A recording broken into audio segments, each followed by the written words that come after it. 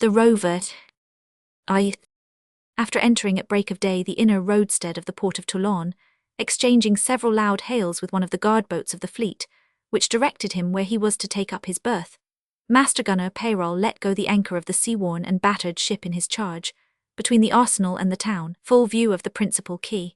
The course of his life, which in the opinion of any ordinary person might have been regarded as full of marvellous incidents, only he himself had never marvelled at them, had rendered him undemonstrative to such a degree that he did not even let out a sigh of relief at the rumble of the chain, and yet it ended a most anxious 6 months of knocking about at sea with valuable merchandise in a damaged hull, most of the time on short rations, always on the lookout for English cruisers, once or twice on the verge of shipwreck, and more than once on the verge of capture. But as to that, old Peyrol had made up his mind from the first to blow up his valuable charge, unemotionally, for such was his character, formed under the sun of the Indian seas in lawless contests with his kind for a little loot that vanished as soon as grasped, but mainly for bare life almost as precarious to hold through its ups and downs, and which now had lasted for 58 years. While his crew of half-starved scarecrows, hard as nails and ravenous as so many wolves for the delights of the shore, swarmed aloft to furl the sails nearly as thin and as patched as the grimy shirts on their backs, Peyrol took a survey of the quay. Groups were forming along its whole stretch to gaze at the new arrival. Peyrol noted particularly a good many men in red caps and said to himself, "Here they are." Amongst the crews of ships that had brought the tricolour into the seas of the East, there were hundreds professing sans-culotte principles, boastful and declamatory beggars he had thought them, but now he was beholding the shore breed, those who had made the revolution safe, the real thing. Peyrol, after taking a good long look, went below into his cabin to make himself ready to go ashore. He shaved his big cheeks with a real English razor looted years ago from an officer's cabin in an English East Indiaman, captured by a ship he was serving in then. He put on a white shirt, a short blue jacket with metal buttons and a high roll collar, a pair of white trousers which he fastened with a red bandana handkerchief, by way of a belt. With a black, shiny, low-crowned hat on his head, he made a very creditable prize master. He beckoned from the poop to a boatman and got himself rowed to the quay. By that time the crowd had grown to a large size. Peyrol's eyes ranged over it with no great apparent interest, though it was a fact that he had never in all his man's life seen so many idle white people massed together to stare at a sailor. He had been a rover 9 of the outer seas. He had grown into a stranger to his native country. During the few minutes it took the boatman to row him to the steps, he felt like a navigator about to land on a newly discovered shore. On putting his foot on it he was mobbed. The arrival of a prize made by a squadron of the Republic in distant seas was not an everyday occurrence in Toulon. The wildest rumours had been already set flying. Peyrol elbowed himself through the crowd somehow, but it continued to move after him. A voice cried out, "Where do you come from, citoyen?" "From the other side of the world," Peyrol boomed out. He did not get rid of his followers till the door of the port office. There he reported himself to the proper officials as master of a prize taken off the Cape by Citoyen Renaud, commander-in-chief of the Republican squadron in the Indian seas. He had been ordered to make for Dunkirk, but, said he, having been chased by the sackers Anglais 3 times in a fortnight between Cape Verde and Cape Spartel, he had made up his mind to run into the Mediterranean where, he had understood from a Danish brig he had met at sea, there were no English men-of-war just then, and here he was, and there were his ship's papers and his own papers and everything in order. He mentioned also that he was tired of rolling about the seas, and that he longed for a period of repose on shore. But till all the legal business was settled, he remained in Toulon roaming about the streets at a deliberate gait, enjoying general consideration as citizen Peyrol, and looking everybody coldly in the eye. His reticence about his past was of that kind which starts a lot of mysterious stories about a man. No doubt the maritime authorities of Toulon had a less cloudy idea of Peyrol's past, though it need not necessarily have been more exact. In the various offices connected with the sea where his duties took him, the wretched scribes, and even some of the chiefs, looked very hard at him as he went in and out, dressed very neatly, and always with his cudgel, which he used to leave outside the door of private offices when called in for an interview with one or another of the gold-laced lot. Having, however, cut off his queue and got in touch with some prominent patriots of the Jacobin type, Peyrol cared little for people's stares and whispers. The person that came nearest to trying his composure was a certain naval captain with a patch over one eye and a very threadbare uniform coat, who was doing some administrative work at the port office. That officer, looking up from some papers, remarked brusquely, As a matter of fact, you have been the best part of your life skimming the seas, if the truth were known. You must have been a deserter from the navy at one time, whatever you may call yourself now. There was not a quiver on the large cheeks of the gunner Peyrol. If there was anything of the sort, it was in the time of kings and aristocrats, he said steadily. And now I have brought in a prize, and a service letter from Citizen Renaud, commanding in the Indian seas. I can also give you the names of good Republicans in this town who know my sentiments. Nobody can say I was ever anti-revolutionary in my life. I knocked 11 about the eastern seas for 45 years. That's true. But let me observe that it was the seamen who stayed at home that let the English into the port of Toulon.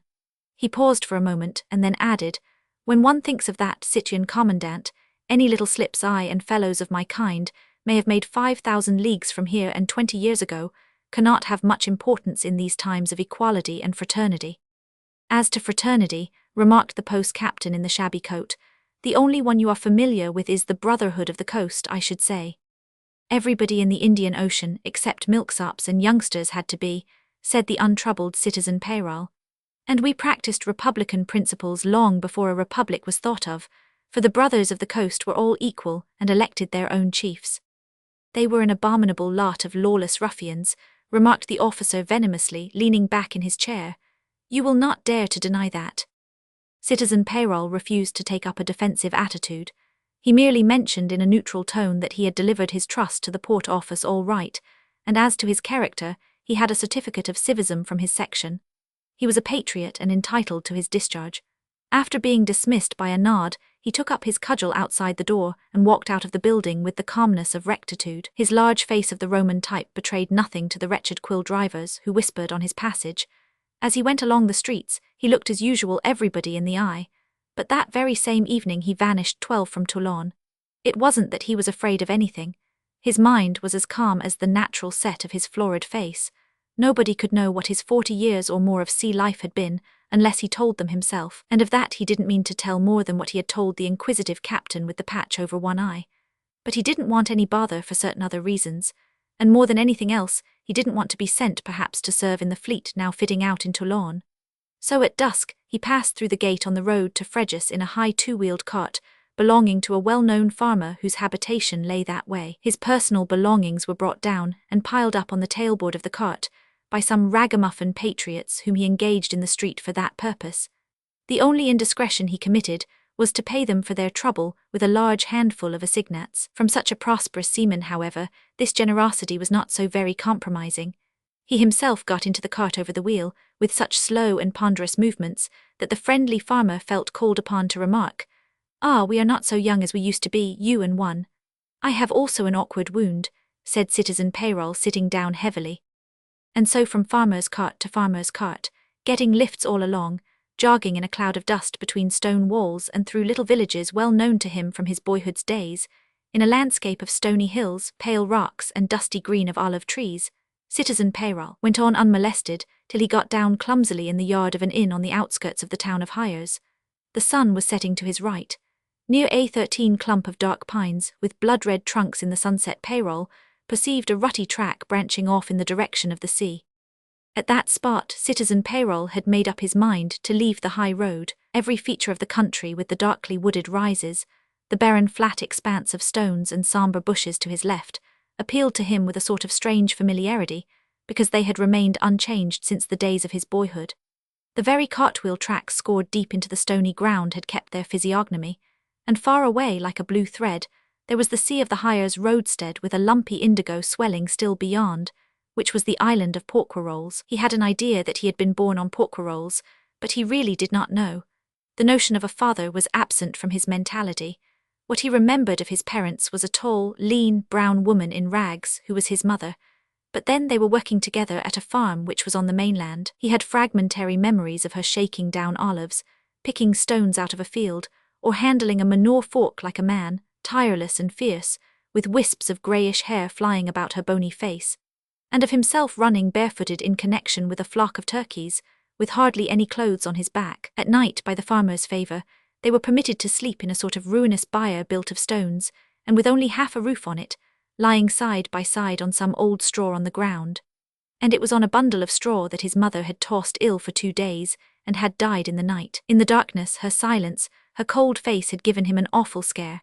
He supposed they 14 had buried her, but he didn't know, because he had rushed out terror-struck, and never stopped till he got as far as a little place by the sea called Almanar, where he hid himself on board a tartan that was lying there with no one on board. He went into the hold because he was afraid of some dogs on shore. He found down there a heap of empty sacks which made a luxurious couch, and being exhausted went to sleep like a stone. Some time during the night the crew came on board and the tartan sailed for Marseille. That was another awful scare, being hauled out by the scruff of the neck on the deck, and being asked who the devil he was and what he was doing there. Only from that one he could not run away. There was water all around him, and the whole world, including the coast not very far away, wobbled in a most alarming manner. 3 bearded men stood about him, and he tried to explain to them that he had been working at Peyrol. Peyrol was the farmer's name. The boy didn't know that he had one of his own. Moreover, he didn't know very well how to talk to people, and they must have misunderstood him. Thus the name of Peyrol stuck to him for life. There the memories of his native country stopped, overlaid by other memories, with a multitude of impressions of endless oceans, of the Mozambique Channel, of Arabs and Negroes, of Madagascar, of the coast of India, of islands and channels and reefs, of fights at sea, rows on shore, desperate slaughter and desperate thirst, of all sorts of ships one after another, merchant ships and frigates and privateers, of reckless men and enormous sprees. In the course of years, he had learned to speak intelligibly and think connectedly 15, and even to read and write after a fashion. The name of the farmer Peyrol, attached to his person on account of his inability to give a clear account of himself, acquired a sort of reputation, both openly in the ports of the East and secretly amongst the brothers of the coast, that strange fraternity with something Masonic, and not a little piratical in its constitution. Round the Cape of Storms, which is also the Cape of Good Hope, the words republic, nation, tyranny, liberty, equality and fraternity, and the cult of the supreme being came floating on board ships from home. New cries and new ideas which did not upset the slowly developed intelligence of the gunner Peyrol. They seemed the invention of landsmen, of whom the seaman Peyrol knew very little, nothing, so to speak. Now, after nearly 50 years of lawful and lawless sea life, citizen Peyrol, at the yard gate of the roadside inn, looked at the late scene of his childhood. He looked at it without any animosity, but a little puzzled as to his bearings amongst the features of the land. Yes, it must be somewhere in that direction, he thought vaguely. Decidedly he would go no further along the high road. A few yards away the woman of the inn stood looking at him, impressed by the good clothes, the great shaven cheeks, the well-to-do air of that seaman, and suddenly Peyrol noticed her. With her anxious brown face, her grey locks and her rustic appearance she might have been his mother as he remembered her, only she wasn't in rags. He, Lamire, hailed Peyrol. "Have you got a man to lend a hand with my chest into the house?" He looked so prosperous and so authoritative that 16 she piped without hesitation in a thin voice, "Mais oui, citoyen. He will be here in a moment." In the dusk the clump of pines across the road looked very black against the quiet clear sky, and citizen Peyrol gazed at the scene of his young misery with the greatest possible placidity. Here he was after nearly 50 years, and to look at things it seemed like yesterday. He felt for all this neither love nor resentment. He felt a little funny, as it were. And the funniest thing was the thought which crossed his mind that he could indulge his fancy, if he had a mind to it, to buy up all this land to the furthermost field, away over there where the track lost itself sinking into the flats bordering the sea, where the small rise at the end of the Jeans Peninsula had assumed the appearance of a black cloud. "Tell me, my friend," he said in his magisterial way to the farmhand with a tousled head of hair who was awaiting his good pleasure, "doesn't this track lead to Almanar?" "Yes," said the labourer, and Peyrol nodded. The man continued mouthing his words slowly as if unused to speech. "To Almanar and further too, beyond the great pond right out to the end of the land, to Cape Esterel." Peyrol was lending his big flat hairy ear. If I had stayed in this country, he thought, I would be talking like this fellow, and aloud he asked, "Are there any houses there at the end of the land?" "Why, a hamlet, a hole, just a few houses round a church, and a farm where at one time they would give you a glass of wine 17. Roman 2. Citizen Peyrol stayed at the inn-yard gate till the night had swallowed up all those features of the land to which his eyes had clung as long as the last gleams of daylight. And even after the last gleams had gone, he had remained for some time staring into the darkness, in which all he could distinguish was the white road at his feet, and the black heads of pines where the cart track dipped towards the coast. He did not go indoors till some carters who had been refreshing themselves had departed with their big two-wheeled carts, piled up high with empty wine casks, in the direction of Frejus. The fact that they did not remain for the night pleased Peyrol. He ate his bit of supper alone, in silence, and with a gravity which intimidated the old woman who had aroused in him the memory of his mother. Having finished his pipe and obtained a bit of candle in a tin candlestick, Citizen Peyrol went heavily upstairs to rejoin his luggage. The crazy staircase shook and groaned under his feet as though he had been carrying a burden. The first thing he did was to close the shutters most carefully, as though he had been afraid of a breath of night air. Next he bolted the door of the room. Then, sitting on the floor, with the candlestick standing before him between his widely straggled legs, he began to undress, flinging off his coat and dragging his shirt hastily over his head. The secret of his heavy movements was disclosed, then, in the fact that he had been wearing next his bare skin, like a pious penitent his hair shirt, a sort of waistcoat made of 2 thicknesses of old sailcloth, and stitched all over in the manner of a quilt with tarred twine. 3 horn buttons closed it in front. He undid them, and after he had slipped off the 2 shoulder straps which prevented this strange garment from sagging down on his hips, he started rolling it up. Notwithstanding all his care, there were during this operation several faint chinks of some metal which could not have been lead. His bare torso thrown backwards, and sustained by his rigid big arms heavily tattooed on the white skin above the elbows, Peyrol drew a long breath into his broad chest with a pepper and salt pelt down the breastbone.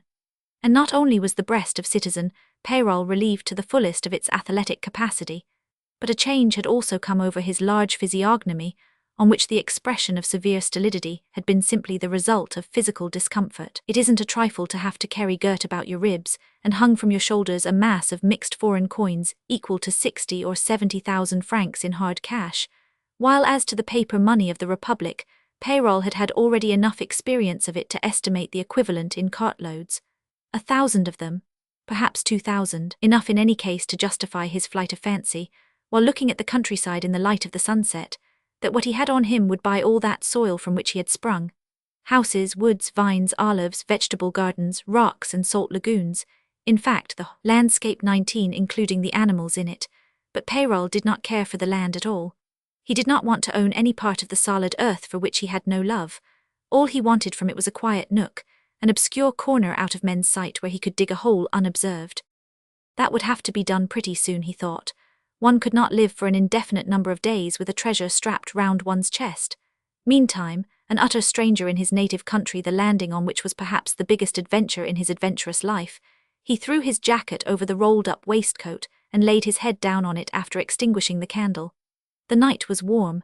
The floor of the room happened to be of planks, not of tiles. He was no stranger to that sort of couch. With his cudgel laid ready at his hand, Peyrol slept soundly till the noises and the voices about the house and on the road woke him up shortly after sunrise. He threw open the shutter, welcoming the morning light and the morning breeze in the full enjoyment of idleness which, to a seaman of his kind, is inseparable from the fact of being on shore. There was nothing to trouble his thoughts, and though his physiognomy was far from being vacant, it did not wear the aspect of profound meditation. It had been by the merest accident that he had discovered during the passage, in a secret recess within one of the lockers of his prize, 2 bags of mixed coins, gold mohurs, Dutch ducats, Spanish pieces, English guineas. After making that discovery he had suffered from no doubts whatever. Loot, big or little, was a natural fact of his freebooter's life, and now when 20 by the force of things he had become a master gunner of the navy, he was not going to give up his find to confounded landsmen, mere sharks, hungry quill drivers who would put it in their own pockets. As to imparting the intelligence to his crew, all bad characters, he was much too wise to do anything of the kind. They would not have been above cutting his throat. An old fighting sea-dog, a brother of the coast, had more right to such plunder than anybody on earth. So at odd times, while at sea, he had busied himself within the privacy of his cabin in constructing the ingenious canvas waistcoat in which he could take his treasure ashore secretly. It was bulky, but his garments were of an ample cut, and no wretched customs guard would dare to lay hands on a successful prize master going to the port admiral's offices to make his report. The scheme had worked perfectly. He found, however, that this secret garment, which was worth precisely its weight in gold, tried his endurance more than he had expected. It wearied his body and even depressed his spirits somewhat. It made him less active and also less communicative. It reminded him all the time that he must not get into trouble of any sort, keep clear of rows, of intimacies, of promiscuous jollities. This was one of the reasons why he had been anxious to get away from the town. Once, however, his head was laid on his treasure, he could sleep the sleep of the just. Nevertheless, in the morning he shrank from putting it on again. With a mixture of sailor's carelessness and of old-standing belief in his own luck, he simply stuffed the precious waistcoat up the flue of the empty fireplace. Then he dressed, and had his breakfast 21 an hour later, mounted on a hired mule. He started down the track as calmly as though setting out to explore the mysteries of a desert island. His aim was the end of the peninsula, which, advancing like a colossal jetty into the sea, divides the picturesque roadstead of Hyères from the headlands and curves of the coast, forming the approaches of the port of Toulon. The path along which the sure-footed mule took him, for Peyrol, once he had put its head the right way, made no attempt at steering, descended rapidly to a plain of arid aspect, with the white gleams of the salines in the distance, bounded by bluish hills of no great elevation. Soon all traces of human habitations disappeared from before his roaming eyes. This part of his native country was more foreign to him than the shores of the Mozambique Channel, the coral strands of India, the forests of Madagascar. Before long he found himself on the neck of the Jeans Peninsula, impregnated with salt and containing a blue lagoon, particularly blue, darker, and even more still than the expanses of the sea to the right and left of it, from which it was separated by narrow strips of land not 100 yards wide in places. The track ran indistinct, presenting no wheel ruts, and with patches of efflorescent salt as white as snow between the tufts of wiry grass and the particularly dead-looking bushes. The whole neck of land was so low that it seemed to have no more thickness than a sheet of paper laid on the sea. Citizen Peyrol saw on the level of his eye, as if from a mere raft, sails of various craft, some white and some brown, while before him his native island of Peyrol rose dull and solid beyond a wide strip of water. The mule, which knew rather 22 better than Citizen Peyrol where it was going to, took him presently amongst the gentle rises at the end of the peninsula. The slopes were covered with scanty grass, crooked boundary walls of dry stones ran across the fields, and above them, here and there, peeped a low roof of red tiles shaded by the heads of delicate acacias.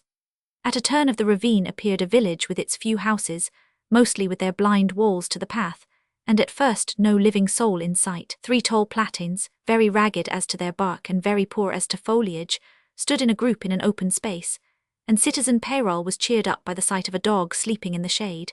The mule swerved with great determination towards a massive stone trough under the village fountain. Peyrol, looking round from the saddle while the mule drank, could see no signs of an inn. Then, examining the ground nearer to him, he perceived a ragged man sitting on a stone. He had a broad leathern belt and his legs were bare to the knee. He was contemplating the stranger on the mule with stony surprise. His dark nut-brown face contrasted strongly with his grey shock of hair. At a sign from Peyrol, he showed no reluctance and approached him readily without changing the stony character of his stare. The thought that if he had remained at home, he would have probably looked like that man crossed unbidden the mind of Peyrol. With that gravity from which he seldom departed, he inquired if there were any inhabitants besides himself in the village. Then, to Peyrol's surprise, that destitute idler smiled pleasantly, and said that the people were out looking after their bits of land. 23. There was enough of the peasant born in Peyrol still to remark that he had seen no man, woman, or child or 4-footed beast for hours, and that he would hardly have thought that there was any land worth looking after anywhere around. But the other insisted. Well, they were working on it all the same, at least those that had any. At the sound of the voices, the dog got up with a strange air of being all backbone, and approaching in dismal fidelity, stood with his nose close to his master's calves. And you, said Peyrol, you have no land then? The man took his time to answer, I have a boat. Peyrol became interested when the man explained that his boat was on the salt pond, the large, deserted and opaque sheet of water lying dead between the 2 great bays of the living sea. Peyrol wondered aloud why anyone should want a boat on it. There is fish there, said the man. And is the boat all your worldly goods? Asked Peyrol. The flies buzzed, the mule hung its head, moving its ears and flapping its thin tail languidly. I have a sort of hut down by the lagoon and a net or 2, the man confessed as it were. Peyrol, looking down, completed the list by saying, and this dog. The man again took his time to say, he is company. Peyrol sat as serious as a judge. You haven't much to make a living of, he delivered himself at last. However, is there no inn, cafe or 24 some place where one could put up for a day? I have heard up inland that there was some such place. I will show it to you, said the man, who then went back to where he had been sitting and picked up a large empty basket before he led the way. His dog followed with his head and tail low, and then came Peyrol dangling his heels against the sides of the intelligent mule, which seemed to know beforehand all that was going to happen. At the corner where the houses ended there, stood an old wooden cross stuck into a square block of stone. The lonely boatman of the lagoon of Pesquiers pointed in the direction of a branching path, where the rises terminating the peninsula sank into a shallow pass. There were leaning pines on the skyline, and in the pass itself, dull silvery green patches of olive orchards below a long yellow wall backed by dark cypresses, and the red roofs of buildings which seemed to belong to a farm. "Will they lodge me there?" asked Peyrol.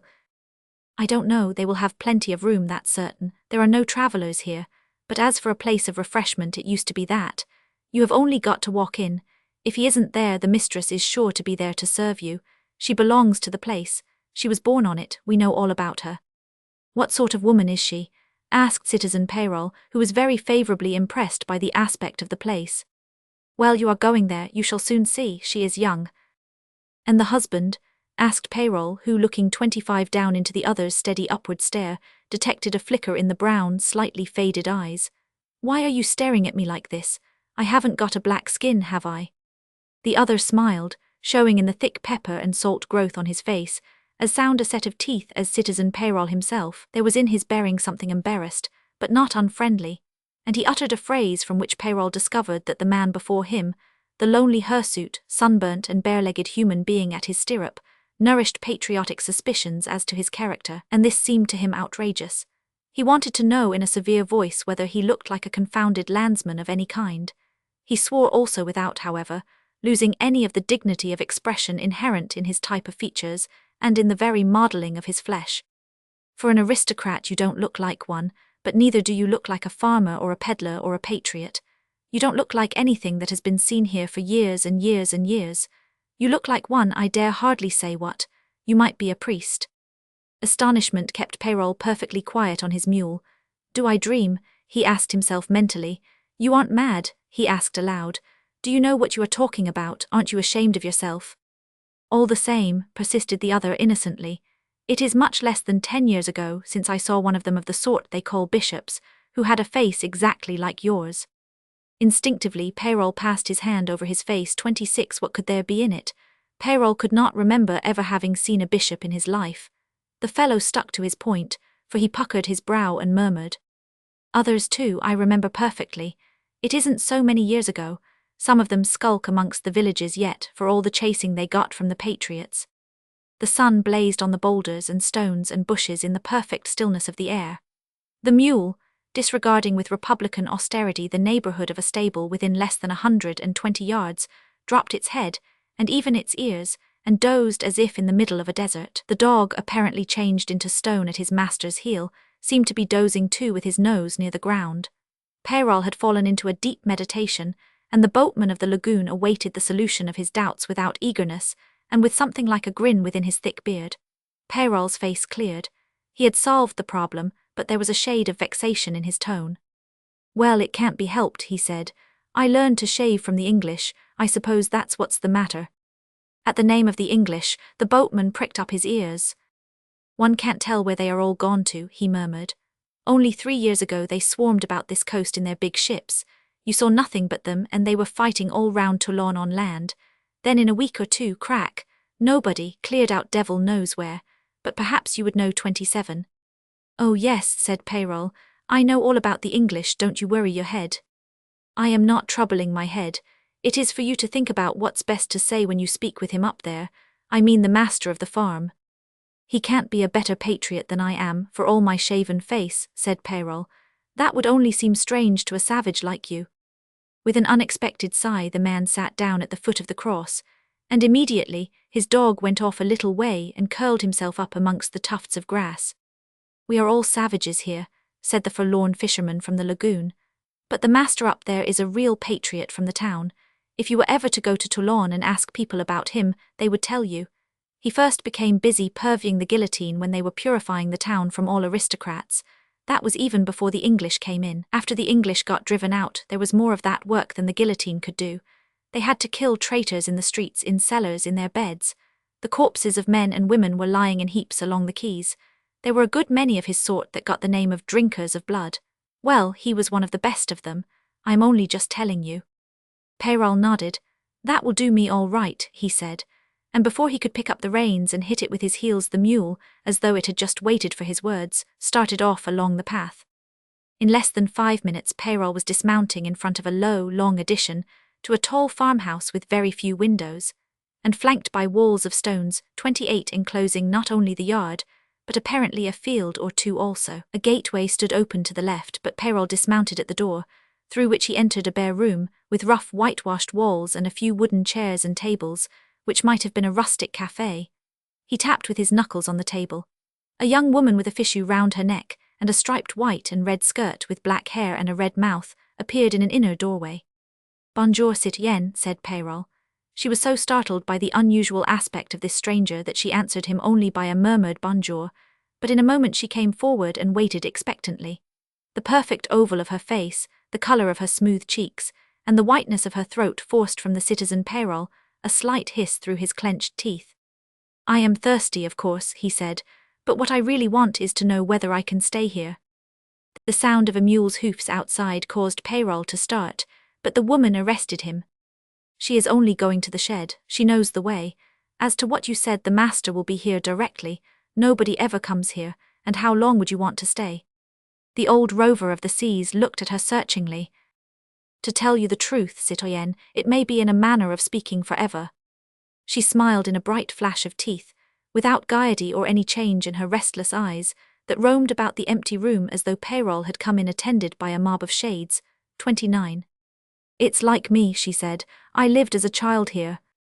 You are but little more than that now, said Peyrol, examining her with a feeling that was no longer surprise or curiosity, but seemed to be lodged in his very breast.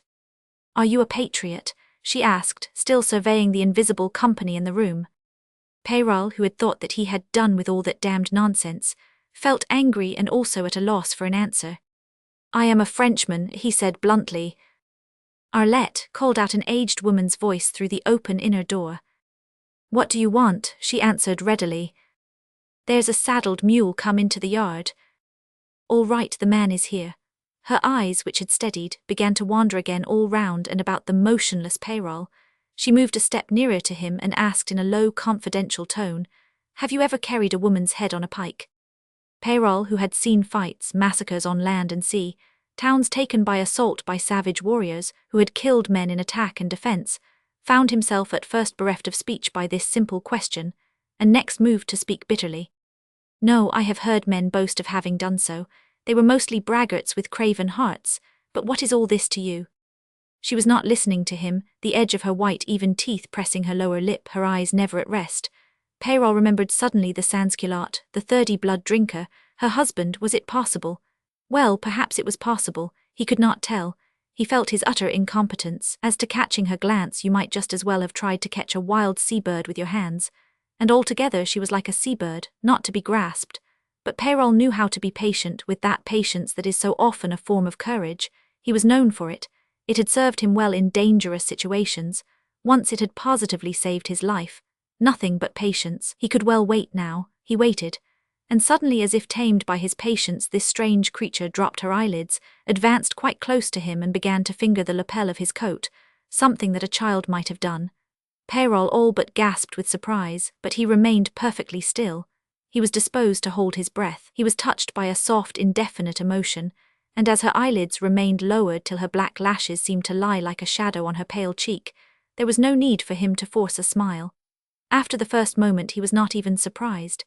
It was merely the sudden movement, not the nature of the act itself, that had startled him. Yes, you may stay. I think we shall be friends. I'll tell you about the revolution. At these words Peyrol, the man of violent deeds, felt something like a chill breath at the back of his head. What's the good of that? He said. It must be, she said, and backed away from him swiftly, and without raising her eyes turned round and was gone in a moment, so lightly that one would have thought her feet had not touched the ground. Peyrol, 31, staring at the open kitchen door, saw after a moment an elderly woman's head, with brown thin cheeks and tied up in a coloured handkerchief, peeping at him fearfully. A bottle of wine, please, he shouted at it. 32. Roman 3. The affectation common to seamen of never being surprised at anything that sea or land can produce had become in Peyrol a second nature.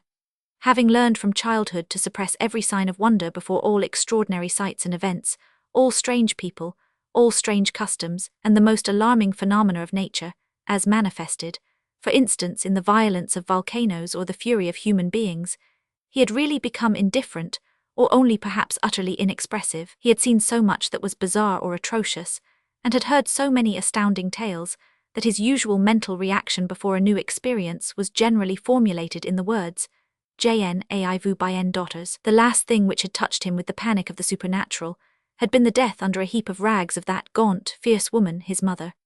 And the last thing that had nearly overwhelmed him at the age of 12 with another kind of terror was the riot of sound, and the multitude of mankind on the quays in Marseille, something perfectly inconceivable from which he had instantly taken refuge behind a stack of wheat sacks, after having been chased ashore from the tartan. He had remained there quaking till a man in a cocked hat, and with a sabre at his side, the boy had never seen either such a hat or such a sabre in his life, had seized him by the arm 33 close to the armpit, and had hauled him out from there. A man who might have been an ogre, only Peyrol had never heard of an ogre, but at any rate in his own way was alarming and wonderful beyond anything he could have imagined. If the faculty of imagination had been developed in him then, no doubt all this was enough to make one die of fright, but that possibility never occurred to him. Neither did he go mad, but being only a child, he had simply adapted himself by means of passive acquiescence to the new and inexplicable conditions of life in something like 24 hours.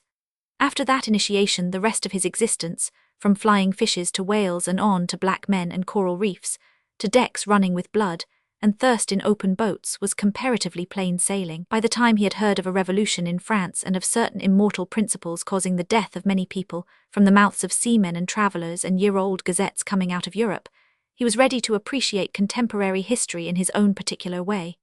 Mutiny and throwing officers overboard. He had seen that twice, and he was on a different side each time. As to this upset, he took no side. It was too far, too big, also not distinct enough, but he acquired the revolutionary jargon quickly enough, and used it on occasions, with secret contempt. What he had gone through, from a spell of crazy love for a yellow girl to the experience of treachery from a bosom friend and shipmate, and both those things Peyrol confessed to himself, he could never hope to understand, with all the graduations of varied experience of men and passions between, had put a drop of universal scorn, a wonderful sedative, into the 34 strange mixture, which might have been called the soul of the returned Peyrol. Therefore he not only showed no surprise, but did not feel any when he beheld the master, in the right of his wife, of the Escampabar farm. The homeless Peyrol, sitting in the bare salle with a bottle of wine before him, was in the act of raising the glass to his lips when the man entered, ex-orator in the sections, leader of red-capped mobs, hunter of the ci-devants and priests, purveyor of the guillotine, in short a blood drinker. And citizen Peyrol, who had never been nearer than 6,000 miles as the crow flies to the realities of the revolution, put down his glass and in his deep unemotional voice said, "Salut." The other returned a much fainter "Salut," staring at the stranger of whom he had heard already. His almond-shaped soft eyes were noticeably shiny, and so was to a certain extent the skin on his high but rounded cheekbones, coloured red like a mask of which all the rest was but a mass of clipped chestnut hair growing so thick and close around the lips as to hide altogether the design of the mouth which, for all citizen Peyrol knew, might have been of a quite ferocious character. A careworn forehead and a perpendicular nose suggested a certain austerity proper to an ardent patriot. He held in his hand a long bright knife which he laid down on one of the tables at once. He didn't seem more than 30 years old, a well-made man of medium height, with a lack of resolution in his bearing. Something like disillusion was suggested by the set of his shoulders. The effect was subtle, but Peyrol became aware of it while he explained his case, and finished the tale by declaring 35 that he was a seaman of the Republic, and that he had always done his duty before the enemy. The blood drinker had listened profoundly. The high arches of his eyebrows gave him an astonished look. He came close up to the table and spoke in a trembling voice. "You may have, but you may all the same be corrupt. The seamen of the Republic were eaten up with corruption paid for with the gold of the tyrants. Who would have guessed it? They all talked like patriots. And yet the English entered the harbour and landed in the town without opposition. The armies of the Republic drove them out, but treachery stalks in the land, it comes up out of the ground, it sits at our hearthstones, lurks in the bosom of the representatives of the people, of our fathers, of our brothers. There was a time when civic virtue flourished, but now it has got to hide its head. And I will tell you why. There has not been enough killing. It seems as if there could never be enough of it. It's discouraging. Look what we have come to. His voice died in his throat, as though he had suddenly lost confidence in himself. Bring another glass, citoyen, said Peyrol after a short pause, and let's drink together. We will drink to the confusion of traitors. I detest treachery as much as any man, but... He waited till the other had returned, then poured out the wine, and after they had touched glasses and half emptied them, he put down his own and continued. But you see, I have nothing to do with your politics. I was at the other side of the world, therefore you 36 can't suspect me of being a traitor. You showed no mercy, you other sansculotts, to the enemies of the Republic at home, and I killed her enemies abroad far away. You were cutting off heads without much compunction. The other most unexpectedly shut his eyes for a moment, then opened them very wide. Yes, yes, he assented very low. Pity may be a crime. Yes, and I knocked the enemies of the Republic on the head, whenever I had them before me without inquiring about the number. It seems to me that you and I ought to get on together. The master of Escampaba farmhouse murmured, however, that in times like these nothing could be taken as proof positive. It behoved every patriot to nurse suspicion in his breast. No sign of impatience escaped Peyrol. He was rewarded for his self-restraint and the unshaken good humour with which he had conducted the discussion by carrying his point. Citizen Sevola Braun, for that appeared to be the name of the master of the farm, an object of fear and dislike to the other inhabitants of the Jeans Peninsula, might have been influenced by a wish to have someone with whom he could exchange a few words from time to time. No villagers ever came up to the farm, or were likely to, unless perhaps in a body and animated with hostile intentions. They resented his presence in their part of the world sullenly. Where do you come from? Was the last question he asked. I left Toulon 2 days ago. Citizen Sevola struck the table with his fist, but this manifestation of energy was very momentary. 37. And that was the town of which by a decree not a stone upon another was to be left, he complained, much depressed. Most of it is still standing, Peyrol assured him calmly. I don't know whether it deserved the fate you say was decreed for it. I was there for the last month or so, and I know it contains some good patriots. I know because I made friends with them all. Thereupon Peyrol mentioned a few names which the retired sansculotte greeted with a bitter smile and an ominous silence, as though the bearers of them had been only good for the scaffold and the guillotine. Come along and I will show you the place where you will sleep, he said with a sigh, and Peyrol was only too ready. They entered the kitchen together. Through the open back door a large square of sunshine fell on the floor of stone flags. Outside one could see quite a mob of expectant chickens, while a yellow hen pastured on the very doorstep, darting her head right and left with affectation. An old woman holding a bowl full of broken food put it down suddenly on a table and stared. The vastness and cleanliness of the place impressed Peyrol favourably. You will eat with us here, said his guide, and passed without stopping into a narrow passage giving access to a steep flight of stairs. Above the first landing, a narrow spiral staircase led to the upper part of the farmhouse, and when the sansculotte flung open the solid plank door at which it ended, he disclosed to Peyrol a large low room containing a 4-poster bedstead, piled up high with folded blankets and spare pillows. There were also 2 wooden chairs and a large oval table. 38. We could arrange this place for you, said the master, but I don't know what the mistress will have to say, he added. Peyrol, struck by the peculiar expression of his face, turned his head and saw the girl standing in the doorway. It was as though she had floated up after them, for not the slightest sound of rustle or footfall had warned Peyrol of her presence. The pure complexion of her white cheeks was set off brilliantly by her coral lips, and the bands of raven black hair only partly covered by a muslin cap trimmed with lace. She made no sign, uttered no sound, behaved exactly as if there had been nobody in the room, and Peyrol suddenly averted his eyes from that mute and unconscious face with its roaming eyes. In some way or other, however, the sansculotte seemed to have ascertained her mind, for he said in a final tone, That's all right then, and there was a short silence, during which the woman shot her dark glances all round the room again and again, while on her lips there was a half-smile, not so much absent-minded as totally unmotived, which Peyrol observed with a side glance but could not make anything of. She did not seem to know him at all. You have a view of salt water on 3 sides of you, remarked Peyrol's future host. The farmhouse was a tall building, and this large attic with its 3 windows commanded on one side the view of Hyers roadstead on the first plan, with further blue undulations of the coast as far as Fréjus, and on the other the vast semicircle of barren high hills, broken by the entrance to Toulon harbour, guarded 39 by forts and batteries, and ending in Cape Sepet, a squat mountain, with sombre folds and a base of brown rocks, with a white spot gleaming on the very summit of it, a ci-devant shrine dedicated to Our Lady, and a ci-devant place of pilgrimage. The noonday glare seemed absorbed by the gem-like surface of the sea, perfectly flawless in the invincible depth of its colour. "It's like being in a lighthouse," said Peyrol. "Not a bad place for a seaman to live in." The sight of the sails darted about cheered his heart. The people of landsmen with their houses and animals and activities did not count. What made for him the life of any strange shore were the craft that belonged to it.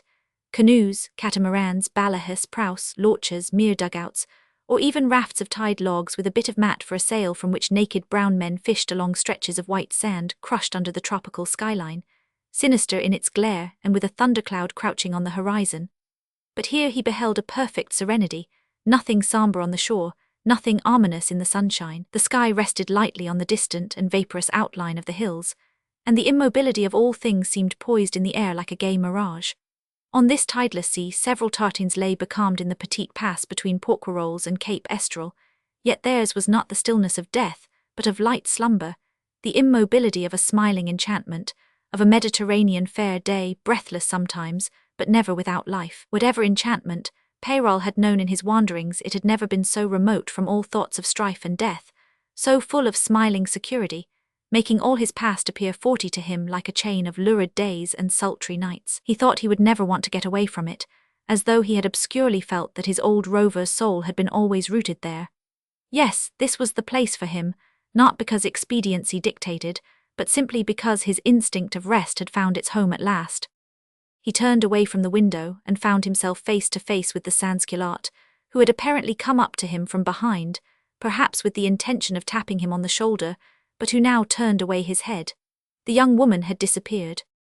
"Tell me, patron," said Peyrol, "is there anywhere near this house a little dent in the shore with a bit of beach in it, perhaps, where I could keep a boat?" "What do you want a boat for?" "To go fishing when I have a fancy to," answered Peyrol curtly. Citizen Braun, suddenly subdued, told him that what he wanted was to be found a couple of 100 yards down the hill from the house.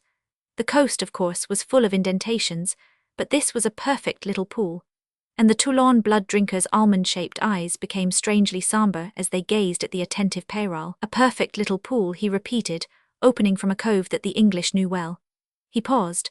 Peyrol observed without much animosity, but in a tone of conviction, that it was very difficult to keep off the English whenever there was a bit of salt water anywhere. But what could have brought English seamen to a spot like this? He couldn't imagine 41. "It was when their fleet first came here," said the patriot in a gloomy voice, "and hung round the coast before the anti-revolutionary traitors let them into Toulon, sold the sacred soil of their country for a handful of gold.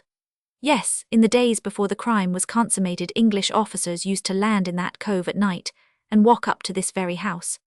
"What audacity," commented Peyrol, who was really surprised, "but that's just like what they are. Still, it was hard to believe, but wasn't it only a tale?" The patriot flung one arm up in a strained gesture. "I swore to its truth before the tribunal," he said. "It was a dark story," he cried shrilly and paused. "It cost her father his life," he said in a low voice. "Her mother too, but the country was in danger," he added still lower. Peyrol walked away to the western window and looked towards Toulon. In the middle of the great sheet of water within Cape Sissy, a tall two-decker lay becalmed, and the little dark darts on the water were her boats trying to tow her head round the right way. Peyrol watched them for a moment, and then walked back to the middle of the room. "Did you actually drag him from this house to the guillotine?" he asked in his unemotional voice. The patriot shook his head thoughtfully with downcast eyes. "No, he came over to Toulon just before the evacuation, this friend of the English. Sailed over in a tartine he owned that is still lying here at the Madrague. He had his wife with him. They came over to take home their daughter, who was living then with some skulking old nuns. The victorious 42 Republicans were closing in, and the slaves of tyranny had to fly. Came to fetch their daughter," mused Peyrol. "Strange that guilty people should." The patriot looked up fiercely. "It was justice," he said loudly. "They were anti-revolutionists, and if they had never spoken to an Englishman in their life, the atrocious crime was on their heads." "HM stayed too long for their daughter," muttered Peyrol. "And so it was you who brought her home?" "I did," said the patron. For a moment his eyes evaded Peyrol's investigating glance, but in a moment he looked straight into his face. No lessons of base superstition could corrupt her soul, he declared with exultation. I brought home a patriot. Peyrol, very calm, gave him a hardly perceptible nod. Well, he said, all this won't prevent me sleeping very well in this room. I always thought I would like to live in a lighthouse when I got tired of roving about the seas. This is as near a lighthouse lantern as can be. You will see me with all my little affairs tomorrow, he added, moving towards the stairs. Salut, citoyen. There was in Peyrol a fund of self-command, amounting to placidity. There were men living in the East who had no doubt whatever that Peyrol was a calmly terrible man, and they would quote illustrative instances which from their own point of view were simply admirable, but all Peyrol had ever done was to behave rationally, as it seemed to him, in all sorts of dangerous circumstances without ever being led astray by the nature, or the cruelty, or the danger 43 of any given situation. He adapted himself to the character of the event, and to the very spirit of it, with a profound responsive feeling of a particularly unsentimental kind. Sentiment in itself was an artificiality of which he had never heard, and if he had seen it in action would have appeared to him too puzzling to make anything of. That sort of genuineness in acceptance made him a satisfactory inmate of the Escampabar farm. He duly turned up with all his cargo, as he called it, and was met at the door of the farmhouse itself by the young woman with the pale face and wandering eyes. Nothing could hold her attention for long amongst her familiar surroundings. Right and left and far away beyond you, she seemed to be looking for something while you were talking to her, so that you doubted whether she could follow what you said. But as a matter of fact she had all her wits about her. In the midst of this strange search for something that was not there she had enough detachment to smile at Peyrol. Then, withdrawing into the kitchen, she watched, as much as her restless eyes could watch anything, Peyrol's cargo and Peyrol himself passing up the stairs. The most valuable part of Peyrol's cargo being strapped to his person, the first thing he did after being left alone in that attic room which was like the lantern of a lighthouse, was to relieve himself of the burden and lay it on the foot of the bed. Then he sat down, and leaning his elbow far on the table he contemplated it with a feeling of complete relief. That plunder had never burdened his conscience, it had merely on occasion oppressed his body, and if it had at all affected his spirits it was not by its secrecy but by its mere 44 weight, which was inconvenient, irritating, and towards the end of a day altogether insupportable. It made a free-limbed, deep-breathing sailor-man feel like a mere overloaded animal, thus extending whatever there was of compassion in Peyrol's nature towards the four-footed beasts that carry men's burdens on the earth. The necessities of a lawless life had taught Peyrol to be ruthless, but he had never been cruel. Sprawling in the chair, stripped to the waist, robust and grey-haired, his head with a Roman profile propped up on a mighty and tattooed forearm, he remained at ease, with his eyes fixed on his treasure with an air of meditation. Yet Peyrol was not meditating, as a superficial observer might have thought, on the best place of concealment. It was not that he had not had a great experience of that sort of property, which had always melted so quickly through his fingers. What made him meditative was its character, not of a share of a hard-won booty in toil, in risk, in danger, in privation, but of a piece of luck personally his own. He knew what plunder was and how soon it went, but this lot had come to stay. He had it with him, away from the haunts of his lifetime, as if in another world altogether. It couldn't be drunk away, gambled away, squandered away in any sort of familiar circumstances, or even given away. In that room, raised a good many feet above his revolutionized native land, where he was more of a stranger than anywhere else in the world, in this roomy garret full of light, and as it was surrounded by the sea, in a great sense of peace and security, Peyrol didn't see why he should bother his head about it so very much. It came to him that 45 he had never really cared for any plunder that fell into his hands. No, never for any. And to take particular care of this, for which no one would seek vengeance or attempt recovery, would have been absurd. Peyrol got up and opened his big sandalwood chest, secured with an enormous padlock, part, too, of some old plunder gathered in a Chinese town in the Gulf of Tonkin, in company of certain brothers of the coast, who, having boarded at night a Portuguese schooner and sent her crew adrift in a boat, had taken a cruise on their own account, years and years and years ago. He was young then, very young, and the chest fell to his share because nobody else would have anything to do with the cumbersome thing, and also for the reason that the metal of the curiously wrought thick hoops that strengthened it was not gold but mere brass. He, in his innocence, had been rather pleased with the article. He had carried it about with him into all sorts of places, and also he had left it behind him, once for a whole year in a dark and noisome cavern on a certain part of the Madagascar coast. He had left it with various native chiefs, with Arabs, with a gambling hell-keeper in Pondicherry, with his various friends in short, and even with his enemies. Once he had lost it altogether. That was on the occasion when he had received a wound which laid him open and gushing like a slashed wineskin. A sudden quarrel broke out in a company of brothers over some matter of policy complicated by personal jealousies, as to which he was as innocent as a babe unborn. He never knew who gave him the slash. Another brother, a chum of his, an English boy, had rushed in and hauled him out of the fray, and then 46 he had remembered nothing for days. Even now when he looked at the scar, he could not understand why he had not died. That occurrence with the wound and the painful convalescence was the first thing that sobered his character somewhat. Many years afterwards, when in consequence of his altered views of mere lawlessness, he was serving as quartermaster on board the Hirondelle, a comparatively respectable privateer, he caught sight of that chest again in Port Louis, of all places in the world, in a dark little den of a shop kept by a lone Hindu. The hour was late, the side street was empty, and so Peyrol went in there to claim his property, all fair, $1 in one hand and a pistol in the other, and was entreated abjectly to take it away. He carried off the empty chest on his shoulder, and that same night the privateer went to sea. Then only he found time to ascertain that he had made no mistake, because soon after he had got it first, he had in grim wantonness scratched inside the lid, with the point of his knife, the rude outline of a skull and crossbones into which he had rubbed afterwards a little Chinese vermilion. And there it was, the whole design as fresh as ever. In the garret full of light of the Escampaba farmhouse, the grey-haired Peyrol opened the chest, took all the contents out of it, laying them neatly on the floor, and spread his treasure, pockets downwards, over the bottom, which it filled exactly.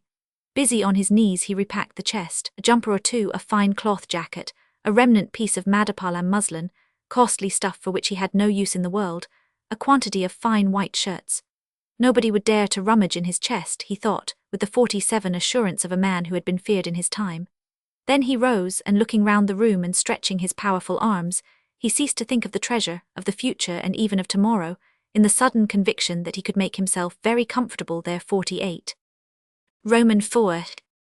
In a tiny bit of a looking-glass hung on the frame of the east window, Peyrol, handling the unwearable English blade, was shaving himself, for the day was Sunday. The years of political changes ending with the proclamation of Napoleon as consul for life had not touched Peyrol except as to his strong, thick head of hair, which was nearly all white now. After putting the razor away carefully, Peyrol introduced his stockinged feet into a pair of sabots of the very best quality and clattered downstairs. His brown cloth breeches were untied at the knee, and the sleeves of his shirt rolled up to his shoulders. That sea rover turned rustic was now perfectly at home in that farm which, like a lighthouse, commanded the view of 2 roadsteads and of the open sea. He passed through the kitchen. It was exactly as he had seen it first. Sunlight on the floor, red copper utensils shining on the walls, the table in the middle scrubbed snowy white. And it was only the old woman, Aunt Catherine, who seemed to have acquired a sharper profile. The very hen manoeuvring her neck pretentiously on the doorstep might have been standing there for the last 8 years. Peyrol shooed her away, and going into the yard washed himself lavishly at the pump. When he returned from the yard, he looked so fresh and hale that old Catherine complimented him in a thin voice 49 on his barn mine. Manners were changing, and she addressed him no longer as citoyen but as Monsieur Peyrol. He answered readily that if her heart was free, he was ready to lead her to the altar that very day. This was such an old joke that Catherine took no notice of it whatever, but followed him with her eyes as he crossed the kitchen into the salle, which was cool, with its tables and benches washed clean, and no living soul in it.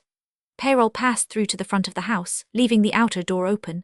At the clatter of his clogs, a young man sitting outside on a bench turned his head and greeted him by a careless nod. His face was rather long, sunburnt and smooth, with a slightly curved nose and a very well-shaped chin. He wore a dark blue naval jacket open on a white shirt, and a black neckerchief tied in a slipknot with long ends. White breeches and stockings and black shoes with steel buckles completed his costume. A brass-hilted sword in a black scabbard worn on a crossbelt was lying on the ground at his feet. Peyrol, silver-headed and ruddy, sat down on the bench at some little distance. The level piece of rocky ground in front of the house was not very extensive, falling away to the sea in a declivity framed between the rises of 2 barren hills. The old rover and the young seaman with their arms folded across their chests gazed into space, exchanging no words, like close intimates or like distant strangers. Neither did they stir when the master of the Escampaba farm appeared out of the yard gate with a manure fork on his shoulder, and started to cross the piece of level ground. His grimy hands, his rolled-up shirt sleeves, the fork over the shoulder, the whole of his working-day aspect had somehow an air of being a manifestation. But the patriot dragged his dirty clogs low-spiritedly in the fresh light of the young morning, in a way no real worker on the land would ever do at the end of a day of toil. Yet there were no signs of debility about his person. His oval face with rounded cheekbones remained unwrinkled, except at the corners of his almond-shaped, shiny, visionary's eyes, which had not changed since the day when old Peyrol's gaze had met them for the first time. A few white hairs on his tousled head, and in the thin beard alone had marked the passage of years, and you would have had to look for them closely. Amongst the unchangeable rocks at the extreme end of the peninsula, time seemed to have stood still and idle, while the group of people poised at that southernmost point of France had gone about their ceaseless toil, winning bread and wine from a stony-hearted earth. The master of the farm, staring straight before him, passed before the two men towards the door of the salle, which Peyrol had left open. He leaned his fork against the wall before going in. The sound of a distant bell, the bell of the village where years ago the returned Rover had watered his mule, and had listened to the talk of the man with the dog, came up faint and abrupt in the great stillness of the upper space. The violent slamming of the salle door broke the silence between the two gazers on the sea. "Does that fellow never rest?" asked the young man in a low, indifferent voice which covered the delicate tinkling of the bell, and without moving his head. "Not on Sunday anyhow," answered the Rover in 51 the same detached manner. "What can you expect? The church bell is like poison to him. That fellow, I verily believe, has been born a sans-culotte. Every decade he puts on his best clothes, sticks a red cap on his head and wanders between the buildings like a lost soul in the light of day.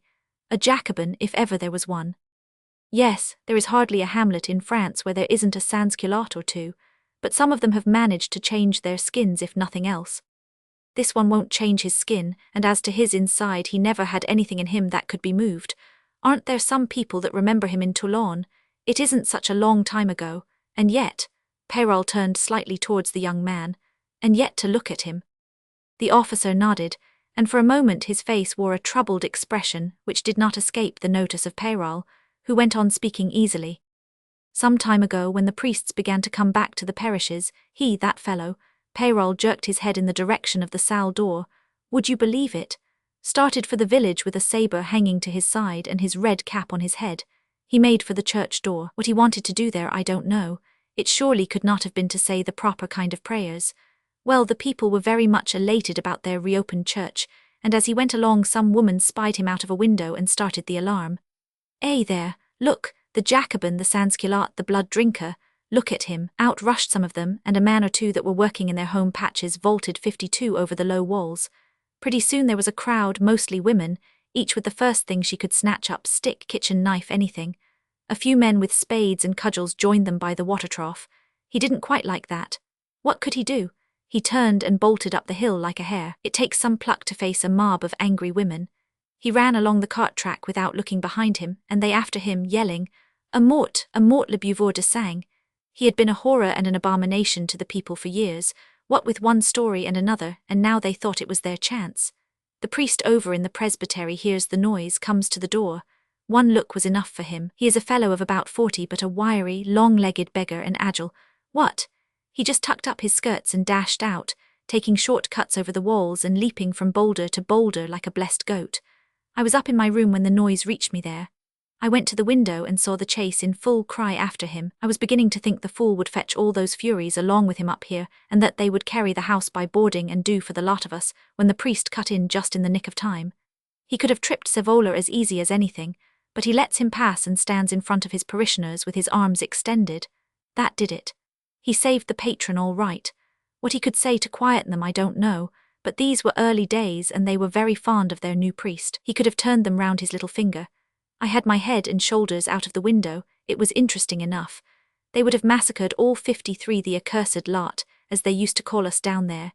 And when I drew in, behold, there was the patron standing behind me looking on too. You have been here often enough to know how she roams about the grounds and about the house without a sound. A leaf doesn't pose itself lighter on the ground than her feet do. Well, I suppose she didn't know that I was upstairs, and came into the room just in her way of always looking for something that isn't there, and noticing me with my head stuck out, naturally came up to see what I was looking at. Her face wasn't any paler than usual, but she was clawing the dress over her chest with her 10 fingers, like this. I was confounded. Before I could find my tongue she just turned round and went out with no more sound than a shadow. When Peyrol ceased, the ringing of the church bell went on faintly, and then stopped as abruptly as it had begun.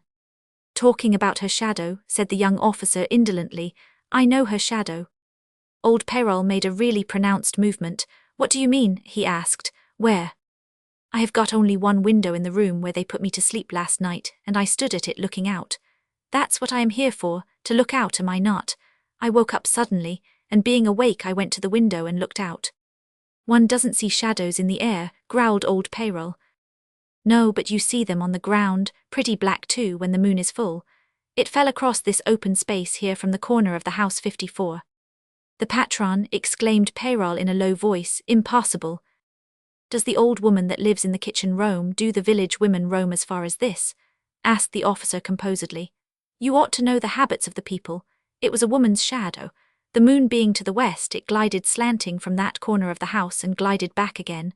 I know her shadow when I see it." "Did you hear anything?" asked Peyrol after a moment of visible hesitation. "The window being open, I heard somebody snoring. It couldn't have been you, you are too high. Moreover, from the snoring," he added grimly, "it must have been somebody with a good conscience. Not like you, old skimmer of the seas, because you know that's what you are for all your gunner's warrant." He glanced out of the corner of his eyes at old Peyrol. "What makes you look so worried?" "She roams, that cannot be denied," murmured Peyrol, with an uneasiness which he did not attempt to conceal. "Evidently, I know a shadow when I see it, and when I saw it, it did not frighten me, not a quarter as much as the mere tale of it seems to have frightened you. However, that sans-culotte friend of yours must be a hard sleeper. Those purveyors of the guillotine all have a first-class fireproof Republican conscience. I have seen them at work up north when I was a boy running barefoot in the gutters." "The fellow always sleeps in that room," said Peyrol earnestly. "But that's neither here nor there," went on the 55 officer, "except that it may be convenient for roaming shadows to hear his conscience taking its ease." Peyrol, excited, lowered his voice forcibly. "Lieutenant," he said, "if I had not seen from the first what was in your heart, I would have contrived to get rid of you a long time ago in some way or other." The lieutenant glanced sideways again, and Peyrol let his raised fist fall heavily on his thigh. "I am old Peyrol, and this place, as lonely as a ship at sea, is like a ship to me, and all in it are like shipmates. Never mind the patron. What I want to know is whether you heard anything, any sound at all, murmur, footstep." A bitterly mocking smile touched the lips of the young man. "Not a fairy footstep. Could you hear the fall of a leaf, and with that terrorist cur trumpeting right above my head?" Without unfolding his arms, he turned towards Peyrol, who was looking at him anxiously. "You want to know, do you? Well, I will tell you what I heard, and you can make the best of it. I heard the sound of a stumble. It wasn't a fairy either that stubbed its toe. It was something in a heavy shoe. Then a stone went rolling down the ravine in front of us interminably, then a silence as of death. I didn't see anything moving. The way the moon was then, the ravine was in black shadow, and I didn't try to see." Peyrol, with his elbow on his knee, leaned his head in the palm of his hand. The officer repeated through his clenched teeth, "Make the best of it." Peyrol shook his head slightly. After having spoken, the young officer leaned back against the wall, but next moment the report of a piece of ordnance reached 56 them as it were from below, travelling around the rising ground to the left in the form of a dull thud followed by a sighing sound that seemed to seek an issue amongst the stony ridges and rocks nearby. "That's the English corvette which has been dodging in and out of Hyers roads for the last week," said the young officer, picking up his sword hastily. He stood up and buckled the belt on, while Peyrol rose more deliberately from the bench and said, "She can't be where we saw her at anchor last night. That gun was near, she must have crossed over. There has been enough wind for that at various times during the night, but what could she be firing at down there in the Petite Pass? We had better go and see." He strode off, followed by Peyrol. There was not a human being in sight about the farm, and not a sound of life, except for the lowing of a cow coming faintly from behind a wall. Peyrol kept close behind the quickly moving officer, who followed the footpath, marked faintly on the stony slope of the hill. "That gun was not shotted," he observed suddenly in a deep, steady voice. The officer glanced over his shoulder. "You may be right, you haven't been a gunner for nothing. Not shotted, then a signal gun. But who to? We have been observing that corvette now for days, and we know she has no companion." He moved on, Peyrol following him on the awkward path without losing his wind and arguing in a steady voice. "She has no companion, but she may have seen a friend at daylight this morning." "Bah," retorted the officer without checking his 57 pace. "You talk now like a child, or else you take me for one. How far could she have seen? What view could she have had at daylight if she was making her way to the Petite Pass where she is now? Why, the islands would have masked for her 2/3 of the sea, and just in the direction too, where the English inshore squadron is hovering below the horizon. Funny blockade that. You can't see a single English sail for days and days together, and then when you least expect them they come down all in a crowd as if ready to eat us alive. No, there was no wind to bring her up a companion. But tell me, gunner, you who boast of knowing the bark of every English piece, what sort of gun was it? Peyrol growled in answer. Why, a 12, the heaviest she carries. She is only a corvette. Well then, it was fired as a recall for one of her boats somewhere out of sight along the shore. With a coast like this, all points and bites, there would be nothing very extraordinary in that, would there? No, said Peyrol, stepping out steadily. What is extraordinary is that she should have had a boat away at all. You are right there. The officer stopped suddenly. Yes, it is really remarkable that she should have sent a boat away, and there is no other way to explain that gun. Peyrol's face expressed no emotion of any sort. There is something there worth investigating, continued the officer with animation. If it is a matter of a boat, Peyrol said without the slightest excitement, there can be nothing very 58 deep in it. What could there be? As likely as not they sent her inshore early in the morning with lines to try to catch some fish for the captain's breakfast.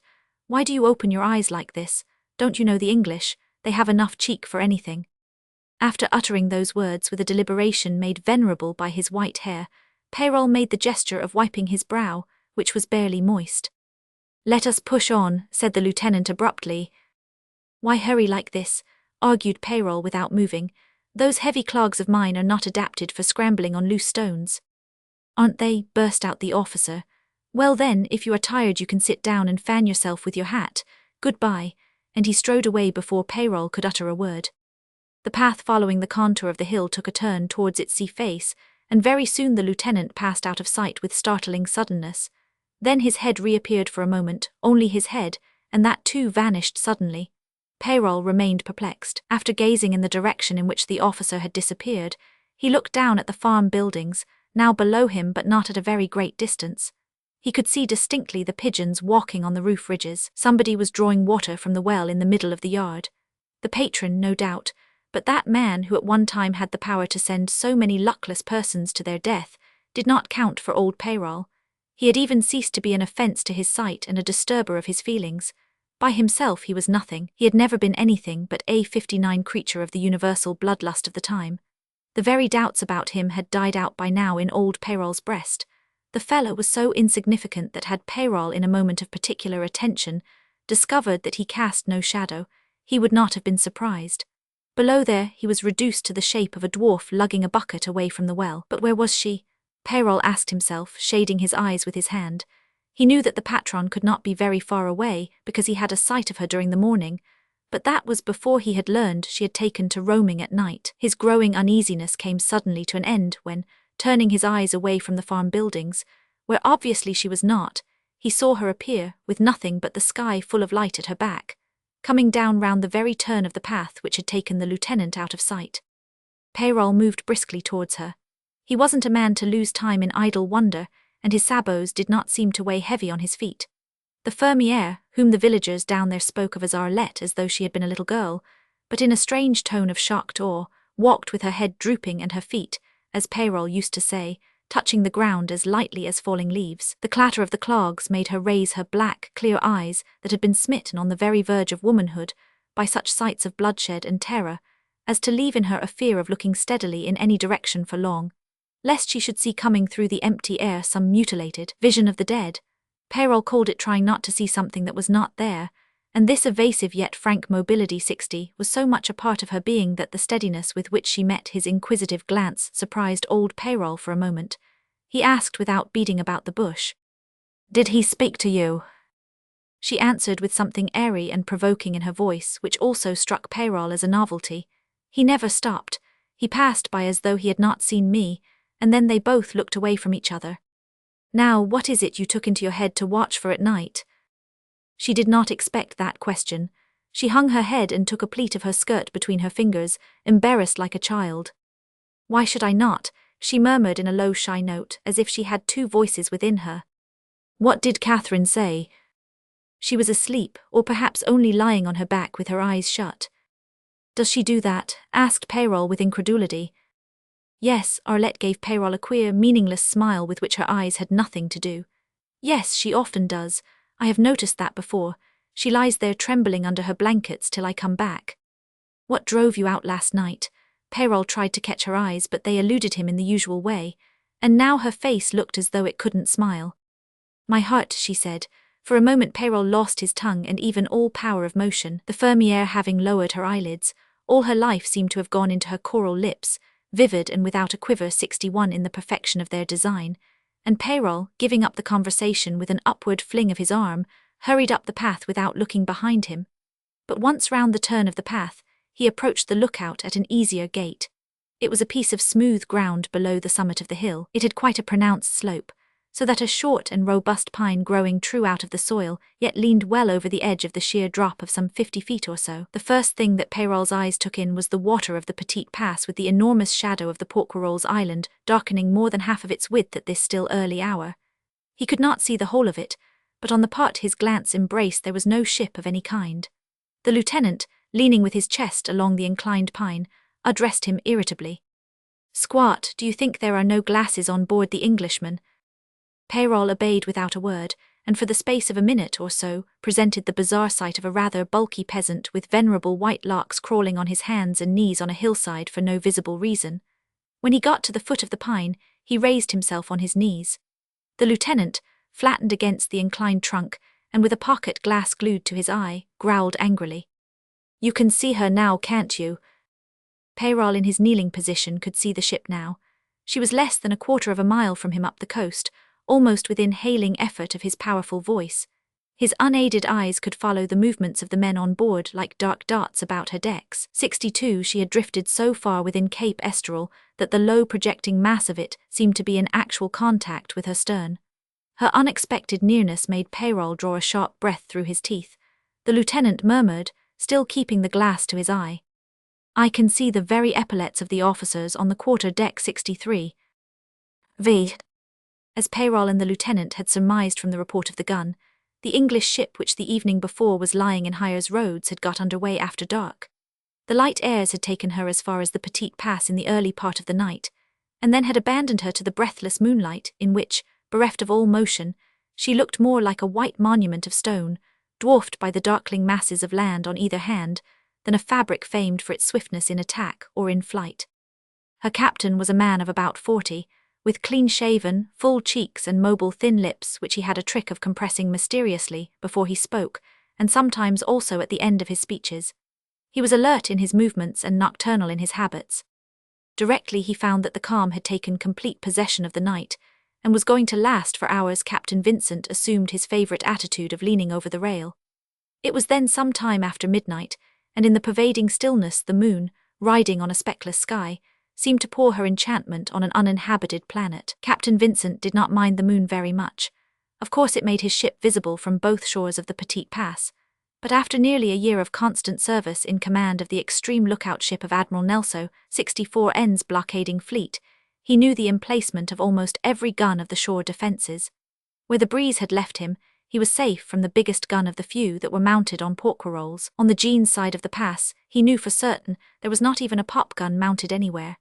His long familiarity with that part of the coast had imbued him with the belief that he knew the habits of its population thoroughly. The gleams of light in their houses went out very early, and Captain Vincent felt convinced that they were all in their beds, including the gunners of the batteries who belonged to the local militia.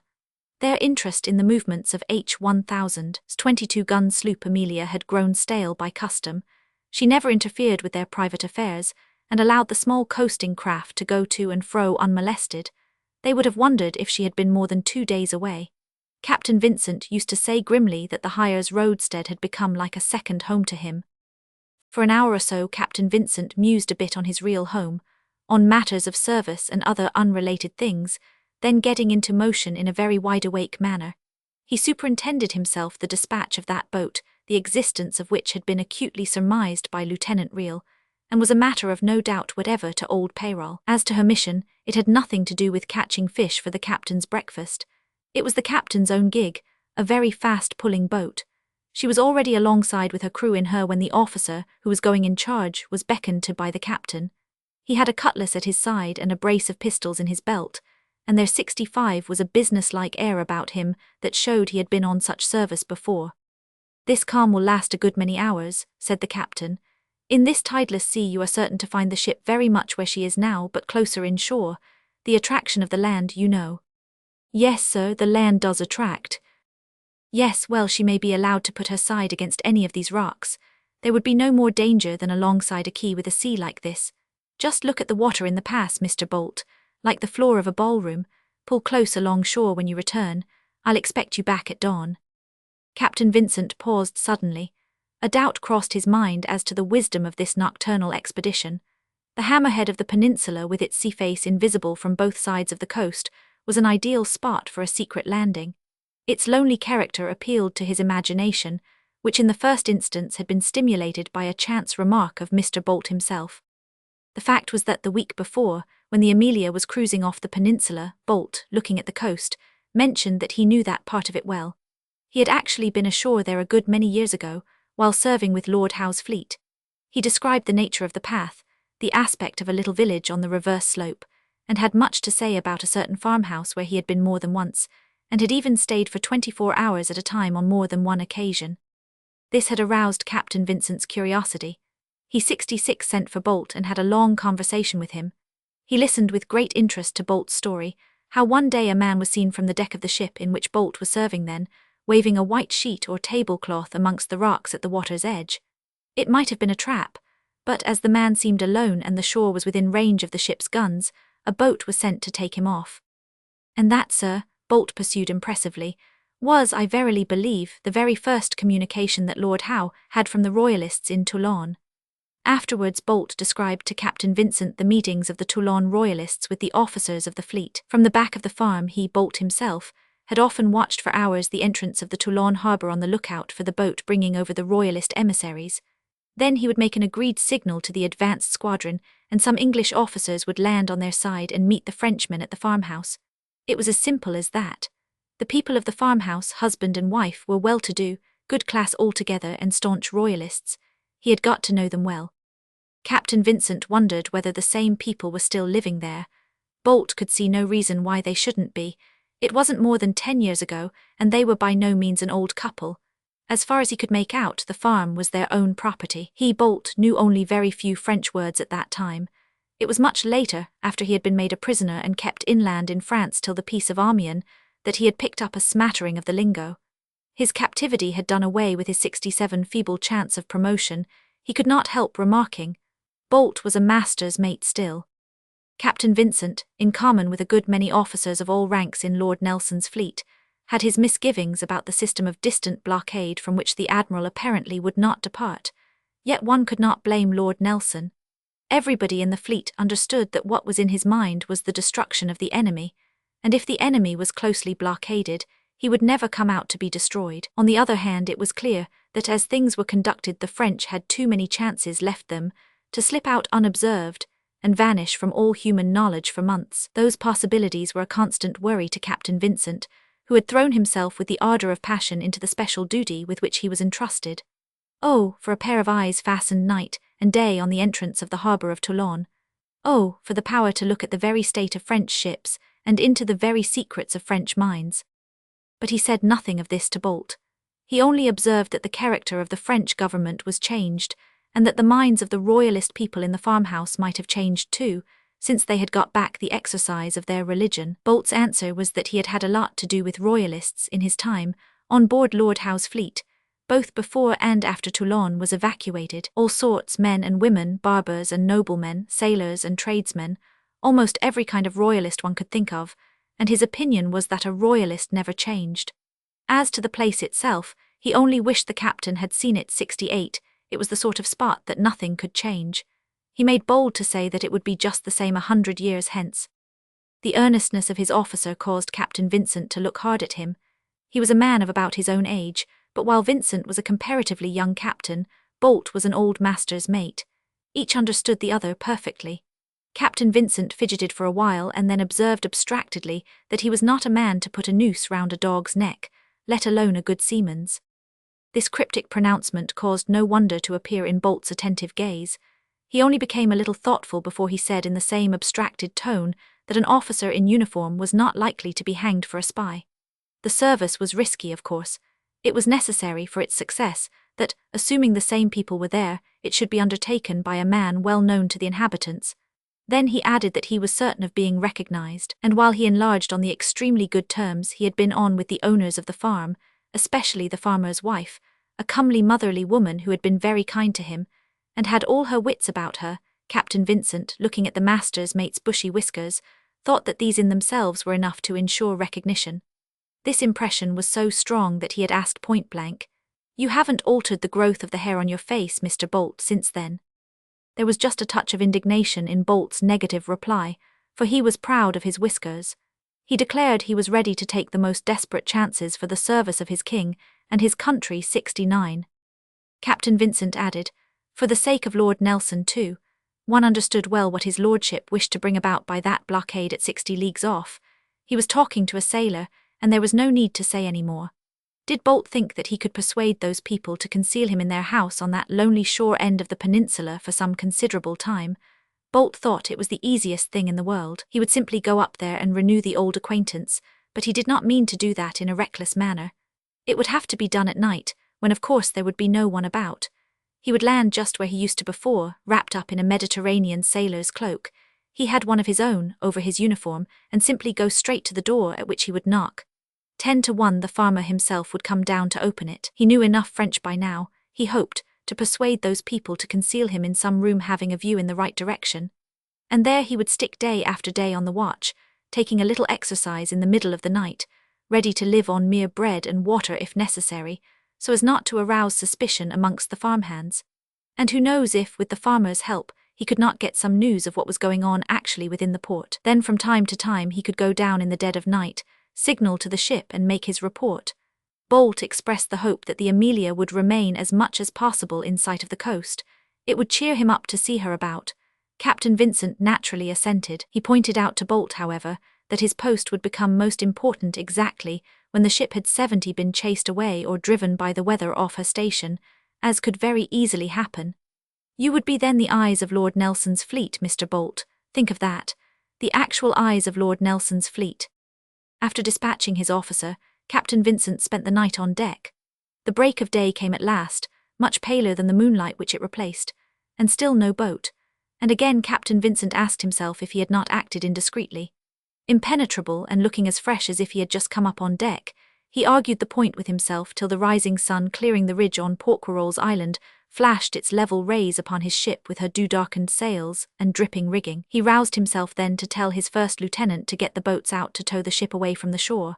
The report of the gun he ordered to be fired expressed simply his irritation. The Amelia, pointing towards the middle of the pass, was moving at a snail's pace behind her string of boats. Minutes passed, and then suddenly Captain Vincent perceived his boat pulling back inshore according to orders. When nearly abreast of the ship, she darted away, making for her side. Mr. Bolt clambered on board alone, ordering the gig to go ahead and help with the towing. Captain Vincent, standing apart on the quarterdeck, received him with a grimly questioning look. Mr. Bolt's first words were to the effect that he believed the confounded spot to be bewitched. Then he glanced at the group of officers on the other side of the quarterdeck. Captain Vincent led the way to his cabin. There he turned and looked at his officer 71 who, with an air of distraction, mumbled, "There are night walkers there." "Come, Bolt, what the devil have you seen? Did you get near the house at all?" "I got within 20 yards of the door, sir," said Bolt, and encouraged by the captain's much less ferocious, "Well," began his tale. He did not pull up to the path which he knew, but to a little bit of beach on which he told his men to haul up the boat and wait for him. The beach was concealed by a thick growth of bushes on the landward side, and by some rocks from the sea. Then he went to what he called the ravine, still avoiding the path, so that as a matter of fact he made his way up on his hands and knees mostly, very carefully and slowly amongst the loose stones, till by holding on to a bush he brought his eyes on a level with the piece of flat ground in front of the farmhouse.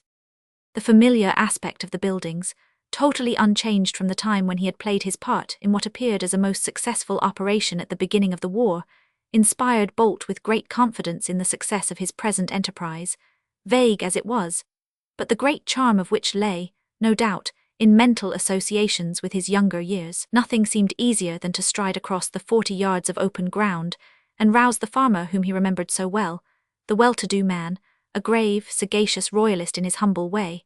Certainly, in Bolt's view, no traitor to his country, and preserving so well his dignity in ambiguous circumstances.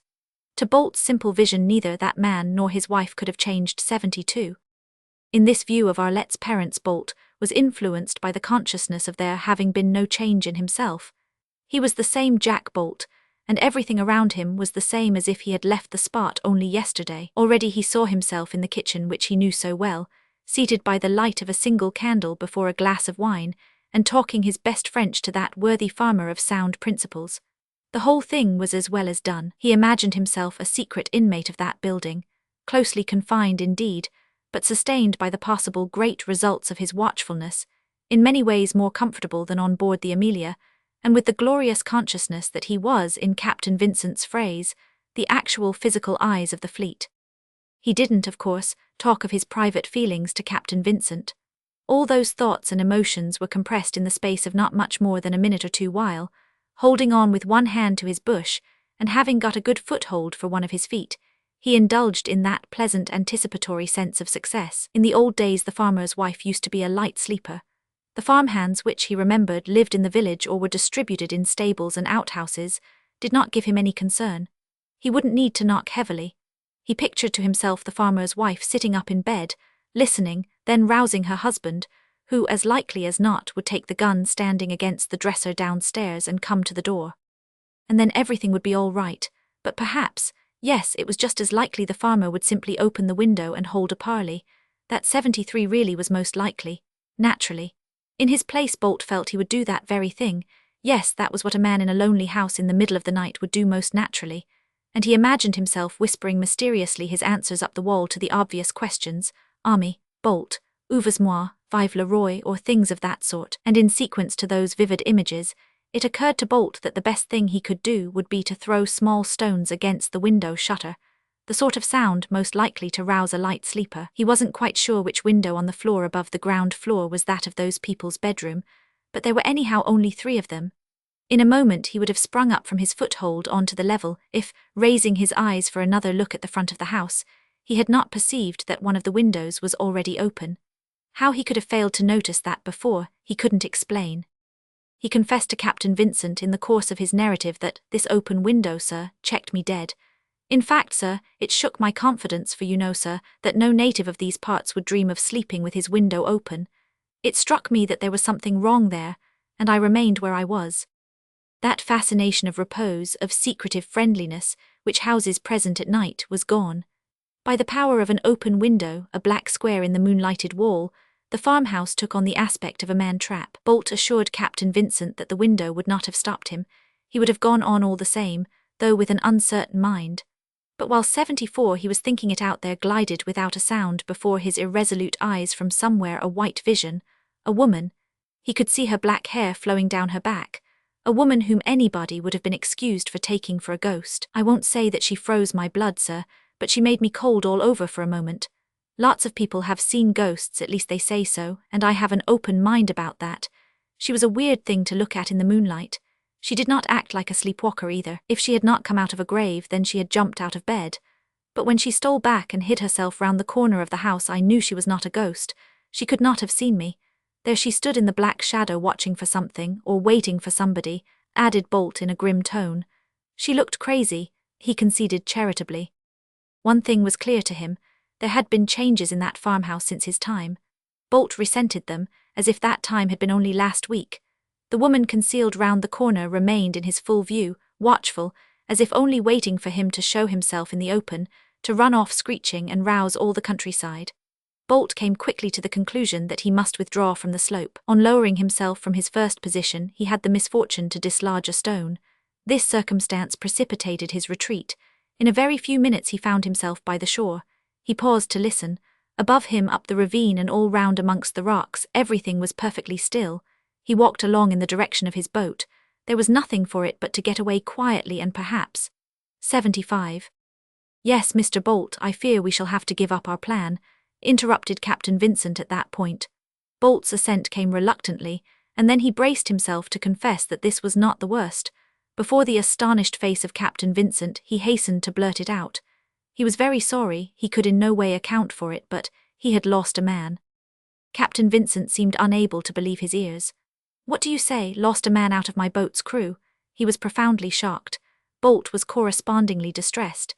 He narrated that shortly after he had left them, the seamen had heard, or imagined they had heard, some faint and peculiar noises somewhere within the cove. The coxswain sent one of the men, the oldest of the boat's crew, along the shore to ascertain whether their boat hold on the beach could be seen from the other side of the cove. The man, it was Simmons, departed crawling on his hands and knees to make the circuit, and well, he had not returned. This was really the reason why the boat was so late in getting back to the ship. Of course Bolt did not like to give up the man. It was inconceivable that Simmons should have deserted. He had left his cutlass behind and was completely unarmed, but had he been suddenly pounced upon, he surely would have been able to let out a yell that could have been heard all over the cove. But till daybreak a profound stillness, in which it seemed a whisper could have been heard for miles, had reigned over the coast. It was as if Simmons had been spirited away by some supernatural means, without a scuffle, without a cry. For it was inconceivable that he should have ventured inland and got captured there. It was equally inconceivable that 76 there should have been on that particular night men ready to pounce upon Simmons and knock him on the head so neatly as not to let him give a groan even. Captain Vincent said, "All this is very fantastical, Mr. Bolt," and compressed his lips firmly for a moment before he continued, "but not much more than your woman. I suppose you did see something real." "I tell you, sir, she stood there in full moonlight for 10 minutes within a stone's throw of me," protested Bolt with a sort of desperation. "She seemed to have jumped out of bed only to look at the house. If she had a petticoat over her night shift, that was all. Her back was to me. When she moved away I could not make out her face properly. Then she went to stand in the shadow of the house." "On the watch," suggested Captain Vincent. "Looked like it, sir," confessed Bolt. "So there must have been somebody about," concluded Captain Vincent with assurance. Bolt murmured a reluctant, "Must have been." He had expected to get into enormous trouble over this affair, and was much relieved by the captain's quiet attitude. "I hope, sir, you approve of my conduct in not attempting to look for Simmons at once." "Yes, you acted prudently by not advancing inland," said the captain. "I was afraid of spoiling our chances to carry out your plan, sir, by disclosing our presence on shore. And that could not have been avoided. Moreover, we were only 5 in all and not properly armed." "The plan has gone down before your night walker, Mr. Bolt," Captain Vincent declared dryly. "But we 77 must try to find out what has become of our man if it can be done without risking too much." "By landing a large party this very next night we could surround the house," Bolt suggested. "If we find friends there, well and good. If enemies, then we could carry off some of them on board for exchange perhaps. I'm almost sorry I did not go back and kidnap that wench, whoever she was," he added recklessly. "Ah, if it had only been a man." "No doubt there was a man not very far off," said Captain Vincent equably. "That will do, Mr. Bolt. You had better go and get some rest now." Bolt was glad to obey, for he was tired and hungry after his dismal failure. What vexed him most was its absurdity. Captain Vincent, though he too had passed a sleepless night, felt too restless to remain below. He followed his officer on deck 78. Roman 6. By that time the Amelia had been towed half a mile or so away from Cape Esterel. This change had brought her nearer to the 2 watchers on the hillside, who would have been plainly visible to the people on her deck, but for the head of the pine which concealed their movements. Lieutenant Reel, bestriding the rugged trunk as high as he could get, had the whole of the English ship's deck open to the range of his pocket-glass which he used between the branches. He said to Peyrol suddenly, "Her captain has just come on deck." Peyrol, sitting at the foot of the tree, made no answer for a long while. A warm drowsiness lay over the land and seemed to press down his eyelids, but inwardly the old Rover was intensely awake. Under the mask of his immobility, with half-shut eyes and idly clasped hands, he heard the lieutenant, perched up there near the head of the tree, mutter counting something, 1, 2, 3, and then a loud parbleu, after which the lieutenant in his trunk-bestriding attitude began to jerk himself backwards. Peyrol got up out of his way but could not restrain himself from asking, "What's the matter now?" "I will tell you what's the matter," said the other excitedly. As soon as he got his footing he walked up 79 to old Peyrol, and when quite close to him folded his arms across his chest. "The first thing I did was to count the boats in the water. There was not a single one left on board, and now I just counted them again and found one more there. That ship had a boat out last night. How I missed seeing her pull out from under the land I don't know. I was watching the decks, I suppose, and she seems to have gone straight up to the tow rope. But I was right. That Englishman had a boat out. He seized Peyrol by both shoulders suddenly. I believe you knew it all the time. You knew it, I tell you. Peyrol, shaken violently by the shoulders, raised his eyes to look at the angry face within a few inches of his own. In his worn gaze there was no fear or shame, but a troubled perplexity and obvious concern. He remained passive, merely remonstrating softly. Dousement, dousement. The lieutenant suddenly desisted with a final jerk which failed to stagger old Peyrol, who, directly he had been released, assumed an explanatory tone. For the ground is slippery here. If I had lost my footing, I would not have been able to prevent myself from grabbing at you, and we would have gone down that cliff together, which would have told those Englishmen more than 20 boats could have found out in as many nights. Secretly, Lieutenant Real was daunted by Peyrol's mildness. It could not be shaken. Even physically, he had an impression of the utter futility of his effort, as though he had tried to shake a rock. He threw himself on the ground, carelessly saying, "As for instance, 80. Peyrol lowered himself with a deliberation appropriate to his grey hairs. You don't suppose that out of 120 or so pairs of eyes on board that ship there wouldn't be a dozen at least scanning the shore? 2 men falling down a cliff would have been a startling sight. The English would have been interested enough to send a boat ashore to go through our pockets, and whether dead or only half dead, we wouldn't have been in a state to prevent them. It wouldn't matter so much as to me, and I don't know what papers you may have in your pockets, but there are your shoulder straps, your uniform coat." "I carry no papers in my pocket, and—" A sudden thought seemed to strike the lieutenant, a thought so intense and far-fetched as to give his mental effort a momentary aspect of vacancy. He shook it off and went on in a changed tone. The shoulder straps would not have been much of a revelation by themselves. No, not much, but enough to let her captain know that he had been watched. For what else could the dead body of a naval officer with a spyglass in his pocket mean? Hundreds of eyes may glance carelessly at that ship every day from all parts of the coast, though I fancy those landsmen hardly take the trouble to look at her now. But that's a very different thing from being kept under observation. However, I don't suppose all this matters much. The lieutenant was recovering from the spell of that sudden thought. "Papers in my pocket," he muttered to himself. "That would be a perfect way." His parted lips came together in a slightly sarcastic smile with which he met Peyrol's puzzled, sidelong glance 81, provoked by the inexplicable character of these words. "I bet," said the lieutenant, "that ever since I came here first you have been more or less worrying your old head about my motives and intentions." Peyrol said simply, "You came here on service at first and afterwards you came again, because even in the Toulon fleet, an officer may get a few days' leave. As to your intentions, I won't say anything about them, especially as regards myself. About 10 minutes ago anybody looking on would have thought they were not friendly to me." The lieutenant sat up suddenly. By that time the English sloop, getting away from under the land, had become visible even from the spot on which they sat. "Look," exclaimed Real, "she seems to be forging ahead in this calm." Peyrol, startled, raised his eyes and saw the Amelia clear of the edge of the cliff and heading across the pass. All her boats were already alongside, and yet, as a minute or two of steady gazing was enough to convince Peyrol, she was not stationary.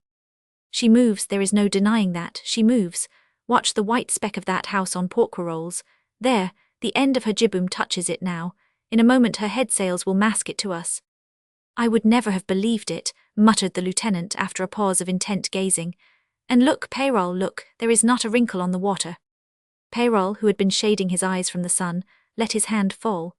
"Yes," he said, "she would answer to a child's breath quicker than a feather, and the English very soon found it out when they got her 82. She was caught in Genoa only a few months after I came home and got my moorings here." "I didn't know," murmured the young man. "Aha, Lieutenant," said Peyrol, pressing his finger to his breast. "It hurts here, doesn't it? There is nobody but good Frenchmen here. Do you think it is a pleasure to me to watch that flag out there at her peak? Look, you can see the whole of her now. Look at her ensign hanging down as if there were not a breath of wind under the heavens." He stamped his foot suddenly. "And yet she moves. Those in Toulon that may be thinking of catching her dead or alive would have to think hard and make long plans and get good men to carry them out." "There was some talk of it at the Toulon Admiralty," said Real. The Rover shook his head. "They need not have sent you on the duty," he said. "I have been watching her now for a month, her and the man who has got her now. I know all his tricks and all his habits and all his dodges by this time. The man is a seaman, that must be said for him, but I can tell beforehand what he will do in any given case." Lieutenant Reel lay down on his back again, his clasped hands under his head. He thought that this old man was not boasting. He knew a lot about the English ship, and if an attempt to capture her was to be made, his ideas would be worth having. Nevertheless, in his relations with old Peyrol, Lieutenant Reel suffered from contradictory feelings. Reel was the son of a ci-devant couple, small provincial gentry, who both had lost their heads on the scaffold within the same week. As to their boy, he was apprenticed by 83 order of the delegate of the Revolutionary Committee of his town to a poor but pure-minded joiner, who could not provide him with shoes to run his errands in, but treated this aristocrat not unkindly. Nevertheless, at the end of the year the orphan ran away, and volunteered as a boy on board one of the ships of the Republic about to sail on a distant expedition. At sea he found another standard of values. In the course of some 8 years, suppressing his faculties of love and hatred, he arrived at the rank of an officer by sheer merit, and had accustomed himself to look at men skeptically, without much scorn or much respect. His principles were purely professional, and he had never formed a friendship in his life, more unfortunate in that respect than old Peyrol, who at least had known the bonds of the lawless brotherhood of the coast.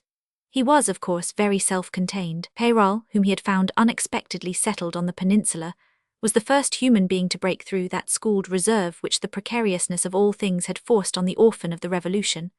Peyrol's striking personality had aroused Reel's interest, a mistrustful liking mixed with some contempt of a purely doctrinaire kind. It was clear that the fellow had been next thing to a pirate at one time or another, a sort of past which could not commend itself to a naval officer. Still, Peyrol had broken through, and presently the peculiarities of all those people at the farm, each individual one of them, had entered through the breach. Lieutenant Reel on his back, closing his eyes to the glare of the sky, meditated on old Peyrol, while Peyrol himself, with his white head bare in the sunshine, seemed 84 to be sitting by the side of a corpse. What in that man impressed Lieutenant Reel was the faculty of shrewd insight. The facts of Reel's connection with the farmhouse on the peninsula were much as Peyrol had stated. First on specific duty about establishing a signal station, then, when that project had been given up, voluntary visits, not belonging to any ship of the fleet but doing shore duty at the arsenal. Lieutenant Reel had spent several periods of short leave at the farm, where indeed nobody could tell whether he had come on duty or on leave. He personally could not, or perhaps would not, tell even to himself why it was that he came there. He had been growing sick of his work. He had no place in the world to go to, and no one either. Was it Peyrol he was coming to see? A mute, strangely suspicious, defiant understanding had established itself imperceptibly between him and that lawless old man who might have been suspected to have come there only to die, if the whole robust personality of Peyrol with its quiet vitality had not been antagonistic to the notion of death. That Rover behaved as though he had all the time in the world at his command. Peyrol spoke suddenly, with his eyes fixed in front of him as if he were addressing the island of Porquerolles, 8 miles away. "Yes, I know all her moves, though I must say that this trick of dodging close to our peninsula is something new." "Fish for the captain's breakfast," mumbled Reel without opening his eyes. "Where is she now?" "In the middle of the pass, busy hoisting in her boats. And still moving. That ship will keep her 85 way as long as the flame of a candle on her deck will not stand upright. That ship is a marvel. She has been built by French shipwrights," said old Peyrol bitterly. This was the last sound for a long time. Then the lieutenant said in an indifferent tone, "You are very positive about that. How do you know?" "I have been looking at her for a month, whatever name she might have had or whatever name the English call her by now. Did you ever see such a bow on an English-built ship?" The lieutenant remained silent, as though he had lost all interest and there had been no such thing as an English man-of-war within a mile. But all the time he was thinking hard. He had been told confidentially of a certain piece of service to be performed on instructions received from Paris. Not an operation of war, but service of the greatest importance. The risk of it was not so much deadly as particularly odious. A brave man might well have shrunk from it, and there are risks, not death, from which a resolute man might shrink without shame. "Have you ever tasted of prison, Peyrol?" he asked suddenly in an affectedly sleepy voice. It roused Peyrol nearly into a shout. "Heavens, no, prison, what do you mean by prison?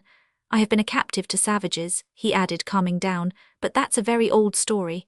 I was young and foolish then. Later, when a grown man, I was a slave to the famous Ali Qasim. I spent a fortnight with chains on my legs and arms in the yard of a mud fort on the shores of the Persian Gulf. There was nearly 86 a score of us brothers of the coast in the same predicament, in consequence of a shipwreck. Yes, the lieutenant was very languid indeed, and I dare say you all took service with that bloodthirsty old pirate. There was not a single one of his thousands of blackamoors that could lay a gun properly, but Ali Qasim made war like a prince. We sailed, a regular fleet, across the Gulf, took a town on the coast of Arabia somewhere and looted it. Then I and the others managed to get hold of an armed dhow, and we fought our way right through the blackamoors' fleet. Several of us died of thirst later. All the same, it was a great affair. But don't you talk to me of prisons. A proper man, if given a chance to fight, can always get himself killed. You understand me? Yes, I understand you, drawled the lieutenant. I think I know you pretty well. I suppose an English prison. That is a horrible subject of conversation, interrupted Peyrol in a loud, emotional tone. Naturally, any death is better than a prison. Any death. What is it you have in your mind, Lieutenant? Oh, it isn't that I want you to die, drawled Reel in an uninterested manner. Peyrol, his entwined fingers clasping his legs, gazed fixedly at the English sloop floating idly in the pass, while he gave up all his mind to the consideration of these words that had floated out, idly too, into the peace and silence of the morning. Then he asked in a low tone, "Do you want to frighten me?" The lieutenant laughed harshly. Neither by word 87 gesture nor glance did Peyrol acknowledge the enigmatic and unpleasant sound, but when it ceased, the silence grew so oppressive between the two men that they got up by a common impulse. The lieutenant sprang to his feet lightly. The uprising of Peyrol took more time and had more dignity. They stood side by side, unable to detach their longing eyes from the enemy ship below their feet. "I wonder why he put himself into this curious position," said the officer. "I wonder," growled Peyrol curtly. "If there had been only a couple of 18-pounders placed on the rocky ledge to the left of us, we could have unrigged her in about 10 minutes. "Good old gunner," commented Reel ironically. "And what afterwards? Swim off, you and I, with our cutlasses in our teeth, and take her by boarding, what?" This sally provoked in Peyrol an austere smile. "No, no," he protested soberly. "But why not let Toulon know? Bring out a frigate or two and catch him alive. Many a time have I planned his capture just to ease my heart. Often I have stared at night out of my window upstairs across the bay to where I knew he was lying at anchor, and thinking of a little surprise I could arrange for him if I were not only old Peyrol, the gunner. Yes, and keeping out of the way at that, with a bad note against his name in the books of the Admiralty in Toulon. You can't say I have tried to hide myself from you who are a naval officer," struck in Peyrol quickly. "I fear no man. I did not run. I simply went away 88 from Toulon. Nobody had given me an order to stay there, and you can't say I ran very far either. That was the cleverest move of all. You knew what you were doing. Here you go again, hinting at something crooked like that fellow with big epaulets at the port office that seemed to be longing to put me under arrest just because I brought a prize from the Indian Ocean, 8,000 miles, dodging clear of every Englishman that came in my way, which was more perhaps than he could have done. I have my gunner's warrant signed by Citizen Renaud, a chef d'escadre. It wasn't given me for twirling my thumbs or hiding in the cable tier when the enemy was about. There were on board our ship some patriots that weren't above doing that sort of thing, I can tell you. But republic or no republic, that kind wasn't likely to get a gunner's warrant." "That's all right," said Reel, with his eyes fixed on the English ship, the head of which was swung to the northward now. "Look, she seems to have lost her way at last," he remarked parenthetically to Peyrol, who also glanced that way and nodded. "That's all right, but it's on record that you managed in a very short time to get very thick with a lot of patriots ashore. Section leaders, terrorists." "Why, yes, I wanted to hear what they had to say.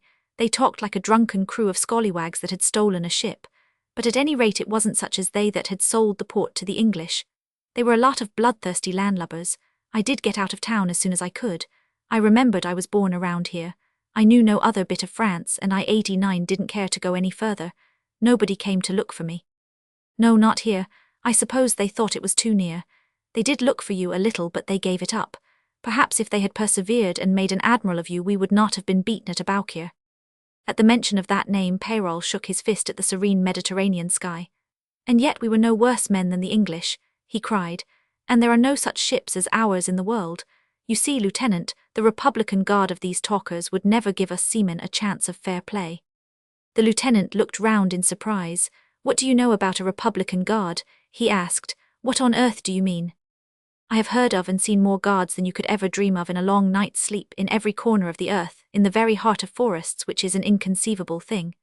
Figures, stones, sticks. There must be something in the idea.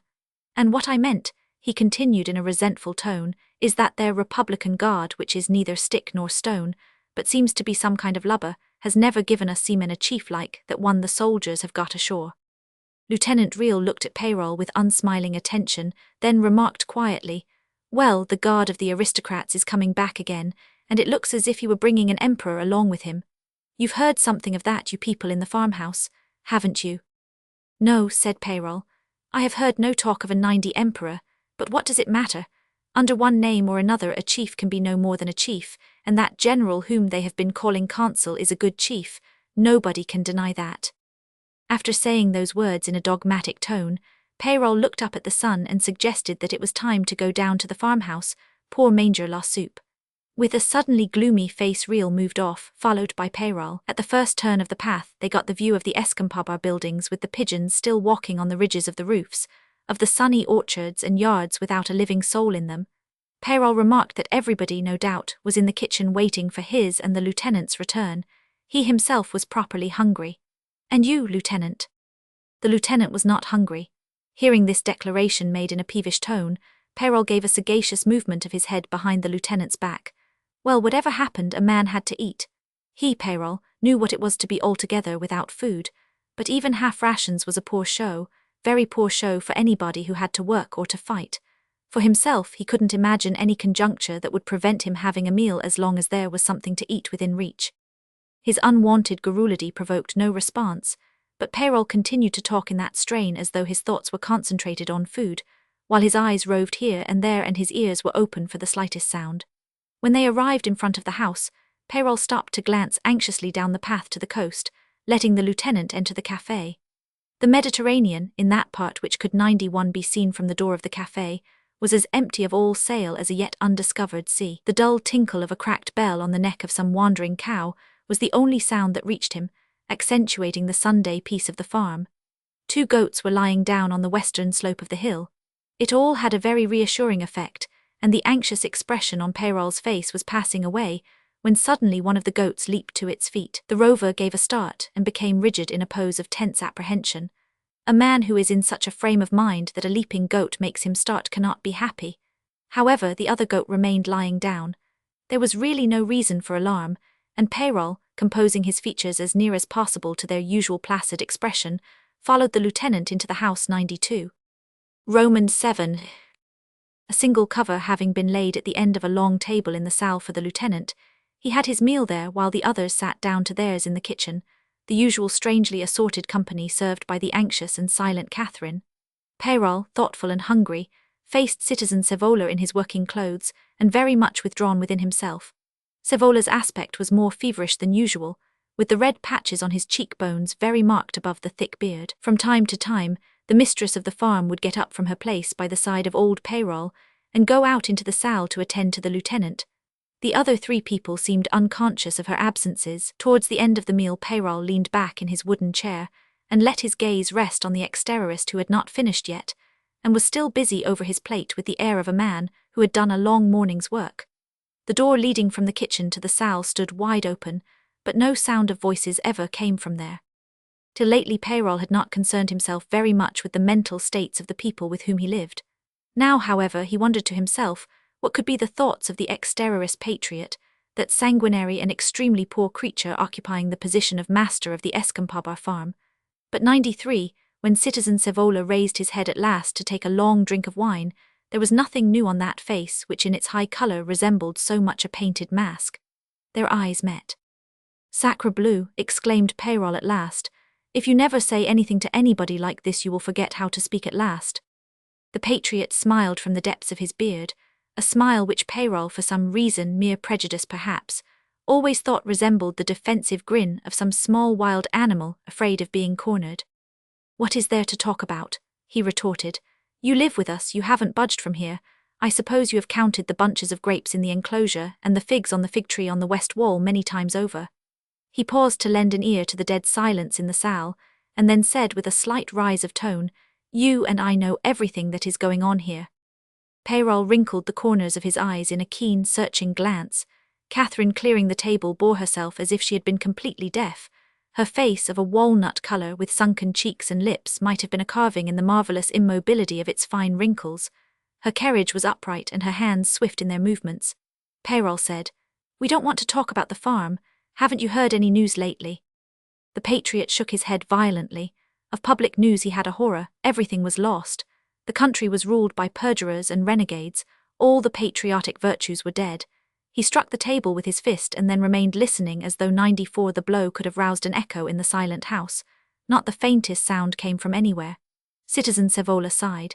It seemed to him that he was the only patriot left, and even in his retirement his life was not safe.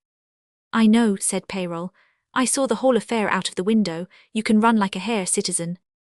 Was I to allow myself to be sacrificed by those superstitious brutes?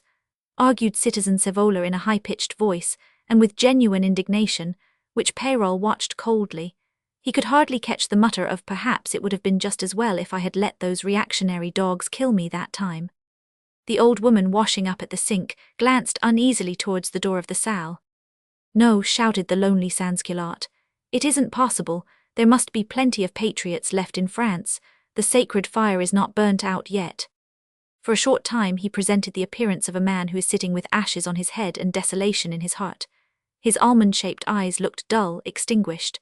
But after a moment he gave a sidelong look at Peyrol as if to watch the effect and began declaiming in a low voice and apparently as if rehearsing a speech to himself. "No, it isn't possible. Some day tyranny will stumble and then it will be time to pull it down again. We will come out in our thousands and car era." Those words, and even the passionate energy of the tone, left Peyrol unmoved. With his head sustained by his thick brown hand, he was thinking of something else so obviously as to depress again the feebly struggling spirit of terrorism in the lonely breast of 95 Citizen Savola. The glow of reflected sunlight in the kitchen became darkened by the body of the fisherman of the lagoon, mumbling a shy greeting to the company from the frame of the doorway. Without altering his position, Peyrol turned his eyes on him curiously. Catherine, wiping her hands on her apron, remarked, "You come late for your dinner, Mitchell." He stepped in then, took from the old woman's hand an earthenware pot and a large hunk of bread, and carried it out at once into the yard. Peyrol and the sansculotte got up from the table. The latter, after hesitating like somebody who has lost his way, went brusquely into the passage, while Peyrol, avoiding Catherine's anxious stare, made for the backyard. Through the open door of the salle, he obtained a glimpse of Arlette sitting upright with her hands in her lap, gazing at somebody he could not see, but who could be no other than Lieutenant Real. In the blaze and heat of the yard, the chickens, broken up into small groups, were having their siesta in patches of shade. But Peyrol cared nothing for the sun. Mitchell, who was eating his dinner under the pent roof of the cart shed, put the earthenware pot down on the ground and joined his master at the well encircled by a low wall of stones, and topped by an arch of wrought iron on which a wild fig tree had twined a slender offshoot. After his dog's death, the fisherman had abandoned the salt lagoon, leaving his rotting punt exposed on the dismal shore and his miserable nets shut up in the dark hut. He did not care for another dog, and besides, who was there to give him a dog? He was the last of men. Somebody must be last. There was no place for him in the life 96 of the village. So one fine morning he had walked up to the farm in order to see Peyrol. More correctly, perhaps, to let himself be seen by Peyrol. That was exactly Mitchell's only hope. He sat down on a stone outside the gate with a small bundle, consisting mainly of an old blanket, and a crooked stick lying on the ground near him, and looking the most lonely, mild, and harmless creature on this earth. Peyrol had listened gravely to his confused tale of the dog's death. He, personally, would not have made a friend of a dog like Mitchell's dog, but he understood perfectly the sudden breaking up of the establishment on the shore of the lagoon. So when Mitchell had concluded with the words, "I thought I would come up here," Peyrol, without waiting for a plain request, had said, "Tres bien, you will be my crew," and had pointed down the path leading to the seashore. And as Mitchell, picking up his bundle and stick, started off, waiting for no further directions, he had shouted after him, "You will find a loaf of bread and a bottle of wine in a locker aft to break your fast on." These had been the only formalities of Mitchell's engagement to serve as crew on board Peyrol's boat. The Rover, indeed, had tried without loss of time to carry out his purpose of getting something of his own that would float. It was not so easy to find anything worthy. The miserable population of Madrague, a tiny fishing hamlet facing towards Toulon, had nothing to sell. Moreover, Peyrol looked with contempt on all their possessions. He would have as soon bought a catamaran of 3 logs of wood tied together with rattans as one of their boats. But lonely and prominent on the beach, lying on her side in weather 97 beaten melancholy, there was a 2-masted tartan with her sun-whitened cordage hanging in festoons and her dry masts showing long cracks. No man was ever seen dozing under the shade of her hull, on which the Mediterranean gulls made themselves very much at home. She looked a wreck thrown high up on the land by a disdainful sea. Peyrol, having surveyed her from a distance, saw that the rudder still hung in its place. He ran his eye along her body and said to himself that a craft with such lines would sail well. She was much bigger than anything he had thought of, but in her size, too, there was a fascination. It seemed to bring all the shores of the Mediterranean within his reach, Balears and Corsica, Barbary and Spain. Peyrol had sailed over hundreds of leagues of ocean in craft that were no bigger. At his back, in silent wonder, a knot of fishermen's wives, bareheaded and lean, with a swarm of ragged children clinging to their skirts, watched the first stranger they had seen for years. Peyrol borrowed a short ladder in the hamlet. He knew better than to trust his weight to any of the ropes hanging over the side, and carried it down to the beach, followed at a respectful distance by the staring women and children, a phenomenon and a wonder to the natives, as it had happened to him before on more than one island in distant seas. He clambered on board the neglected tartan and stood on the decked forepart, the centre of all eyes. A gull flew away with an angry scream. The bottom of the open hold contained nothing but a little sand, a few broken pieces of wood, a rusty hook, and some few stalks of straw which the wind must have carried for miles before they found their rest in there. The decked afterpart had a 98 small skylight and a companion, and Peyrol's eyes rested fascinated on an enormous padlock which secured its sliding door. It was as if there had been secrets or treasures inside, and yet most probably it was empty. Peyrol turned his head away, and with the whole strength of his lungs shouted in the direction of the fishermen's wives, who had been joined by 2 very old men and a hunchbacked cripple swinging between 2 crutches. "Is there anybody looking after this tartan, a caretaker?" At first the only answer was a movement of recoil. Only the hunchback held his ground and shouted back in an unexpectedly strong voice, "You are the first man that has been on board her for years." The wives of the fishermen admired his boldness, for Peyrol indeed appeared to them a very formidable being. "I might have guessed that," thought Peyrol. "She is in a dreadful mess." The disturbed gull had brought some friends as indignant as itself, and they circled at different levels uttering wild cries over Peyrol's head. He shouted again, "Who does she belong to?" The being on crutches lifted a finger towards the circling birds and answered in a deep tone, "They are the only ones I know." Then, as Peyrol gazed down at him over the side, he went on, "This craft used to belong to Escampaba. You know Escampaba? It's a house in the hollow between the hills there." "Yes, I know Escampaba," yelled Peyrol, turning 99 away and leaning against the mast in a pose which he did not change for a long time. His immobility tired out the crowd. They moved slowly in a body towards their hovels, the hunchback bringing up the rear with long swings between his crutches, and Peyrol remained alone with the angry gulls. He lingered on board the tragic craft which had taken Arlette's parents to their death in the vengeful massacre of Toulon, and had brought the youthful Arlette and citizen Cevola back to Escampaba, where old Catherine, left alone at that time, had waited for days for somebody's return. Days of anguish and prayer, while she listened to the booming of guns about Toulon, and with an almost greater but different terror to the dead silence which ensued. Peyrol, enjoying the sensation of some sort of craft under his feet, indulged in no images of horror connected with that desolate tartan.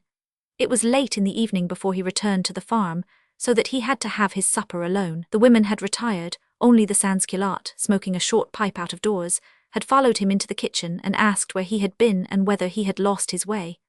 This question gave Peyrol an opening. He had been to Madrague and had seen a very fine tartan lying perishing on the beach. "They told me down there that she belonged to you, citoyen." At this the terrorist only blinked. "What's the matter? Isn't she the craft you came here in? Won't you sell her to me?" Peyrol waited a little. "What objection can you have?" It appeared that the patriot had no positive object 100 tians. He mumbled something about the tartan being very dirty. This caused Peyrol to look at him with intense astonishment. "I am ready to take her off your hands as she stands." "I will be frank with you, citoyen. You see, when she lay at the quay in Toulon, a lot of fugitive traitors, men and women and children too, swarmed on board of her and cut the ropes with a view of escaping, but the avengers were not far behind and made short work of them. When we discovered her behind the arsenal, I and another man, we had to throw a lot of bodies overboard, out of the hold in the cabin. You will find her very dirty all over. We had no time to clear up. Peyrol felt inclined to laugh. He had seen decks swimming in blood and had himself helped to throw dead bodies overboard after a fight, but he eyed the citizen with an unfriendly eye. He thought to himself, he had a hand in that massacre, no doubt, but he made no audible remark. He only thought of the enormous padlock securing that emptied charnel house at the stern. The terrorist insisted. We really had not a moment to clean her up. The circumstances were such that it was necessary for me to get away quickly lest some of the false patriots should do me some carmagnole or other. There had been bitter quarrelling in my section. I was not alone in getting away, you know. Peyrol waved his arm to cut short the explanation. But before he and the terrorist had parted for the night, Peyrol could regard himself as the owner of the tragic tartan. Next day he returned to the hamlet and took up his quarters there for a time. The awe he had inspired one wore off, though no one cared to come very near the tartan. Peyrol did not want any help. He wrenched off the enormous padlock himself with a bar of iron, and let the light of day into the little cabin, which did indeed bear the traces of the massacre in the stains of blood on its woodwork, but contained nothing else except a wisp of long hair and a woman's ear-ring. A cheap thing which Peyrol picked up and looked at for a long time. The associations of such finds were not foreign to his past. He could without very strong emotion figure to himself the little place choked with corpses. He sat down and looked about at the stains and splashes which had been untouched by sunlight for years. The cheap little ear-ring lay before him on the rough-hewn table between the lockers, and he shook his head at it weightily. He, at any rate, had never been a butcher. Peyrol, unassisted, did all the cleaning. Then he turned con amore to the fitting out of the tartan. The habits of activity still clung to him. He welcomed something to do. This congenial task had all the air of preparation for a voyage, which was a pleasing dream, and it brought every evening the satisfaction of something achieved to that illusory end. He rove new gear, scraped the masts himself, did all the sweeping, scrubbing and painting single-handed, working steadily and hopefully as though he had been preparing his escape from a desert island. And directly he had cleaned and renovated the dark little hole of a cabin he took to sleeping on board. Once only he went up on a visit to the farm for a couple of days, as if to give himself a holiday. He passed them mostly in observing Arlette. She was perhaps the first problematic human one of two being he had ever been in contact with. Peyrol had no contempt for women. He had seen them love, suffer, endure, riot, and even fight for their own hand, very much like men. Generally with men and women you had to be on your guard, but in some ways women were more to be trusted. As a matter of fact, his countrywomen were to him less known than any other kind. From his experience of many different races, however, he had a vague idea that women were very much alike everywhere. This one was a lovable creature. She produced on him the effect of a child, aroused a kind of intimate emotion which he had not known before to exist by itself in a man. He was startled by its detached character. Is it that I am getting old? He asked himself suddenly one evening, as he sat on the bench against the wall looking straight before him, after she had crossed his line of sight. He felt himself an object of observation to Catherine, whom he used to detect peeping at him round the corners or through half-opened doors. On his part he would stare at her openly, aware of the impression he produced on her, mingled curiosity and awe. He had the idea she did not disapprove of his presence at the farm, where it was plain to him she had a far from easy life. This had no relation to the fact that she did all the household work. She was a woman of about his own age, straight as a dart but with a wrinkled face. One evening as they were sitting alone in the kitchen, Peyrol said to her, "You must have been a handsome girl in your day, Catherine. It's strange you never got married." She turned to him under the high mantle of the fireplace and seemed struck all of a heap, unbelieving one of three amazed, so that Peyrol was quite provoked. "What's the matter? If the old moke in the yard had spoken you could not look more surprised.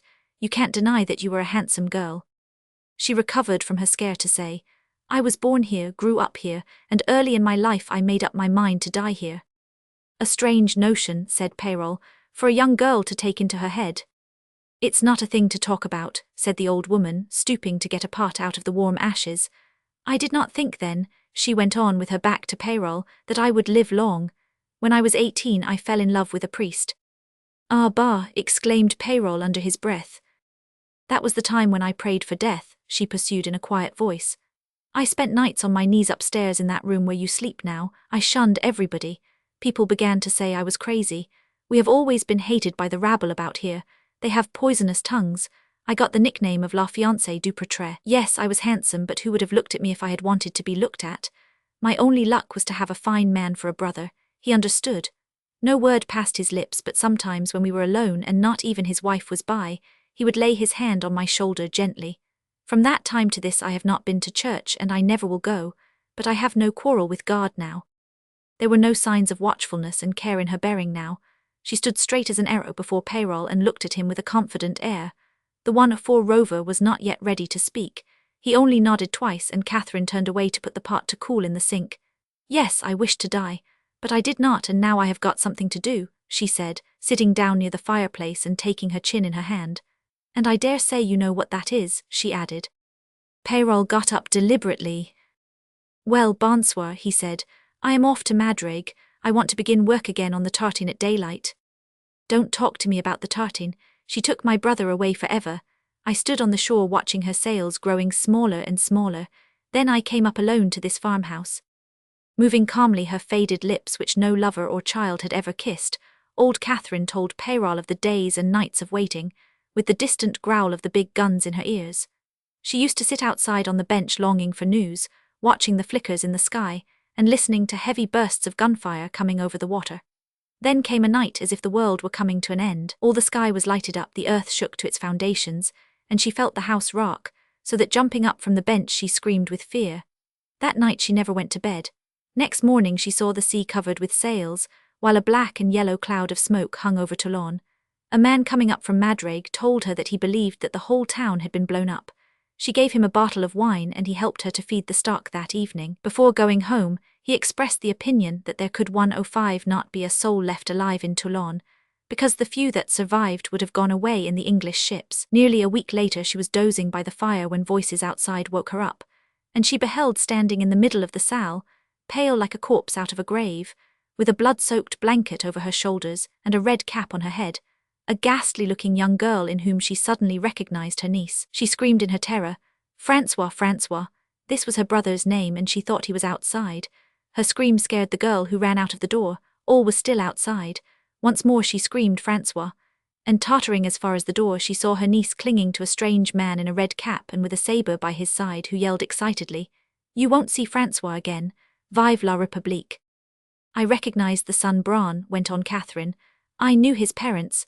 When the troubles began he left his home to follow the revolution.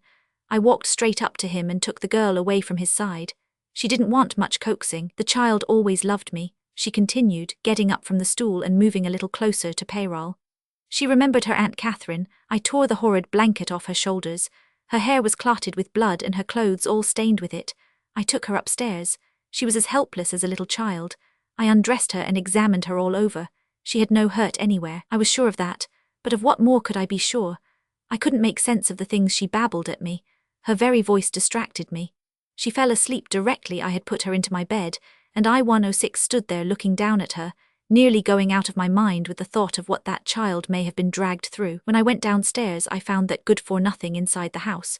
He was ranting up and down the salle, vapouring and boasting till I thought all this must be an awful dream. My head was in a whirl. He laid claim to her and God knows what. I seemed to understand things that made my hair stir on my head. I stood there clasping my hands with all the strength I had, for fear I should go out of my senses. "He frightened you," said Peyrol, looking at her steadily. Catherine moved a step nearer to him. "What, the son Braun frightened me? He was the butt of all the girls, mooning about amongst the people outside the church on feast days in the time of the king. All the countryside knew about him. No, what I said to myself was that I mustn't let him kill me. There upstairs was the child I had just got away from him, and there was I, all alone with that man with the sabre and unable to get hold of a kitchen knife even." "And so he remained," said Peyrol. "What would you have had me to do?" asked Catherine steadily. "He had brought the child back out of those shambles. It was a long time before I got an idea of what had happened. I don't know everything even yet, and I suppose I will never know. In a very few days my mind was more at ease about Arlette, but it was a long time before she would speak, and then it was never anything to the purpose. And what could I have done single-handed? There was nobody I would condescend to call to my help. We 107 of the Escampaba have never been in favour with the peasants here," she said proudly. "And that is all I can tell you." Her voice faltered. She sat down on the stool again and took her chin in the palm of her hand. As Peyrol left the house to go to the hamlet he saw Arlette and the patron come round the corner of the yard wall walking side by side, but as if unconscious of each other. That night he slept on board the renovated tartan, and the rising sun found him at work about the hull.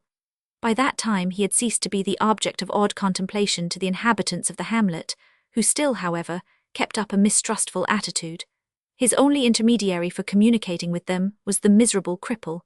He was Peyrol's only company, in fact, during his period of work on the tartan. He had more activity, audacity, and intelligence, it seemed to Peyrol, than all the rest of the inhabitants put together. Early in the morning he could be seen making his way on his crutches with a pendulum motion towards the hull on which Peyrol would have been already an hour or so at work.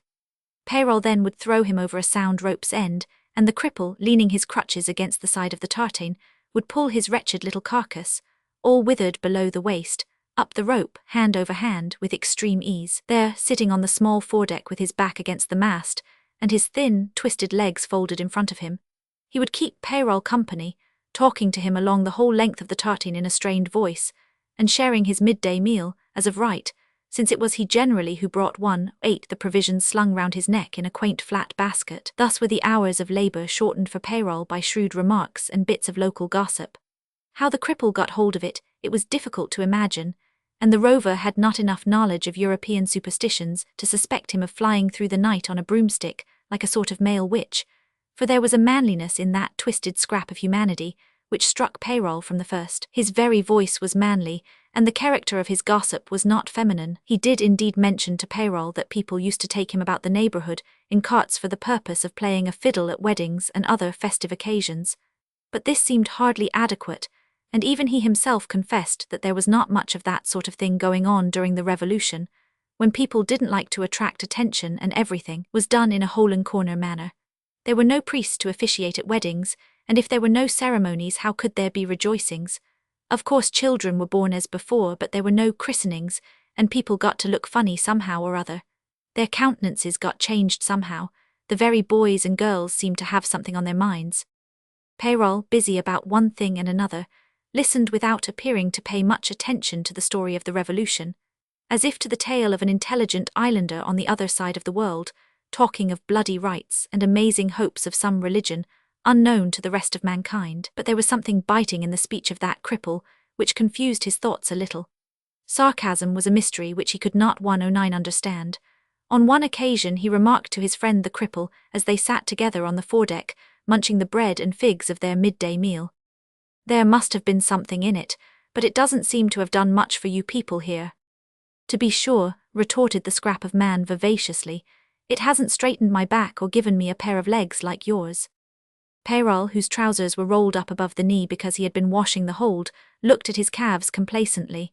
"You could hardly have expected that," he remarked with simplicity. "Ah, but you don't know what people with properly made bodies expected or pretended to," said the cripple. "Everything was going to be changed. Everybody was going to tie up his dog with a string of sausages for the sake of principles." His long face, which in repose had an expression of suffering peculiar to cripples, was lighted up by an enormous grin. "They must feel jolly well sold by this time," he added, "and of course that vexes them, but I am not vexed. I was never vexed with my father and mother. While the poor things were alive I never went hungry, not very hungry. They couldn't have been very proud of me." He paused and seemed to contemplate himself mentally. "I don't know what I would have done in their place, something very different. But then, don't you see, I know what it means to be like I am. Of course they couldn't know, and I don't suppose the poor people had very much sense. A priest from Almanar is a sort of village up there where there is a church." Peyrol interrupted him by remarking that he knew 110 all about Almanar. This, on his part, was a simple delusion because in reality he knew much less of Almanar than of Zanzibar or any pirate village from there up to Cape Gardafui. And the cripple contemplated him with his brown eyes, which had an upward cast naturally. "You know, for me," he went on in a tone of quiet decision, "you are a man fallen from the sky. Well, a priest from Almanar came to bury them, a fine man with a stern face, the finest man I have seen from that time till you dropped on us here. There was a story of a girl having fallen in love with him some years before.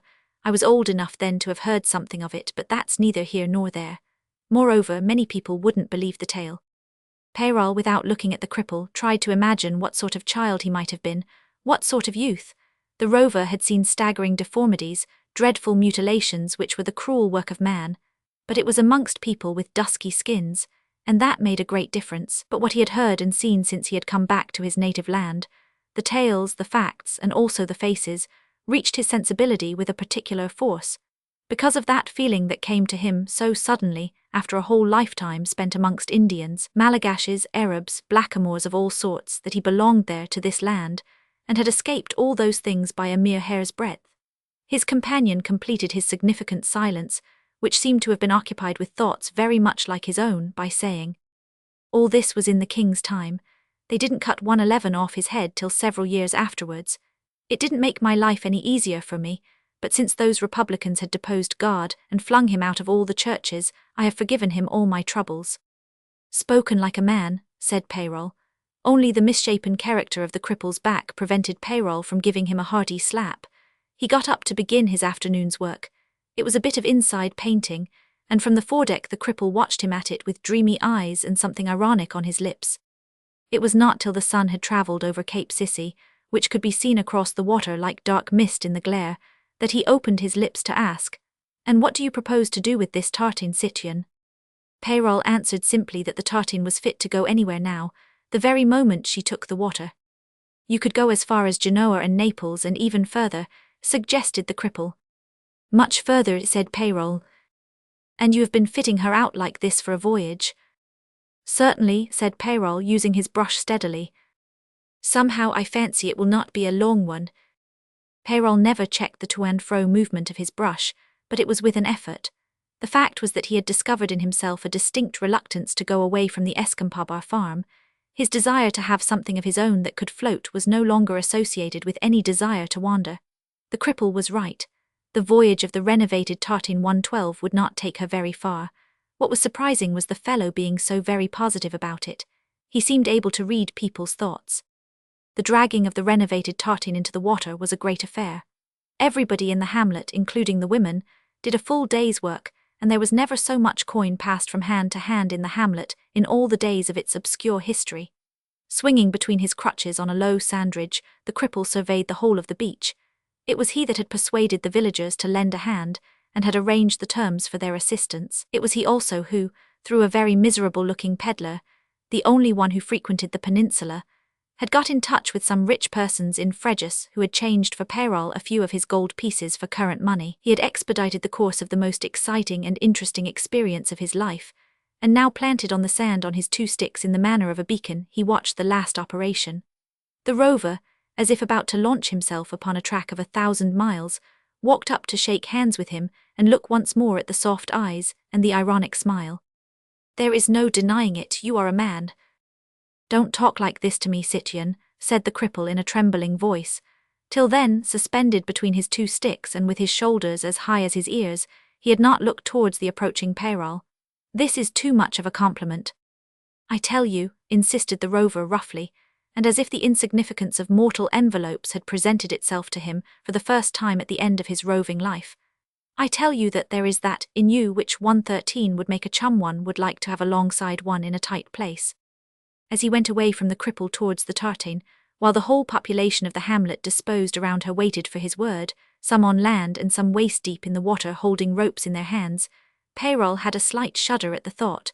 Suppose I had been born like that. Ever since he had put his foot on his native land, such thoughts had haunted him. They would have been impossible anywhere else. He could not have been like any blackamoor, good, bad, or indifferent, hale or crippled, king or slave. But here, on this southern shore that had called to him irresistibly as he had approached the Straits of Gibraltar on what he had felt to be his last voyage, any woman, lean and old enough, might have been his mother. He might have been any Frenchman of them all, even one of those he pitied, even one of those he despised. He felt the grip of his origins from the crown of his head to the soles of his feet, while he clambered on board the tartan as if for a long and distant voyage. As a matter of fact, he knew very well that with a bit of luck it would be over in about an hour. When the tartan took the water, the feeling of being afloat plucked at his very heart. Some madrague fishermen had been persuaded by the cripple to help old Peyrol to sail the tartan round to the cove below the Escampabar farm. A glorious sun shone upon that short passage, and the cove itself was full of sparkling light when they arrived. The few Escampabar goats wandering on the hillside, pretending to feed where no grass was visible to the naked eye, never even raised their heads. A gentle 114 breeze drove the tartan, as fresh as paint could make her, opposite a narrow crack in the cliff which gave admittance to a tiny basin, no bigger than a village pond, concealed at the foot of the southern hill. It was there that old Peyrol, aided by the Madrague men, who had their boat with them, towed his ship, the first really that he ever owned. Once in, the tartan nearly filled the little basin, and the fishermen, getting into their boat, rowed away for home. Peyrol, by spending the afternoon in dragging ropes ashore and fastening them to various boulders and dwarf trees, moored her to his complete satisfaction. She was as safe from the tempests there as a house ashore. After he had made everything fast on board and had furled the sails neatly, a matter of some time for one man, Peyrol contemplated his arrangements, which savoured of rest much more than of wandering, and found them good. Though he never meant to abandon his room at the farmhouse, he felt that his true home was in the tartan, and he rejoiced at the idea that it was concealed from all eyes, except perhaps the eyes of the goats, when their arduous feeding took them on the southern slope. He lingered on board. He even threw open the sliding door of the little cabin, which now smelt of fresh paint, not of stale blood. Before he started for the farm, the sun had travelled far beyond Spain, and all the sky to the west was yellow, while on the side of Italy it presented a sombre canopy pierced here and there with the light of stars. Catherine put a plate on the table, but nobody asked him any questions. He spent a lot of his time on board, going down 1:15 early, coming up at midday, pour manger la soup, and sleeping on board almost every night. He did not like to leave the tartan alone for so many hours. Often, having climbed a little way up to the house, he would turn round for a last look at her in the gathering dusk, and actually would go back again. After Mitchell had been enlisted for a crew and had taken his abode on board for good, Peyrol found it a much easier matter to spend his nights in the lantern-like room at the top of the farmhouse. Often waking up at night, he would get up to look at the starry sky out of all his 3 windows in succession, and think, now there is nothing in the world to prevent me getting out to sea in less than an hour. As a matter of fact, it was possible for 2 men to manage the tartan. Thus Peyrol's thought was comfortingly true in every way, for he loved to feel himself free, and Mitchell of the lagoon, after the death of his depressed dog, had no tie on earth. It was a fine thought which somehow made it quite easy for Peyrol to go back to his 4-poster and resume his slumbers 116. Roman 8. Perched sideways on the circular wall bordering the well, in the full blaze of the midday sun, the rover of the distant seas and the fisherman of the lagoon, sharing between them a most surprising secret, had the air of 2 men conferring in the dark. The first word that Peyrol said was, "Well." "All quiet," said the other. "Have you fastened the cabin door properly? You know what the fastenings are like." Peyrol could not deny that. It was a sufficient answer. It shifted the responsibility on to his shoulders, and all his life he had been accustomed to trust to the work of his own hands, in peace and in war. Yet he looked doubtfully at Mitchell before he remarked, "Yes, but I know the man too." There could be no greater contrast than those 2 faces, Peyrol's clean like a carving of stone and only very little softened by time, and that of the owner of the late dog hirsute with many silver threads, with something elusive in the features and the vagueness of expression of a baby in arms. "Yes, I know the man," repeated Peyrol. Mitchell's mouth fell open at this, a small oval set a little crookedly in the innocent face. "He will never wake," he suggested timidly. The possession of a common and momentous 117 secret draws men together. Peyrol condescended to explain. "You don't know the thickness of his skull, I do." He spoke as though he had made it himself. Mitchell, who in the face of that positive statement had forgotten to shut his mouth, had nothing to say. "He breathes all right?" asked Peyrol. "Yes, after I got out and locked the door I listened for a bit, and I thought I heard him snore." Peyrol looked interested and also slightly anxious. "I had to come up and show myself this morning as if nothing had happened," he said. "The officer has been here for 2 days, and he might have taken it into his head to go down to the tartan. I have been on the stretch all the morning. A goat jumping up was enough to give me a turn. Fancy him running up here with his broken head all bandaged up with you after him." This seemed to be too much for Mitchell. He said almost indignantly, "The man's half killed." It takes a lot to even half kill a brother of the coast. There are men and men. You, for instance, Peyrol continued placidly, you would have been altogether killed if it had been your head that got in the way. And there are animals, beasts twice your size, regular monsters, that may be killed with nothing more than just a tap on the nose. That's well known. I was really afraid he would overcome you in some way or other. "Come, mater, one isn't a little child," protested Mitchell against this accumulation of improbabilities. 118 he did it, however, only in a whisper and with childlike shyness. Peyrol folded his arms on his breast. Go finish your soup, he commanded in a low voice, and then go down to the tartine. You locked the cabin door properly, you said. Yes, I have, protested Mitchell, staggered by this display of anxiety. He could sooner burst the deck above his head, as you know. All the same, take a small spar and shore up that door against the heel of the mast, and then watch outside. Don't you go into him on any account.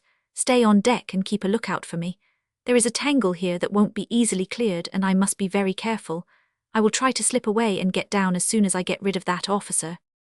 The conference in the sunshine being ended, Peyrol walked leisurely out of the yard gate, and protruding his head beyond the corner of the house, saw Lieutenant Reel sitting on the bench. This he had expected to see, but he had not expected to see him there alone. It was just like this. Wherever Arlette happened to be, there were worrying possibilities, but she might have been helping her aunt in the kitchen with her sleeves rolled up on such white arms as Peyrol had never seen on any woman before. The way she had taken to dressing her hair in a plait with a broad black velvet ribbon and an Arlesian cap was very becoming.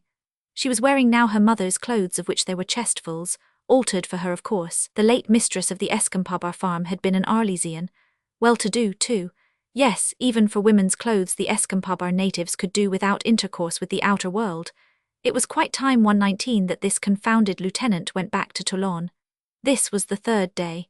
His short leave must be up. Peyrol's attitude towards naval officers had been always guarded and suspicious. His relations with them had been very mixed. They had been his enemies and his superiors. He had been chased by them. He had been trusted by them. The revolution had made a clean cut across the consistency of his wild life, brother of the coast and gunner in the National Navy, and yet he was always the same man. It was like that too with them. Officers of the King, officers of the Republic, it was only changing the skin. All alike looked askance at a free rover. Even this one could not forget his epaulets when talking to him. Scorn and mistrust of epaulets were rooted deeply in old Peyrol, yet he did not absolutely hate Lieutenant Reel. Only the fellow's coming to the farm was generally a curse, and his presence at that particular moment a confounded nuisance, and to a certain extent even a danger. I have no mind to be hauled to Toulon by the scruff of my neck, Peyrol said to himself. There was no trusting those epaulet wearers. Any one of them was capable of jumping on his best friend on account of some officer-like notion or other. Peyrol, stepping round the corner, sat down by the side of Lieutenant Reel with the feeling somehow of coming to grips with a slippery customer. The lieutenant, as he sat there, unaware of Peyrol's survey of his person, gave no notion of slipperiness. On the contrary, he looked rather immovably established, very much at home, too much at home. Even after Peyrol sat down by his side, he continued to look 120 immovable, or at least difficult to get rid of. In the still noonday heat, the faint shrilling of cicadas was the only sound of life heard for quite a long time. Delicate, evanescent, cheerful, careless sort of life, yet not without passion. A sudden gloom seemed to be cast over the joy of the cicadas by the lieutenant's voice, though the words were the most perfunctory possible. Tines vous voilà. In the stress of the situation, Peyrol at once asked himself, now why does he say that? Where did he expect me to be? The lieutenant need not have spoken at all. He had known him now for about 2 years off and on, and it had happened many times that they had sat side by side on that bench in a sort of at-arm's-length equality, without exchanging a single word. And why could he not have kept quiet now? That naval officer never spoke without an object, but what could one make of words like that? Peyrol achieved an insincere yawn and suggested mildly, a bit of siesta wouldn't be amiss. What do you think, Lieutenant? And to himself he thought, no fear, he won't go to his room. He would stay there and thereby keep him, Peyrol, from going down to the cove. He turned his eyes on that naval officer, and if extreme and concentrated desire and mere force of will could have had any effect, Lieutenant Reel would certainly have been removed suddenly from that bench. But he didn't move. And Peyrol was astonished to see that man smile, but what astonished him still more was to hear him say, the trouble is that you have never been frank with me, Peyrol. Frank with you, repeated the rover. You want me to be frank with you. Well, I have wished you to the devil many times. That's better, said Lieutenant Reel. But why? I never tried to do you any harm. Me harm, cried Peyrol to me. But he faltered in his indignation as if frightened at it, and ended in a very quiet tone. You have been nosing in a lot of dirty papers to find something against a man who was not doing you any harm, and was a seaman before you were born. Quite a mistake. There was no nosing amongst papers. I came on them quite by accident. I won't deny I was intrigued finding a man of your sort living in this place, but don't be uneasy. Nobody would trouble his head about you. It's a long time since you have been forgotten. Have no fear. You talk to me of fear. No, cried the Rover. It's enough to turn a fellow into a sans-culotte if it weren't for the sight of that specimen sneaking around here.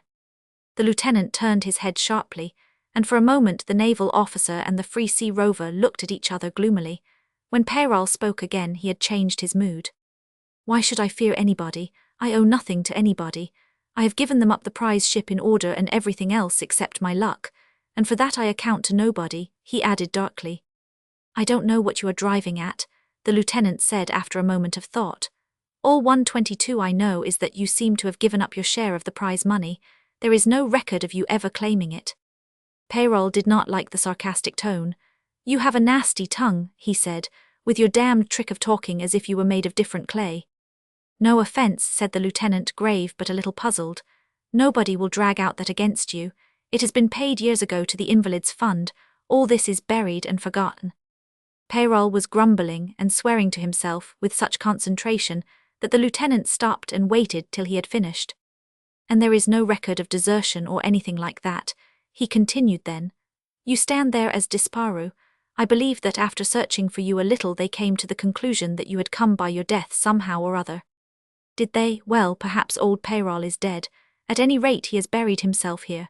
The Rover suffered from great instability of feelings, for he passed in a flash from melancholy into fierceness, and he was quiet enough till you came sniffing around this hole. More than once in my life I had occasion to wonder how soon the jackals would have a chance to dig up my carcass, but to have a naval officer come scratching round here was the last thing. Again, a change came over him. What can you want here? He whispered, suddenly depressed. The lieutenant fell into the humour of that discourse. I don't want to disturb the dead, he said, turning full to the Rover, who, after his last words, had fixed 123 his eyes on the ground. I want to talk to the gunner, Peyrol. Peyrol, without raising his eyes from the ground, growled. He isn't there, he is disparu. Go and look at the papers again. Vanished, nobody here.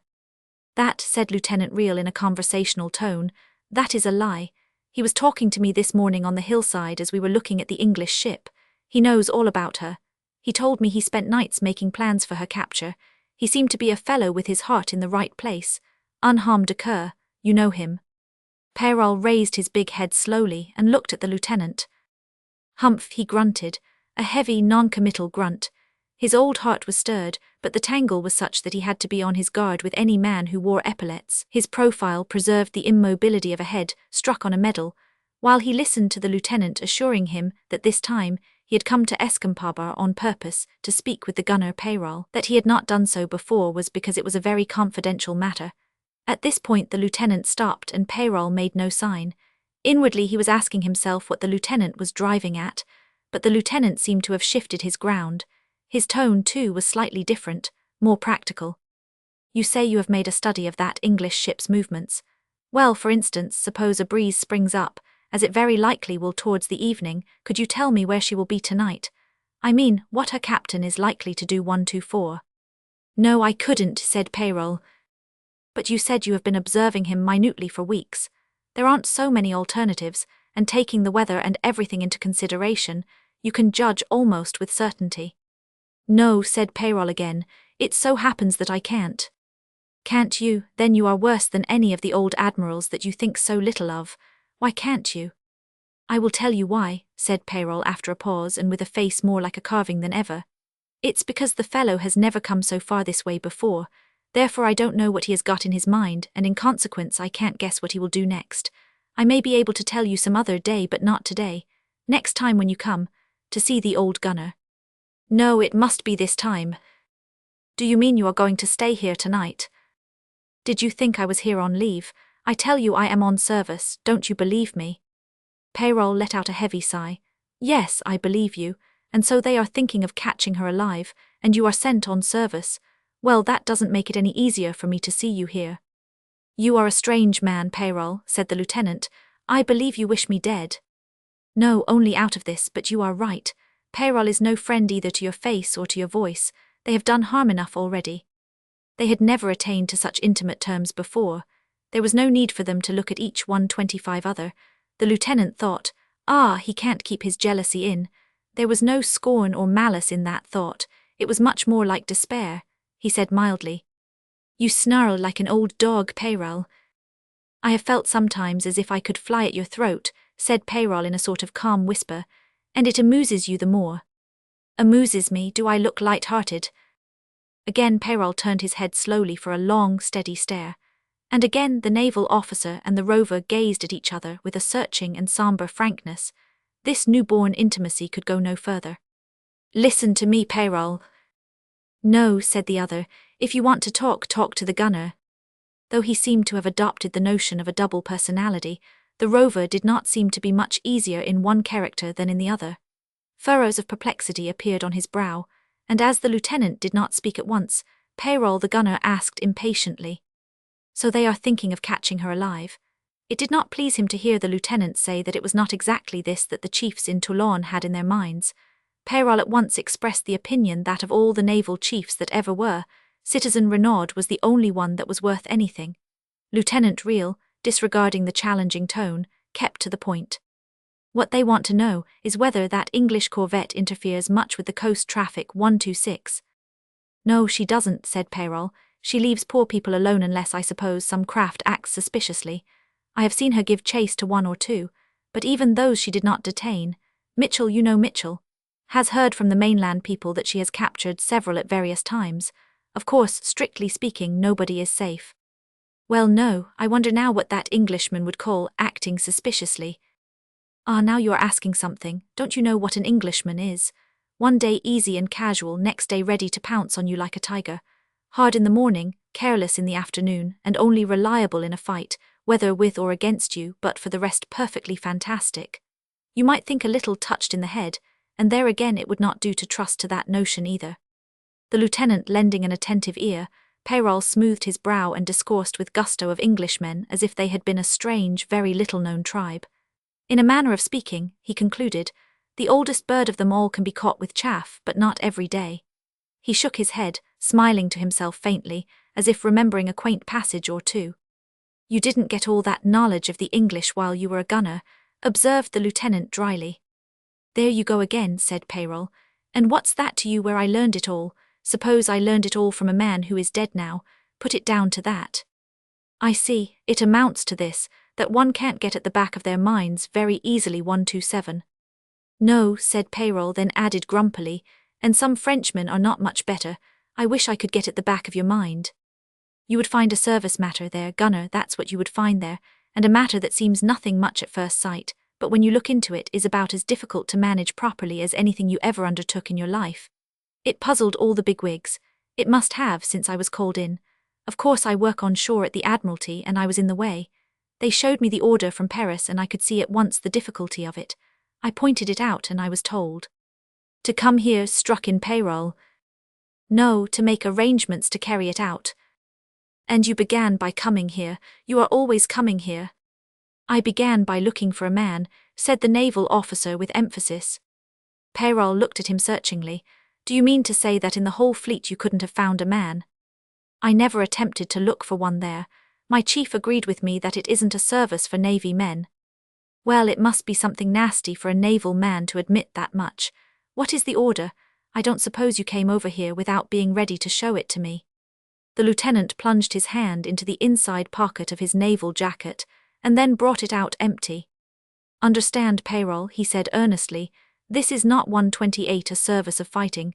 Good men are plentiful for that. The object is to play the enemy a trick. Trick, said Peyrol in a judicial tone. That's all right. I have seen in the Indian seas Monsieur Surcouf play tricks on the English. Seen them with my own eyes, deceptions, disguises, and such like. That's quite sound in war. Certainly, the order for this one comes from the First Consul himself, for it is no small matter. It's to deceive the English admiral. What, that Nelson? Ah, but he is a cunning one. After expressing that opinion, the old rover pulled out a red bandana handkerchief, and after rubbing his face with it, repeated his opinion deliberately. Celui-là est un Malin. This time the lieutenant really brought out a paper from his pocket and saying, I have copied the order for you to see, handed it to the rover, who took it from him with a doubtful air. Lieutenant Real watched old Peyrol handling it at arm's length, then with his arm bent trying to adjust the distance to his eyesight. and wondered whether he had copied it in a hand big enough to be read easily by the gunner Peyrol. The order ran like this: "You will make up a packet of dispatches and pretended private letters as if from officers, containing a clear statement besides hints calculated to convince the enemy that the destination of the fleet now fitting in Toulon is for Egypt and generally for the East. That packet you will send by sea in some small craft to Naples, taking care that the vessel should fall into the enemy's hands." The Prophet Maritime had called real, had shown him the paragraph of the letter from 129 Paris, had turned the page over and laid his finger on the signature, Bonaparte. Then, after giving him a meaning glance, the Admiral locked up the paper in a drawer and put the key in his pocket. Lieutenant Real had written the passage down from memory. Directly the notion of consulting Peyrol had occurred to him. The Rover, screwing his eyes and pursing his lips, had come to the end of it. The lieutenant extended his hand negligently and took the paper away. "Well, what do you think?" he asked. "You understand that there can be no question of any ship of war being sacrificed to that dodge. What do you think of it?" "Easier said than done," opined Peyrol curtly. "That's what I told my admiral." "Is he a lubber so that you had to explain it to him?" "No, gunner, he is not. He listened to me, nodding his head." "And what did he say when you finished?" "He said, 'Parfaitement, have you got any ideas about it?' And I said, 'Listen to me, gunner,' I said. 'Oui, mon amiral, I think I've got a man,' and the admiral interrupted me at once. 'All right, you don't want to talk to me about him. I put you in charge of that affair and give you a week to arrange it. When it's done, report to me. Meantime, you may just as well take this packet.' They were already prepared, Peyrol, all those faked letters and dispatches. I carried it out of the Admiral's room, a parcel done up in sailcloth, properly corded and sealed. I have had it in my possession for 3 days. It's upstairs in my valise 130. "That doesn't advance you very much," growled old Peyrol. "No," admitted the lieutenant. "I can also dispose of a few thousand francs." "Francs," repeated Peyrol. "Well, you had better get back to Toulon and try to bribe some man to put his head into the jaws of the English lion." Real reflected, then said slowly, "I wouldn't tell any man that. Of course, a service of danger, that would be understood." "It would be, and if you could get a fellow with some sense in his caboche, he would naturally try to slip past the English fleet and maybe do it, too. And then where's your trick?" "We could give him a course to steer." "Yes, and it may happen that your course would just take him clear of all Nelson's fleet, for you never can tell what the English are doing. They might be watering in Sardinia. Some cruisers are sure to be out and pick him up." "Maybe, but that's not doing the job, that's taking a chance. Do you think you are talking to a toothless baby, or what?" "No, my gunner, it will take a strong man's teeth to undo that knot." A moment of silence followed, then Peyrol assumed a dogmatic tone. "I will tell you what it is, Lieutenant. This seems to me just the sort of order that a landlubber would give to good seamen. You daren't deny that." "I don't deny it," the lieutenant admitted, "and look at the whole difficulty, for supposing even that the tartan blunders right into the English fleet, as if it had been indeed arranged, they would just look into 131 her hold or perhaps poke their noses here and there. But it would never occur to them to search for dispatches, would it? Our man, of course, would have them well hidden, wouldn't he? He is not to know. And if he were ass enough to leave them lying about the decks, the English would at once smell a rat there. But what I think he would do would be to throw the dispatches overboard." "Yes, unless he is told the nature of the job," said Peyrol. "Evidently, but where's the bribe big enough to induce a man to taste of the English pontoons? The man will take the bribe all right and then will do his best not to be caught, and if he can't avoid that, he will take jolly good care that the English should find nothing on board his tartan. Oh no, Lieutenant, any damn scallywag that owns a tartan will take a couple of 1,000 francs from your hand as tame as can be, but as to deceiving the English admiral, it's the very devil of an affair. Didn't you think of all that before you spoke to the big epaulets that gave you the job?" "I did see it and I put it all before him," the lieutenant said, lowering his voice still more, for their conversation had been carried on in undertones though the house behind them was silent and solitude reigned round the approaches of Escampabar farm. It was the hour of siesta, for those that could sleep. The lieutenant, edging closer towards the old man, almost breathed the words in his ear. "What I wanted was to hear you say all those things. Do you understand now what I meant this morning on the lookout? Don't you remember what I said? 132. Peyrol, gazing into space, spoke in a level murmur. "I remember a naval officer trying to shake old Peyrol off his feet and not managing to do it. I may be disparu, but I am too solid yet for any blankbeck that loses his temper, Devil only knows why. And it's a good thing that you didn't manage it, else I would have taken you down with me, and we would have made our last somersault together for the amusement of an English ship's company. A pretty end that. Don't you remember me saying, when you mentioned that the English would have sent a boat to go through our pockets, that this would have been the perfect way? In his stony immobility with the other man leaning towards his ear, Peyrol seemed a mere insensible receptacle for whispers, and the lieutenant went on forcibly. Well, it was in allusion to this affair, for look here, Gunner, what could be more convincing if they had found the packet of dispatches on me? What would have been their surprise, their wonder? Not the slightest doubt could enter their heads. Could it, Gunner? Of course it couldn't. I can imagine the captain of that corvette crowding sail on her to get this packet into the Admiral's hands. The secret of the Toulon fleet's destination, found on the body of a dead officer. Wouldn't they have exulted at their enormous piece of luck? But they wouldn't have called it accidental. Oh no, they would have called it providential. I know the English a little too. They like to have God on their side, the only ally they never need pay a subsidy to. Come, Gunner, would it not have been a perfect way? Lieutenant Reel threw himself back, and Peyrol, still like a carven image of grim dreaminess, growled softly. Time yet, the English ship is still in the pass. He waited a little in his uncanny living statue manner before he added viciously, You don't seem in a hurry to go and take that leap. Upon my word, I am almost sick enough of life to do it, the lieutenant said in a conversational tone. Well, don't forget to run upstairs and take that packet with you before you go, said Peyrol as before. But don't wait for me, I am not sick of life. I am disparu and that's good enough. There's no need for me to die. And at last he moved in his seat, swung his head from side to side as if to make sure that his neck had not been turned to stone, emitted a short laugh and grumbled. Disparu? Hein, well, I am damned. As if the word vanished had been a gross insult to enter against a man's name in a register. It seemed to rankle, as Lieutenant Reel observed with some surprise, or else it was something inarticulate that rankled, manifesting itself in that funny way. The lieutenant, too, had a moment of anger which flamed and went out at once in the deadly cold philosophically reflection, We are victims of the destiny which has brought us together. Then again his resentment flamed. Why should he have stumbled against that girl or that woman? He didn't know how he must think of her and suffer so horribly for it. He who had endeavoured almost from a boy to destroy all the softer feelings within himself. His changing moods of distaste, of wonder at himself, and at the unexpected turns of life 134 wore the aspect of profound abstraction, from which he was recalled by an outburst of Peyrol, not loud but fierce enough.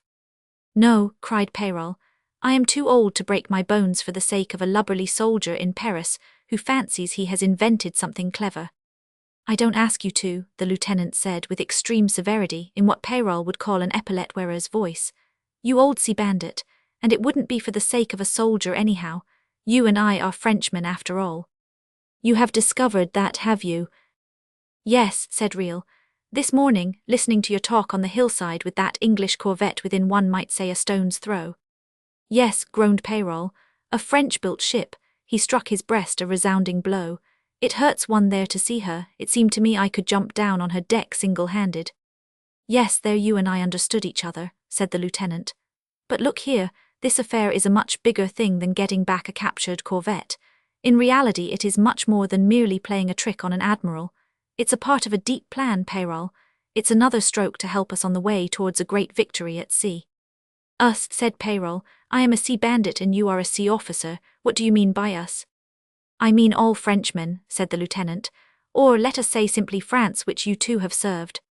Peyrol, whose stone effigy bearing had become humanized almost against his will, gave an appreciative 135 nod and said, You've got something in your mind. Now what is it, if you will trust a sea bandit? No, I will trust a gunner of the Republic. It occurred to me that for this great affair we could make use of this corvette that you have been observing so long, for to count on the capture of any old tartan by the fleet in a way that would not arouse suspicion is no use. A lubberly notion, assented Peyrol, with more heartiness than he had ever displayed towards Lieutenant Reel. Yes, but there's that corvette. Couldn't something be arranged to make them swallow the whole thing somehow, some way? You laugh. Why? I laugh because it would be a great joke, said Peyrol, whose hilarity was very short-lived. That fellow on board, he thinks himself very clever. I never set my eyes on him, but I used to feel that I knew him as if he were my own brother, but now. He stopped short. Lieutenant Reel, after observing the sudden change on his countenance, said in an impressive manner, I think you have just had an idea. Not the slightest, said Peyrol, turning suddenly into stone as if by enchantment. The lieutenant did not feel discouraged, and he was not surprised to hear the effigy of Peyrol pronounce, all the same one could see. Then very abruptly, you meant to stay here tonight. Yes, I will only go down to Madrig and leave word with the sailing barge, which was to come today from Toulon to go back without me. No, Lieutenant, you must return to Toulon today 136. When you get there you must turn out some of those damned quill drivers at the port office if it were midnight, and have papers made out for a tartine, oh, any name you like, some sort of papers, and then you must come back as soon as you can. Why not go down to Madrig now and see whether the barge isn't already there? If she is, then by starting at once you may get back here some time about midnight. He got up impetuously, and the lieutenant stood up too. Hesitation was imprinted on his whole attitude. Peyrol's aspect was not animated, but his Roman face with its severe aspect gave him a great air of authority. Won't you tell me something more? Asked the lieutenant. No, said the Rover. Not till we meet again. If you return during the night, don't you try to get into the house. Wait outside, don't rouse anybody. I will be about, and if there is anything to say I will say it to you then. What are you looking about you for? You don't want to go up for your valise. Your pistol's up in your room too. What do you want with pistols? Only to go to Toulon and back with a naval boat's crew. He actually laid his hand on the lieutenant's shoulder and impelled him gently towards the track leading to Madrig. Riel turned his head at the touch, and their eyes met with the strained closeness of a wrestler's hug. It was the lieutenant who gave way before the unflinchingly direct stare of the old brother of the coast. He gave way under the cover of a sarcastic smile and a very airy, I see you want me out of the way for some reason or other, which produced not the slightest effect upon Peyrol, who stood 137 with his arm pointing towards Madrig. When the lieutenant turned his back on him, Peyrol's pointing arm fell down by his side. But he watched the lieutenant out of sight before he turned too, and moved in a contrary direction 138. Roman night. On losing sight of the perplexed lieutenant, Peyrol discovered that his own mind was a perfect blank. He started to get down to his tartine after one sidelong look at the face of the house, which contained quite a different problem. Let that wait. His head feeling strangely empty, he felt the pressing necessity of furnishing it with some thought without loss of time. He scrambled down steep places, caught at bushes, stepped from stone to stone, with the assurance of long practice, with mechanical precision, and without for a moment relaxing his efforts to capture some definite scheme which he could put into his head. To his right the cove lay full of pale light, while the rest of the Mediterranean extended beyond it in a dark, unruffled blue. Peyrol was making for the little basin where his tartine had been hidden for years, like a jewel in a casket, meant only for the secret rejoicing of his eye, of no more practical use than a miser's hoard, and as precious. Coming upon a hollow in the ground where grew a few bushes and even a few blades of grass, Peyrol sat down to rest. In that position his visible world was limited to a stony slope, a few boulders, the bush against which he leaned, and the vista of a piece of empty sea horizon. He perceived that he detested that lieutenant much more when he didn't see him. There was something in the fellow. Well, at any rate he had got rid of him for, say, 139 or 10 hours. An uneasiness came over the old Rover, a sense of the endangered stability of things, which was anything but welcome. He wondered at it, and the thought I am growing old intruded on him again, and yet he was aware of his sturdy body. He could still creep stealthily like an Indian and with his trusty cudgel knock a man over with a certain aim at the back of his head, and with force enough to fell him like a bullock. He had done that thing no further back than 2 o'clock the night before, not 12 hours ago, as easy and without an undue sense of exertion. This fact cheered him up, but still he could not find an idea for his head, not what one could call a real idea. It wouldn't come, it was no use sitting there. He got up, and after a few strides came to a stony ridge from which he could see the 2 white blunt mastheads of his tartine. Her hull was hidden from him by the formation of the shore, in which the most prominent feature was a big flat piece of rock. That was the spot on which not 12 hours before Peyrol, unable to rest in his bed and coming to seek sleep in his tartine, had seen by moonlight a man standing above his vessel and looking down at her, a characteristic forked black shape that certainly had no business to be there. Peyrol, by a sudden and logical deduction, had said to himself, landed from an English boat. Why, how, wherefore he did not stay to consider. He acted at once like a man accustomed for many years to meet emergencies of the most unexpected kind. The dark figure, lost in a sort of attentive amazement, heard nothing, suspected nothing. The impact of the thick end of the cudgel came down on its head like a thunderbolt from the blue. The sides of the little basin echoed 140 the crash, but he could not have heard it. The force of the blow flung the senseless body over the edge of the flat rock, and down headlong into the open hold of the tartan, which received it with the sound of a muffled drum. Peyrol could not have done the job better at the age of 20. No, not so well. There was swiftness, mature judgment, and the sound of the muffled drum was followed by a perfect silence, without a sigh, without a moan. Peyrol ran round a little promontory to where the shore shelved down to the level of the tartan's rail and got on board, and still the silence remained perfect in the cold moonlight and amongst the deep shadows of the rocks. It remained perfect because Mitchell, who always slept under the half-deck forward, being wakened by the thump which had made the whole tartan tremble, had lost the power of speech. With his head just protruding from under the half-deck, arrested on all fours and shivering violently like a dog that had been washed with hot water, he was kept from advancing further by his terror of this bewitched corpse that had come on board flying through the air. He would not have touched it for anything. The "you there, Mitchell," pronounced in an undertone, acted like a moral tonic. This then was not the doing of the evil one, it was no sorcery, and even if it had been, now that Peyrol was there, Mitchell had lost all fear. He ventured not a single question while he helped Peyrol to turn over the limp body. Its face was covered with blood from the cut on the forehead, which it had got by striking the sharp edge of the kelson.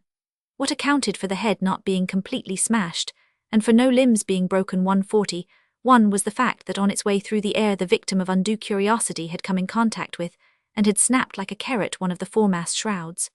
Raising his eyes casually, Peyrol noticed the broken rope, and at once put his hand on the man's breast. "His heart beats yet," he murmured. "Go and light the cabin lamp, Mitchell." "You going to take that thing into the cabin?" "Yes," said Peyrol. "The cabin is used to that kind of thing," and suddenly he felt very bitter. It has been a death trap for better people than this fellow, whoever he is. While Mitchell was away executing that order, Peyrol's eyes roamed all over the shores of the basin, for he could not divest himself of the idea that there must be more Englishmen dodging about. That one of the corvette's boats was still in the cove, he had not the slightest doubt. As to the motive of her coming, it was incomprehensible. Only that senseless form lying at his feet could perhaps have told him, but Peyrol had little hope that it would ever speak again. If his friends started to look for their shipmate, there was just a bare chance that they would not discover the existence of the basin. Peyrol stooped and felt the body all over. He found no weapon of any kind on it.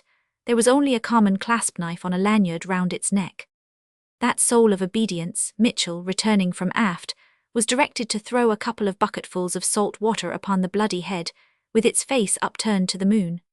The lowering of the body down into the cabin was a matter of some little difficulty. It was heavy. They laid it full length on a locker, and after Mitchell with a strange tidiness had arranged its arms 142 along its sides, it looked incredibly rigid. The dripping head with soaked hair was like the head of a drowned man with a gaping pink gash on the forehead. "Go on deck to keep a lookout," said Peyrol. "We may have to fight yet before the night's out." After Mitchell left him, Peyrol began by flinging off his jacket, and without a pause, dragging his shirt off over his head. It was a very fine shirt. The brothers of the coast in their hours of ease were by no means a ragged crowd, and Peyrol the gunner had preserved a taste for fine linen. He tore the shirt into long strips, sat down on the locker and took the wet head on his knees. He bandaged it with some skill, working as calmly as though he had been practicing on a dummy. Then the experienced Peyrol sought the lifeless hand and felt the pulse. The spirit had not fled yet. The Rover, stripped to the waist, his powerful arms folded on the grizzled pelt of his bare breast, sat gazing down at the inert face in his lap, with the eyes closed peacefully under the white band covering the forehead. He contemplated the heavy jaw combined oddly with a certain roundness of cheek, the noticeably broad nose with a sharp tip, and a faint dent across the bridge, either natural or the result of some old injury. A face of brown clay, roughly modelled, with a lot of black eyelashes stuck on the closed lids, and looking artificially youthful on that physiognomy 40 years old or more. And Peyrol thought of his youth, not his own youth that he was never anxious to recapture. It was of that man's youth that he thought of how that face had looked 20 years ago. Suddenly he shifted his position, and putting his lips to the ear of that inanimate head, yelled with all the force of his lungs, 143. "Hullo, hullo, wake up, shipmate." It seemed enough to wake up the dead. A faint voila, voila, was the answer from a distance, and presently Mitchell put his head into the cabin with an anxious grin and a gleam in the round eyes. "You called, mater?" "Yes," said Peyrol. "Come along and help me to shift him." "Overboard," murmured Mitchell readily. "No," said Peyrol, "into that bunk. "Steady, don't bang his head," he cried with unexpected tenderness. "Throw a blanket over him, stay in the cabin and keep his bandages wetted with salt water. I don't think anybody will trouble you tonight. I am going to the house." "The day is not very far off," remarked Mitchell. This was one reason the more why Peyrol was in a hurry to get back to the house and steal up to his room unseen. He drew on his jacket over his bare skin, picked up his cudgel, recommended Mitchell not to let that strange bird get out of the cabin on any account. As Mitchell was convinced that the man would never walk again in his life, he received those instructions without particular emotion. The dawn had broken some time before Peyrol, on his way up to Escampaba, happened to look round, and had the luck to actually see with his own eyes the English man-o'-war's boat pulling out of the cove. This confirmed his surmises, but did not enlighten him a bit as to the causes. Puzzled and uneasy, he approached the house through the farmyard. Catherine, always the first up, stood at the open kitchen door. She moved aside and would have let him pass without 144 remark if Peyrol himself had not asked in a whisper, "Anything new?" She answered him in the same tone, "She has taken to roaming at night." Peyrol stole silently up to his bedroom, from which he descended an hour later as though he had spent all the night in his bed up there. It was this nocturnal adventure which had affected the character of Peyrol's forenoon talk with the lieutenant. What with one thing and another, he found it very trying. Now that he had got rid of Reel for several hours, the Rover had to turn his attention to that other invader of the strained, questionable, and ominous in its origins, piece of the Escampaba farm. As he sat on the flat rock with his eyes fixed idly on the few drops of blood betraying his last night's work to the high heaven, and trying to get hold of something definite that he could think about, Peyrol became aware of a faint thundering noise. Faint as it was, it filled the whole basin. He soon guessed its nature, and his face lost its perplexity. He picked up his cudgel, got on his feet briskly, muttering to himself, "He's anything but dead," and hurried on board the tartan. On the afterdeck Mitchell was keeping a lookout. He had carried out the orders he had received by the well. Besides being secured by the very obvious padlock, the cabin door was shored up by a spar which made it stand as firm as a rock. The thundering noise seemed to issue from its immovable substance magically. It ceased for a moment, and a sort of distracted, continuous growling could be heard. Then the thundering began again. Mitchell reported, "This is the third time he starts this game 145. "Not much strength in this," remarked Peyrol gravely. "That he can do it at all is a miracle," said Mitchell, showing a certain excitement. "He stands on the ladder and beats the door with his fists. He is getting better. He began about half an hour after I got back on board. He drummed for a bit and then fell off the ladder. I heard him.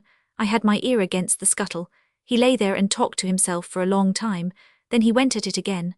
Peyrol approached the scuttle while Mitchell added his opinion. "He will go on like that forever. You can't stop him." "Easy there," said Peyrol in a deep authoritative voice. "Time you finish that noise."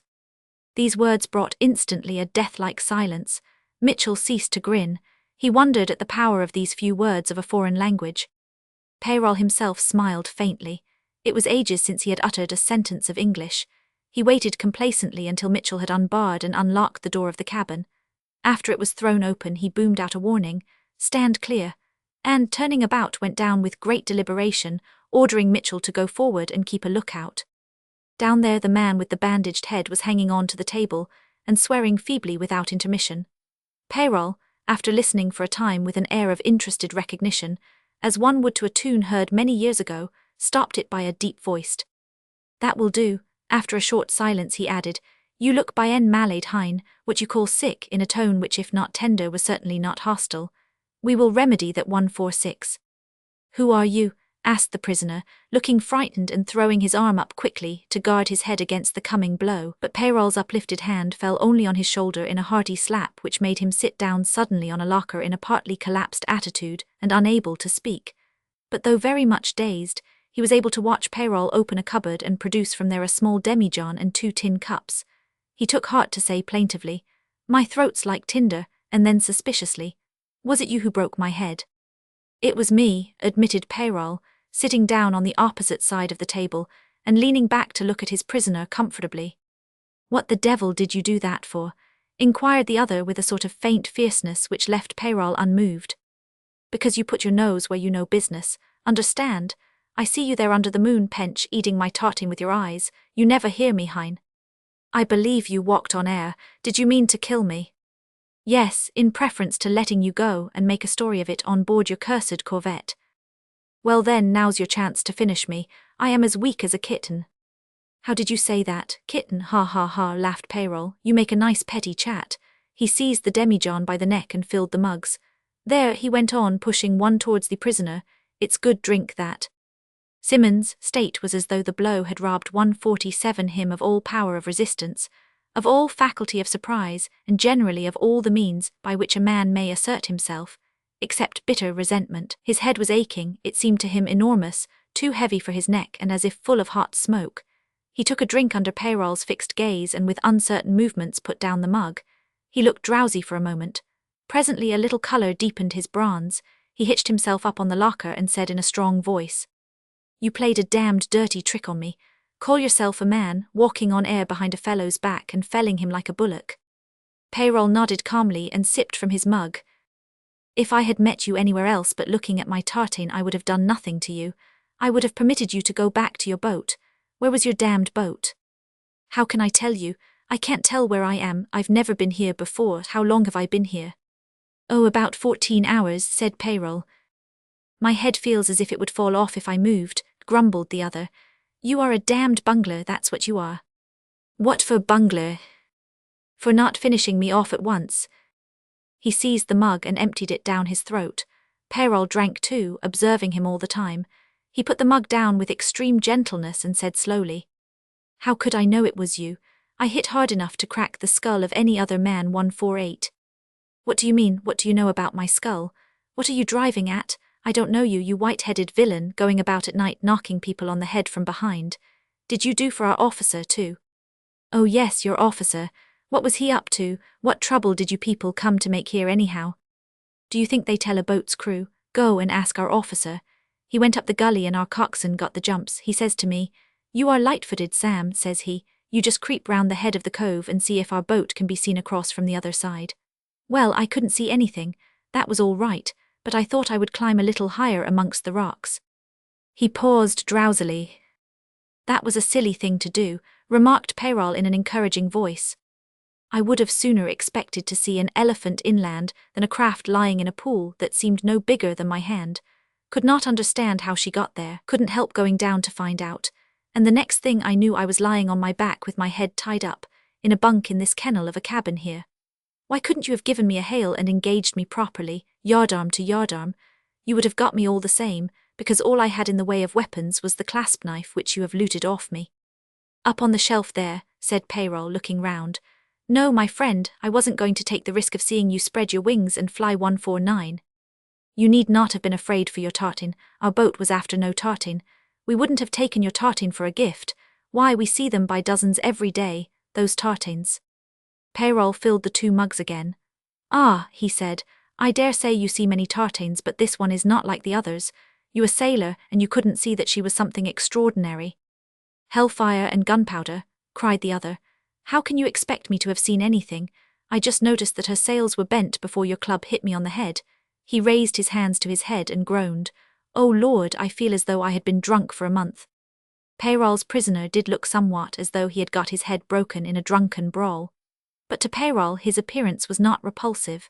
The Rover preserved a tender memory of his freebooter's life with its lawless spirit and its spacious scene of action, before the change in the state of affairs in the Indian Ocean, the astounding rumours from the outer world, made him reflect on its precarious character. It was true that he had deserted the French flag when quite a youngster, but at that time that flag was white, and now it was a flag of 3 colours. He had known the practice of liberty, equality and fraternity as understood in the haunts, open or secret, of the brotherhood of the coast, so the change, if one could believe what people talked about, could not be very great. The Rover had also his own positive notions as to what these 3 words were worth. Liberty, to hold your own in the world if you could. Equality, yes, but no body of men ever accomplished 150 anything without a chief. All this was worth what it was worth. He regarded fraternity somewhat differently. Of course brothers would quarrel amongst themselves. It was during a fierce quarrel that flamed up suddenly in a company of brothers that he had received the most dangerous wound of his life. But for that, Peyrol nursed no grudge against anybody. In his view the claim of the brotherhood was a claim for help against the outside world. And here he was sitting opposite a brother whose head he had broken on sufficient grounds. There he was across the table looking dishevelled and dazed, uncomprehending and aggrieved, And that head of his proved as hard as ages ago, when the nickname of testadura had been given to him by a brother of Italian origin on some occasion or other. Some butting match, no doubt. Just as he, Peyrol himself, was known for a time on both sides of the Mozambique Channel as Poignée de Fer, after an incident when in the presence of the brothers he played at arm's length with the windpipe of an obstreperous Negro sorcerer with an enormous girth of chest. The villagers brought out food with alacrity, and the sorcerer was never the same man again. It had been a great display. Yes, no doubt it was testadura. The young neophyte of the order, where and how picked up Peyrol, never heard.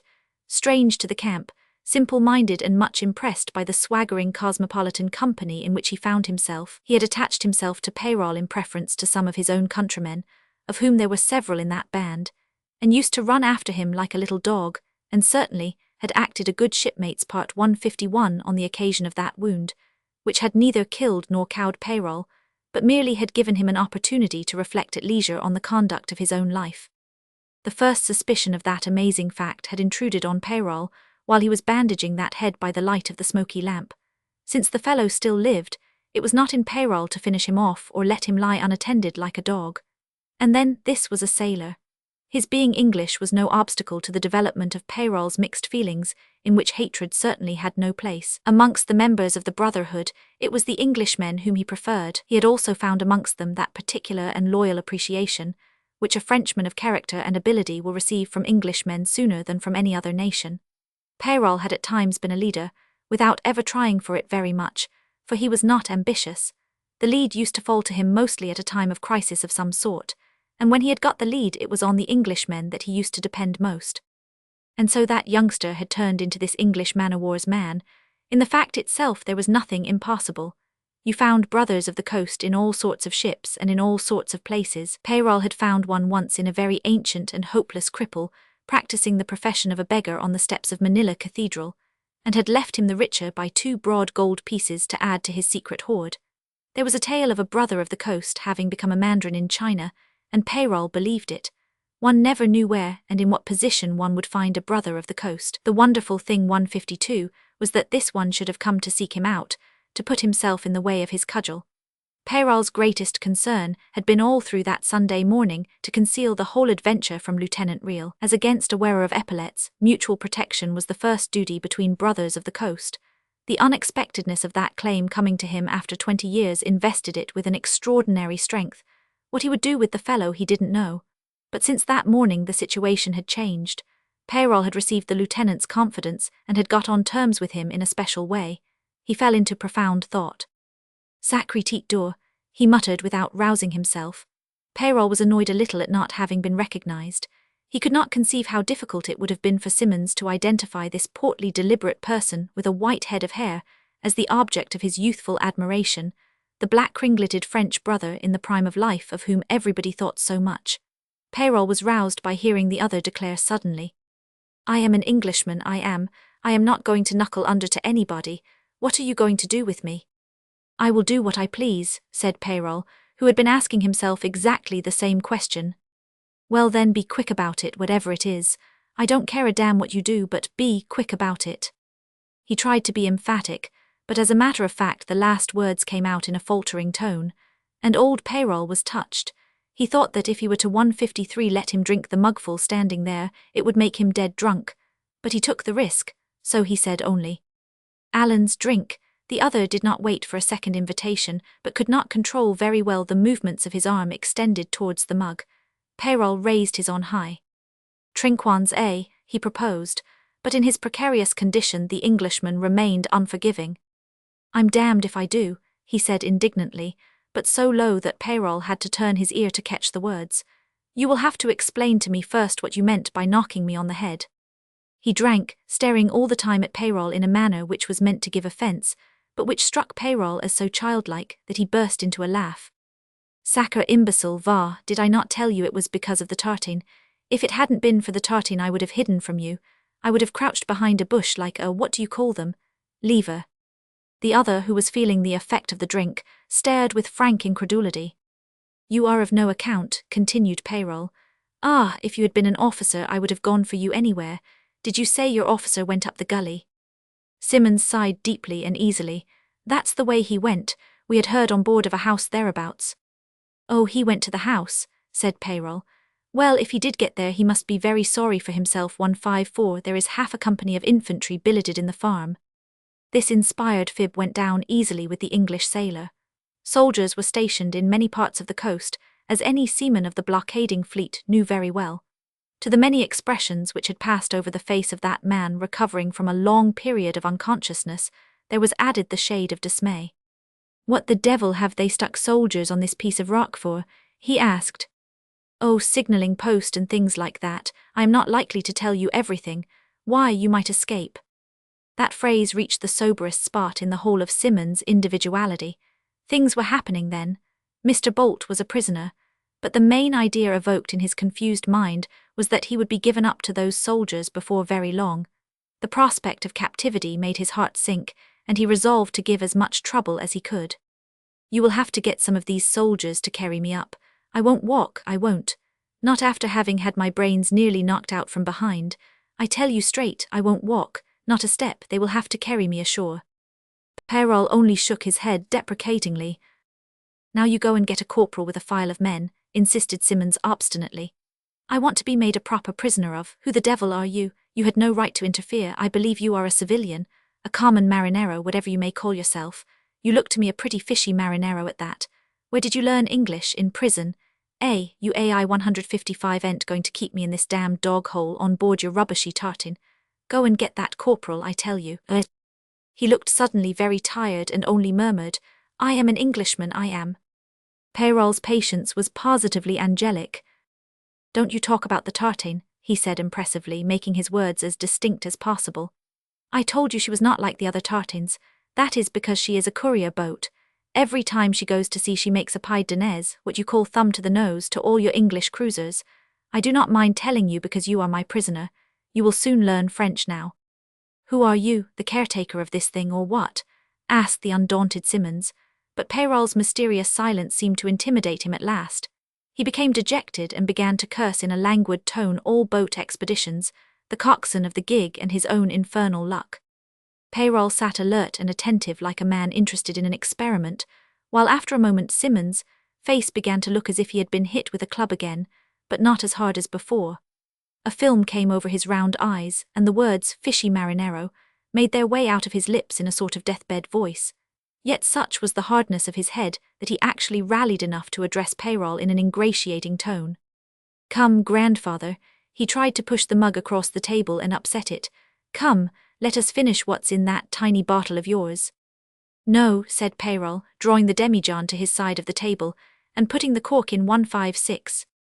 No, repeated Simmons in an unbelieving voice and looking at the demijohn fixedly. You must be a tinker. He tried to say something more under Peyrol's watchful eyes, failed once or twice, and suddenly pronounced the word kachan so correctly as to make old Peyrol start. After that it was no use looking at him any more. Peyrol busied himself in locking up the demijohn and the mugs. When he turned round, most of the prisoner's body was extended over the table, and no sound came from it, not even a snore. When Peyrol got outside, pulling to the door of the cuddy behind him, Mitchell hastened from forward to receive the master's orders. But Peyrol stood so long on the afterdeck, meditating profoundly with his hand over his mouth, that Mitchell became fidgety and ventured a cheerful, It looks as if he were not going to die. He is dead, said Peyrol with grim jocularity. Dead drunk, and you very likely will not see me till tomorrow sometime. But what am I to do? Asked Mitchell timidly. Nothing, said Peyrol. Of course you must not let him set fire to the tartan. But suppose, insisted Mitchell, he should give signs of escaping. If you see him trying to escape, said Peyrol with mock solemnity, then, Mitchell, it will be a sign for you to get out of his way as quickly as you can. A man who would try to escape with a head like this on him would just swallow you at one mouthful. He picked up his cudgel, and stepping ashore, went 157 off without as much as a look at his faithful henchman. Mitchell listened to him scrambling amongst the stones, and his habitual amiably vacant face acquired a sort of dignity from the utter and absolute blankness that came over it. 158. It was only after reaching the level ground in front of the farmhouse that Peyrol took time to pause and resume his contact with the exterior world. While he had been closeted with his prisoner, the sky had got covered with a thin layer of cloud. in one of those swift changes of weather that are not unusual in the Mediterranean. This grey vapour, drifting high up, close against the disk of the sun, seemed to enlarge the space behind its veil, add to the vastness of a shadowless world no longer hard and brilliant, but all softened in the contours of its masses, and in the faint line of the horizon, as if ready to dissolve in the immensity of the infinite. Familiar and indifferent to his eyes, material and shadowy, the extent of the changeable sea had gone pale under the pale sun in a mysterious and emotional response. Mysterious, too, was the great oval patch of dark water to the west, and also a broad blue lane traced on the dull silver of the waters in a parabolic curve, described magistrally by an invisible finger for a symbol of endless wandering. The face of the farmhouse might have been the face of a house from which all the inhabitants had fled suddenly. In the high part of the building, the window of the lieutenant's room remained open, both glass and shutter. By the door of the salle, the stable fork leaning against the wall 159 seemed to have been forgotten by the sans-culotte. This aspect of abandonment struck Peyrol with more force than usual. He had been thinking so hard of all these people that to find no one about seemed unnatural and even depressing. He had seen many abandoned places in his life, grass huts, mud forts, kings, palaces, temples from which every white-robed soul had fled. Temples, however, never looked quite empty. The guards clung to their own. Peyrol's eyes rested on the bench against the wall of the salle. In the usual course of things it should have been occupied by the lieutenant, who had the habit of sitting there with hardly a movement, for hours, like a spider watching for the coming of a fly. This paralyzing comparison held Peyrol motionless with a twisted mouth and a frown on his brow, before the evoked vision, coloured and precise, of the man, more troubling than the reality had ever been. He came to himself with a start. What sort of occupation was this, cri nom de nom, staring at a silly bench with no one on it? Was he going wrong in his head, or was it that he was getting really old? He had noticed old men losing themselves like that, but he had something to do. First of all he had to go and see what the English sloop in the pass was doing. While he was making his way towards the lookout on the hill, where the inclined pine hung peering over the cliff, as if an insatiable curiosity were holding it in that precarious position, Peyrol had another view from above of the farmyard and of the buildings, and was again affected by their deserted appearance. Not a soul, not even an animal, seemed to have been left. Only on the roofs the pigeons walked with smart 160 elegance. Peyrol hurried on and presently saw the English ship well over on the Porquerolles side with her yards braced up and her head to the southward. There was a little wind in the pass, while the dull silver of the open had a darkling rim of rippled water far away to the east in that quarter where, far or near, but mostly out of sight, the British fleet kept its endless watch. Not a shadow of a spar or gleam of sail on the horizon betrayed its presence, but Peyrol would not have been surprised to see a crowd of ships surge up, people the horizon with hostile life, come in running, and dart the sea with their ordered groups all about Cape Sissy, parading their damned impudence. Then indeed that corvette, the big factor of everyday life on that stretch of coast, would become very small potatoes indeed. And the man in command of her, he had been Peyrol's personal adversary in many imaginary encounters, fought to a finish in the room upstairs. Then indeed that Englishman would have to mind his steps. He would be ordered to come within hail of the Admiral, be sent here and there, made to run like a little dog, and as likely as not get cold on board the flagship, and get a dressing down for something or other. Peyrol thought for a moment that the impudence of this Englishman was going to take the form of running along the peninsula and looking into the very cove, for the corvette's head was falling off slowly. A fear for his tartan clutched Peyrol's heart, till he remembered that the Englishman did not know of her existence. Of course not. His cudgel had been absolutely effective in stopping that bit of information. The only Englishman who knew of the existence of 161, the tartan, was that fellow with the broken head. Peyrol actually laughed at his momentary scare. Moreover, it was evident that the Englishman did not mean to parade in front of the peninsula.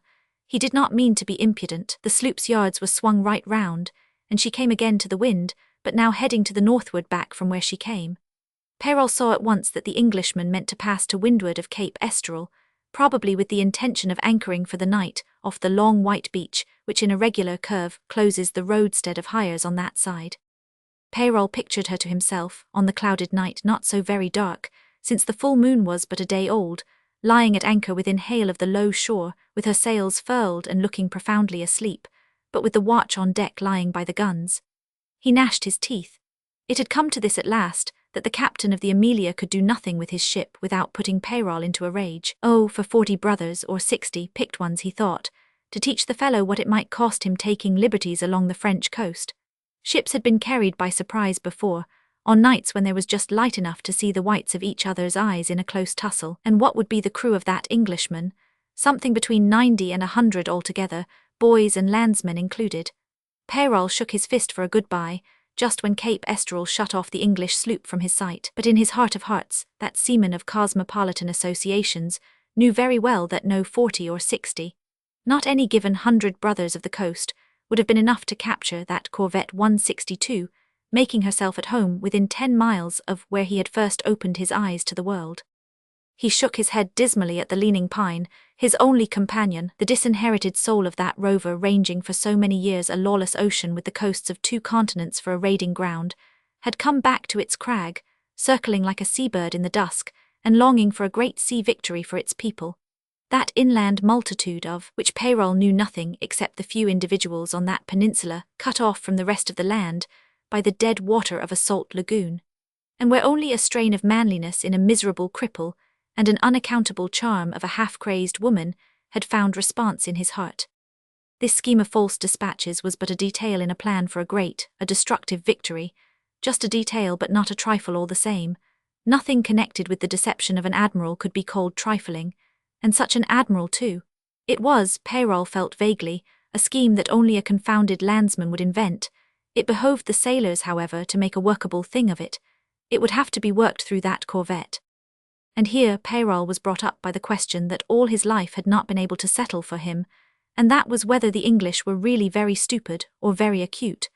That difficulty had presented itself with every fresh case. The old rover had enough genius in him to have arrived at a general conclusion that if they were to be deceived at all, it could not be done very well by words but rather by deeds, not by mere wriggling, but by deep craft concealed under some sort of straightforward action. That conviction 163, however, did not take him forward in this case, which was one in which much thinking would be necessary. The Amelia had disappeared behind Cape Estrel, and Peyrol wondered with a certain anxiety whether this meant that the Englishman had given up his man for good. If he has, said Peyrol to himself, I am bound to see him pass out again from beyond Cape Estrel before it gets dark. If, however, he did not see the ship again within the next hour or two, then she would be anchored off the beach, to wait for the night before making some attempt to discover what had become of her man. This could be done only by sending out 1 or 2 boats to explore the coast, and no doubt to enter the cove, perhaps even to land a small search party. After coming to this conclusion, Peyrol began deliberately to charge his pipe. Had he spared a moment for a glance inland, he might have caught a whisk of a black skirt, the gleam of a white fichu, Arlette running down the faint track leading from Escampaba to the village in the hollow, the same track in fact up which citizen Cevola, while indulging in the strange freak to visit the church, had been chased by the incensed faithful. But Peyrol, while charging and lighting his pipe, had kept his eyes fastened on Cape Estrel. Then, throwing his arm affectionately over the trunk of the pine, he had settled himself to watch. Far below him the roadstead, with its play of grey and bright gleams, looked like a plaque of mother-of-pearl in a frame of yellow rocks and dark green ravines, set off inland by the masses of the hills displaying the tint of the finest purple. While above his head, the sun behind a cloud veil hung like a silver disk, 164. That afternoon, after waiting in vain for Lieutenant Riel to appear outside in the usual way, Arlette, the mistress of Escampaba, had gone unwillingly into the kitchen, where Catherine sat upright in a heavy capacious wooden armchair, the back of which rose above the top of her white muslin cap. Even in her old age, even in her hours of ease, Catherine preserved the upright carriage of the family that had held Escampaba for so many generations. It would have been easy to believe that, like some characters famous in the world, Catherine would have wished to die standing up and with unbowed shoulders. With her sense of hearing undecayed, she detected the light footsteps in the salle long before Arlette entered the kitchen. That woman, who had faced alone and unaided, except for her brother's comprehending silence, the anguish of passion in a forbidden love, and of terrors comparable to those of the Judgment Day, neither turned her face, quiet without serenity, nor her eyes, fearless but without fire, in the direction of her niece. Arlette glanced on all sides, even at the walls, even at the mound of ashes under the big overmantel, nursing in its heart a spark of fire, before she sat down and leaned her elbow on the table. You wander about like a soul in pain, said her aunt, sitting by the hearth like an old queen on her throne. And you sit here eating your heart out. Formerly, remarked Catherine, Old women like me could always go over their prayers, but now. I believe you have not been to church for years. I remember Sevola telling me that a long time ago 165 was it because you didn't like people's eyes. I have fancied sometimes that most people in the world must have been massacred long ago. Catherine turned her face away. Arlette rested her head on her half-closed hand, and her eyes, losing their steadiness, began to tremble amongst cruel visions. She got up suddenly and caressed the thin, half-averted, withered cheek with the tips of her fingers, and in a low voice, with that marvelous cadence that plucked at one's heartstrings, she said coaxingly, "Those were dreams, weren't they?" In her immobility, the old woman called with all the might of her will for the presence of Peyrol. She had never been able to shake off a superstitious fear of that niece restored to her from the terrors of a judgment day, in which the world had been given over to the devils. She was always afraid that this girl, wandering about with restless eyes and a dim smile on her silent lips, would suddenly say something atrocious, unfit to be heard, calling for vengeance from heaven, unless Peyrol were by. That stranger come from Par de la Les Mers was out of it altogether, cared probably for no one in the world, but had struck her imagination by his massive aspect, his deliberation suggesting a mighty force like the reposeful attitude of a lion. Arlette desisted from caressing the irresponsive cheek, exclaimed petulantly, "I am awake now," and went out of the kitchen without having asked her aunt the question she had meant to ask, which was whether she knew what had become of the lieutenant. Her heart had failed her. She let herself drop on the bench outside the door of the salle. "What is 166 the matter with them all?" she thought. "I can't make them out. What wonder is it that I have not been able to sleep?" Even Peyrol, so different from all mankind, who from the first moment when he stood before her had the power to soothe her aimless unrest, even Peyrol would now sit for hours with the lieutenant on the bench, gazing into the air and keeping him in talk about things without sense, as if on purpose to prevent him from thinking of her. Well, he could not do that. But the enormous change implied in the fact that every day had a tomorrow now, and that all the people around her had ceased to be mere phantoms for her wandering glances to glide over without concern, made her feel the need of support from somebody, from somewhere. She could have cried aloud for it. She sprang up and walked along the whole front of the farm building. At the end of the wall enclosing the orchard she called out in a modulated undertone, "Eugene," not because she hoped that the lieutenant was anywhere within earshot, but for the pleasure of hearing the sound of the name uttered for once above a whisper. She turned about, and at the end of the wall on the yard side she repeated her call, drinking in the sound that came from her lips, "Eugene, Eugene," with a sort of half-exulting despair. It was in such dizzy moments that she wanted a steadying support, but all was still. She heard no friendly murmur, not even a sigh. Above her head under the thin grey sky, a big mulberry tree stirred no leaf. Step by step, as if unconsciously, she began to move down the track. At the end of 50 yards she opened the inland view, the roofs of the village between the green 167 tops of the platines overshadowing the fountain, and just beyond the flat blue-grey level of the salt lagoon, smooth and dull like a slab of lead. But what drew her on was the church tower, where in a round arch she could see the black speck of the bell which, escaping the requisitions of the Republican wars and dwelling mute above the locked-up empty church, had only lately recovered its voice.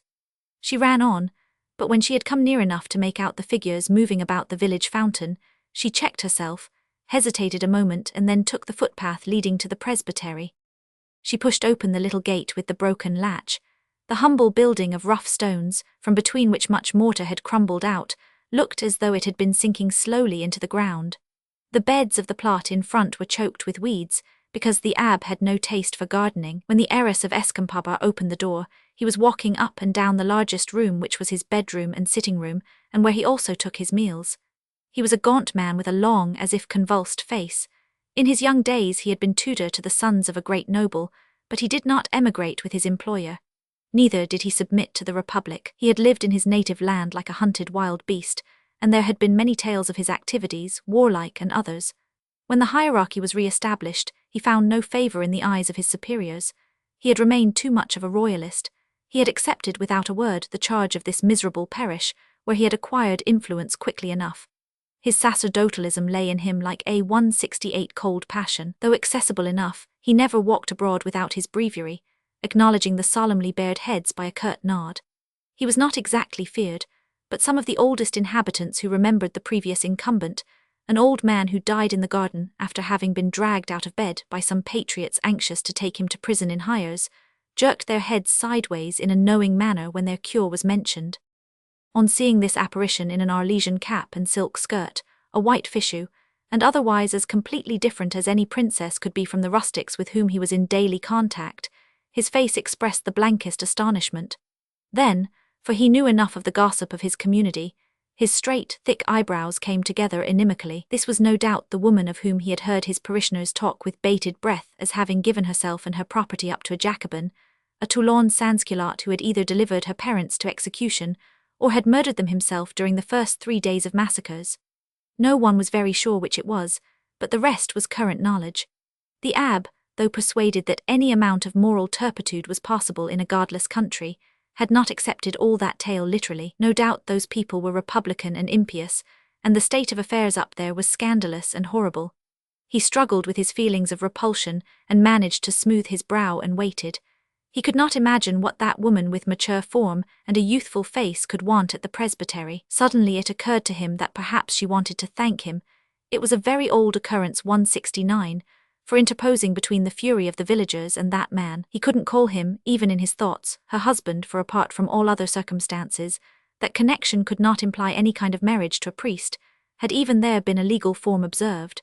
His visitor was apparently disconcerted by the expression of his face, the austere aloofness of his attitude, and only a low murmur escaped her lips. He bent his head and was not very certain what he had heard. "You come to seek my aid?" he asked in a doubting tone. She nodded slightly, and the abbe went to the door she had left half open and looked out. There was not a soul in sight between the presbytery and the village, or between the presbytery and the church.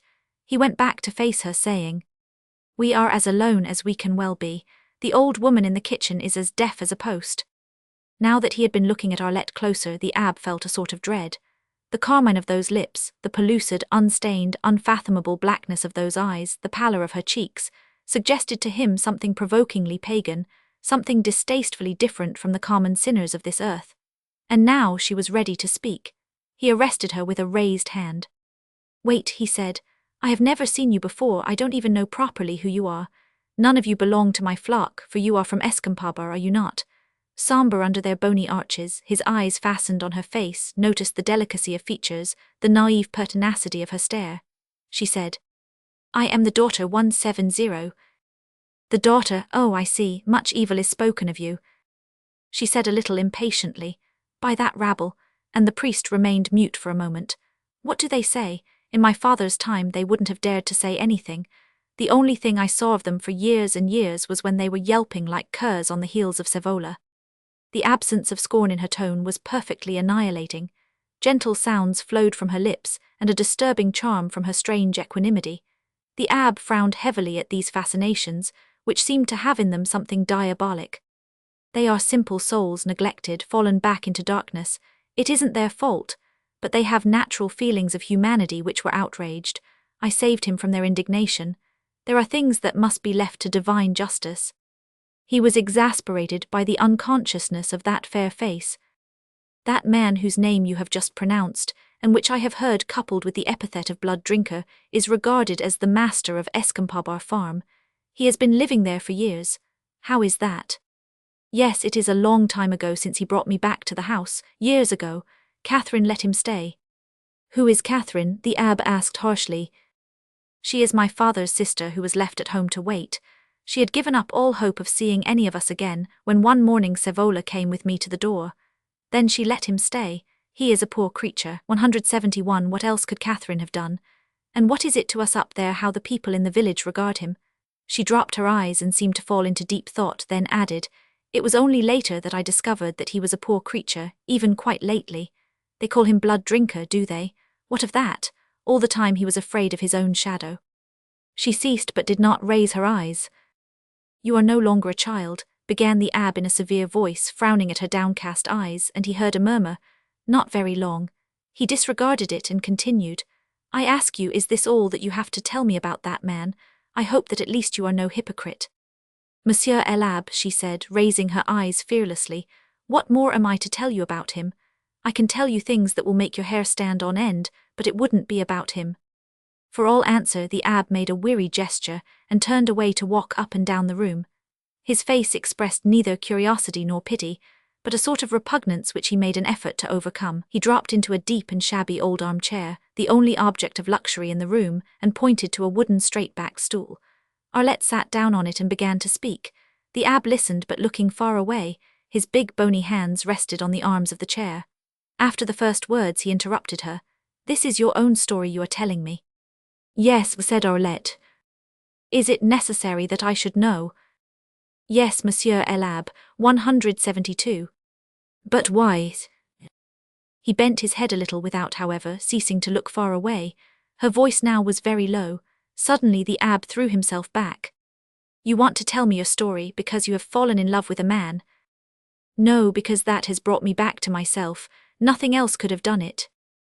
He turned his head to look at her grimly, but he said nothing and looked away again. He listened. At the beginning he muttered once or twice, "Yes, I have heard that," and then kept silent, not looking at her at all. Once he interrupted her by a question. "You were confirmed before the convent was forcibly entered and the nuns dispersed?" "Yes," she said, "a year before that or more." "And then 2 of those ladies took you with them towards Toulon?" "Yes, the other girls had their relations nearby. They took me with them thinking to communicate with my parents, but it was difficult. Then the English came and my parents sailed over to try and get some news of me. It was safe for my father to be in Toulon then. Perhaps you think that he was a traitor to his country?" she asked, and waited with parted lips. With an impassible face the abbe murmured, "He was a good royalist," in a tone of bitter fatalism, which seemed to absolve that man and all the other men of whose actions and errors he had ever heard. For a long time, Arlette continued, her father could not discover the house where the nuns had taken refuge. He only obtained some information on the very day before the English evacuated Toulon. Late 173 in the day he appeared before her and took her away. The town was full of retreating foreign troops. Her father left her with her mother and went out again to make preparations for sailing home that very night. But the tartan was no longer in the place where he had left her lying. The 2 Madrague men that he had for a crew had disappeared also. Thus the family was trapped in that town full of tumult and confusion. Ships and houses were bursting into flames. Appalling explosions of gunpowder shook the earth. She spent that night on her knees with her face hidden in her mother's lap, while her father kept watch by the barricaded door with a pistol in each hand. In the morning the house was filled with savage yells. People were heard rushing up the stairs and the door was burst in. She jumped up at the crash and flung herself down on her knees in a corner with her face to the wall. There was a murderous uproar. She heard 2 shots fired, then somebody seized her by the arm and pulled her up to her feet. It was Sevola. He dragged her to the door. The bodies of her father and mother were lying across the doorway. The room was full of gunpowder smoke. She wanted to fling herself on the bodies and cling to them, but Sevola took her under the arms and lifted her over them. He seized her hand and made her run with him, or rather dragged her downstairs.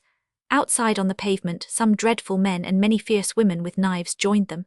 They ran along the streets brandishing pikes and sabres, pursuing other groups of unarmed people, who fled round corners with loud shrieks. "I ran in the midst of them, Monsieur l'Abbe, 174, Arlette went on in a breathless murmur. "Whenever I saw any water I wanted to throw myself into it, but I was surrounded on all sides. I was jostled and pushed, and most of the time Sevola held my hand very tight. When they stopped at a wine shop they would offer me some wine.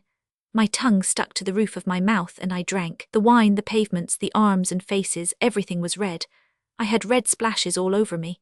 I had to run with them all day, and all the time I felt as if I were falling down and down and down. The houses were nodding at me. The sun would go out at times. And suddenly I heard myself yelling exactly like the others. Do you understand, Monsieur l'Abbe, the very same words?" The eyes of the priest in their deep orbits glided towards her, and then resumed their faraway fixity. Between his fatalism and his faith, he was not very far from the belief of Satan taking possession of rebellious mankind, exposing the nakedness of hearts like flint, and of the homicidal souls of the revolution. "I have heard something of that," he whispered stealthily. She affirmed with quiet earnestness, "Yet at that time I resisted with all my might." That night Sevola put her under the care of a woman called Peyrol. She was young and pretty, and was a native of Peyrol, her mother's country. She kept an inn. That woman locked her up in her own room, which was next to the room where the patriots kept on shouting, singing and making speeches far into the night. Several times the woman would look in for a moment, make a hopeless gesture at her with both arms and vanish again. Later, on many other nights, when 175 all the band lay asleep on benches and on the floor, Peyrol would steal into the room, fall on her knees by the bed on which Arlette sat upright, open-eyed and raving silently to herself, embrace her feet and cry herself to sleep. But in the morning she would jump up briskly and say, "Come, the great affair is to keep our life in our bodies, come along to help in the work of justice," and they would join the band that was making ready for another day of traitor hunting. But after a time the victims, of which the streets were full at first, had to be sought for in backyards, ferreted out of their hiding places, dragged up out of the cellars or down from the garrets of the houses, which would be entered by the band with howls of death and vengeance. "Then, Monsieur l'Abbé," said Arlette, "I let myself go at last. I could resist no longer. I said to myself, if it is so then it must be right. But most of the time I was like a person half asleep and dreaming things that it is impossible to believe. About that time, I don't know why, the woman Peyrol hinted to me that Sevola was a poor creature. Next night, while all the band lay fast asleep in the big room, Peyrol and Sevola helped me out of the window into the street and led me to the quay behind the arsenal. Sevola had found our tartane lying at the pontoon, and one of the Madrague men with her. The other had disappeared. Peyrol fell on my neck and cried a little. She gave me a kiss and said, 'My time will come soon. You Sevola, don't you show yourself in Toulon because nobody believes in you any more. Adieu, Arlette, vive la nation,' and she vanished in the night. I waited on the pontoon shivering in my torn clothes, listening to Sevola and 176 the man throwing dead bodies overboard out of the tartane. Splash, splash, splash. And suddenly I felt I must run away, but they were after me in a moment, dragged me back and threw me down into that cabin which smelt of blood. But when I got back to the farm all feeling had left me. I did not feel myself exist. I saw things round me here and there, but I couldn't look at anything for long. Something was gone out of me. I know now that it was not my heart, but then I didn't mind what it was. I felt light and empty and a little cold all the time, but I could smile at people. Nothing could matter. Nothing could mean anything. I cared for no one. I wanted nothing. I wasn't alive at all, Monsieur l'Abbé. People seemed to see me and would talk to me, and it seemed funny, till one day I felt my heart beat." "Why precisely did you come to me with this tale?" asked the abbé in a low voice. "Because you are a priest. Have you forgotten that I have been brought up in a convent? I have not forgotten how to pray, but I am afraid of the world now. What must I do?" "Repent," thundered the abbé, getting up. He saw her candid gaze uplifted and lowered his voice forcibly. "You must look with fearless sincerity into the darkness of your soul. Remember whence the only true help can come. Those whom God has visited by a trial such as yours cannot be held guiltless of their enormities. Withdraw from the world, descend within yourself and abandon the vain thoughts of what people call happiness. Be an example to yourself of the sinfulness of our nature and of the weakness of our humanity. You may have been possessed 177, what do I know? Perhaps it was permitted in order to lead your soul to saintliness through a life of seclusion and prayer. To that it would be my duty to help you. Meantime you must pray to be given strength for a complete renunciation." Arlette, lowering her eyes slowly, appealed to the abbé as a symbolic figure of spiritual mystery. What can be God's designs on this creature? He asked himself. "Monsieur le curé," she said quietly, "I felt the need to pray today for the first time in many years. When I left home it was only to go to your church." "The church stands open to the worst of sinners," said the abbé. "I know, but I would have had to pass before all those villagers, and you abbé know well what they are capable of." "Perhaps," murmured the abbé, "it would be better not to put their charity to the test. I must pray before I go back again. I thought you would let me come in through the sacristy." "It would be inhuman to refuse your request," he said, rousing himself and taking down a key that hung on the wall. He put on his broad-brimmed hat, and without a word led the way through the wicket gate, and along the path which he always used himself, and which was out of sight of the village fountain. After they had entered the damp and dilapidated sacristy, he locked the door behind them and only then opened another, a smaller one, leading into the church. When he stood aside, Arlette became aware of the chilly odor as of freshly turned-up earth mingled with a faint scent of incense. In the deep dusk of the nave, a single little 178 flame glimmered before an image of the Virgin. The abbé whispered as she passed on, "There before the great altar abase yourself, and pray for grace and strength, and mercy in this world, full of crimes against God and men." She did not look at him. Through the thin soles of her shoes she could feel the chill of the flagstones. The abbé left the door ajar, sat down on a rush-bottomed chair, the only one in the sacristy, folded his arms and let his chin fall on his breast. He seemed to be sleeping profoundly, but at the end of half an hour he got up, and going to the doorway, stood looking at the kneeling figure sunk low on the altar steps. Arlette's face was buried in her hands in a passion of piety and prayer. The abbe waited patiently for a good many minutes more, before he raised his voice in a grave murmur which filled the whole dark place. "It is time for you to leave. I am going to ring for vespers." The view of her complete absorption before the Most High had touched him. He stepped back into the sacristy, and after a time heard the faintest possible swish of the black silk skirt of the escompabar daughter in her Arlesian costume. She entered the sacristy lightly with shining eyes, and the abbe looked at her with some emotion. "You have prayed well, my daughter," he said. "No forgiveness will be refused to you, for you have suffered much. Put your trust in the grace of God." She raised her head and stayed her footsteps for a moment. In the dark little place he could see the gleam of her eyes swimming in tears. "Yes, Monsieur l'Abbe," she said in her clear Seduc 179 Tive voice. "I have prayed and I feel answered. I entreated the merciful God to keep the heart of the man I love always true to me, or else to let me die before I set my eyes on him again." The abbe paled under his tan of a village priest, and leaned his shoulders against the wall without a word. 180. Zai. After leaving the church by the sacristy door, Arlette never looked back. The abbe saw her flit past the presbytery, and the building hid her from his sight. He did not accuse her of duplicity. He had deceived himself. A heathen, white as her skin was, the blackness of her hair and of her eyes, the dusky red of her lips, suggested a strain of Saracen blood. He gave her up without a sigh. Arlette walked rapidly towards Escampaba as if she could not get there soon enough. But as she neared the first enclosed field her steps became slower, and after hesitating a while, she sat down between two olive trees, near a wall bordered by a growth of thin grass at the foot. "And if I have been possessed," she argued to herself, "as the abbe said, what is it to me as I am now? That evil spirit cast my true self out of my body and then cast away the body too. For years I have been living empty. There has been no meaning in anything." But now her true self had returned, matured in its mysterious exile, hopeful and eager for love. She was certain that it had never been far away from that outcast body which Catherine had told her lately was fit for no man's arms. That was all that old woman knew about it, thought Arlette, not in scorn, but rather in pity. She knew better. She had gone to heaven for 181 truth in that long prostration with its ardent prayers, and its moment of ecstasy, before an unlighted altar. She knew its meaning well, and also the meaning of another, of a terrestrial revelation which had come to her that day at noon while she waited on the lieutenant. Everybody else was in the kitchen. She and Real were as much alone together as had ever happened to them in their lives. That day she could not deny herself the delight to be near him, to watch him covertly, to hear him perhaps utter a few words, to experience that strange, satisfying consciousness of her own existence which nothing but Real's presence could give her. A sort of unimpassioned but all-absorbing bliss, warmth, courage, confidence. She backed away from Real's table, seated herself facing him and cast down her eyes. There was a great stillness in the salle except for the murmur of the voices in the kitchen. She had at first stolen a glance or two, and then peeping again through her eyelashes, as it were, she saw his eyes rest on her with a peculiar meaning. This had never happened before. She jumped up, thinking that he wanted something, and while she stood in front of him with her hand resting on the table, he stooped suddenly, pressed it to the table with his lips, and began kissing it passionately without a sound, endlessly. More startled than surprised at first, then infinitely happy, she was beginning to breathe quickly when he left off and threw himself back in the chair. She walked away from the table and sat down again to gaze at him openly, steadily, without a smile. But he was not looking at her.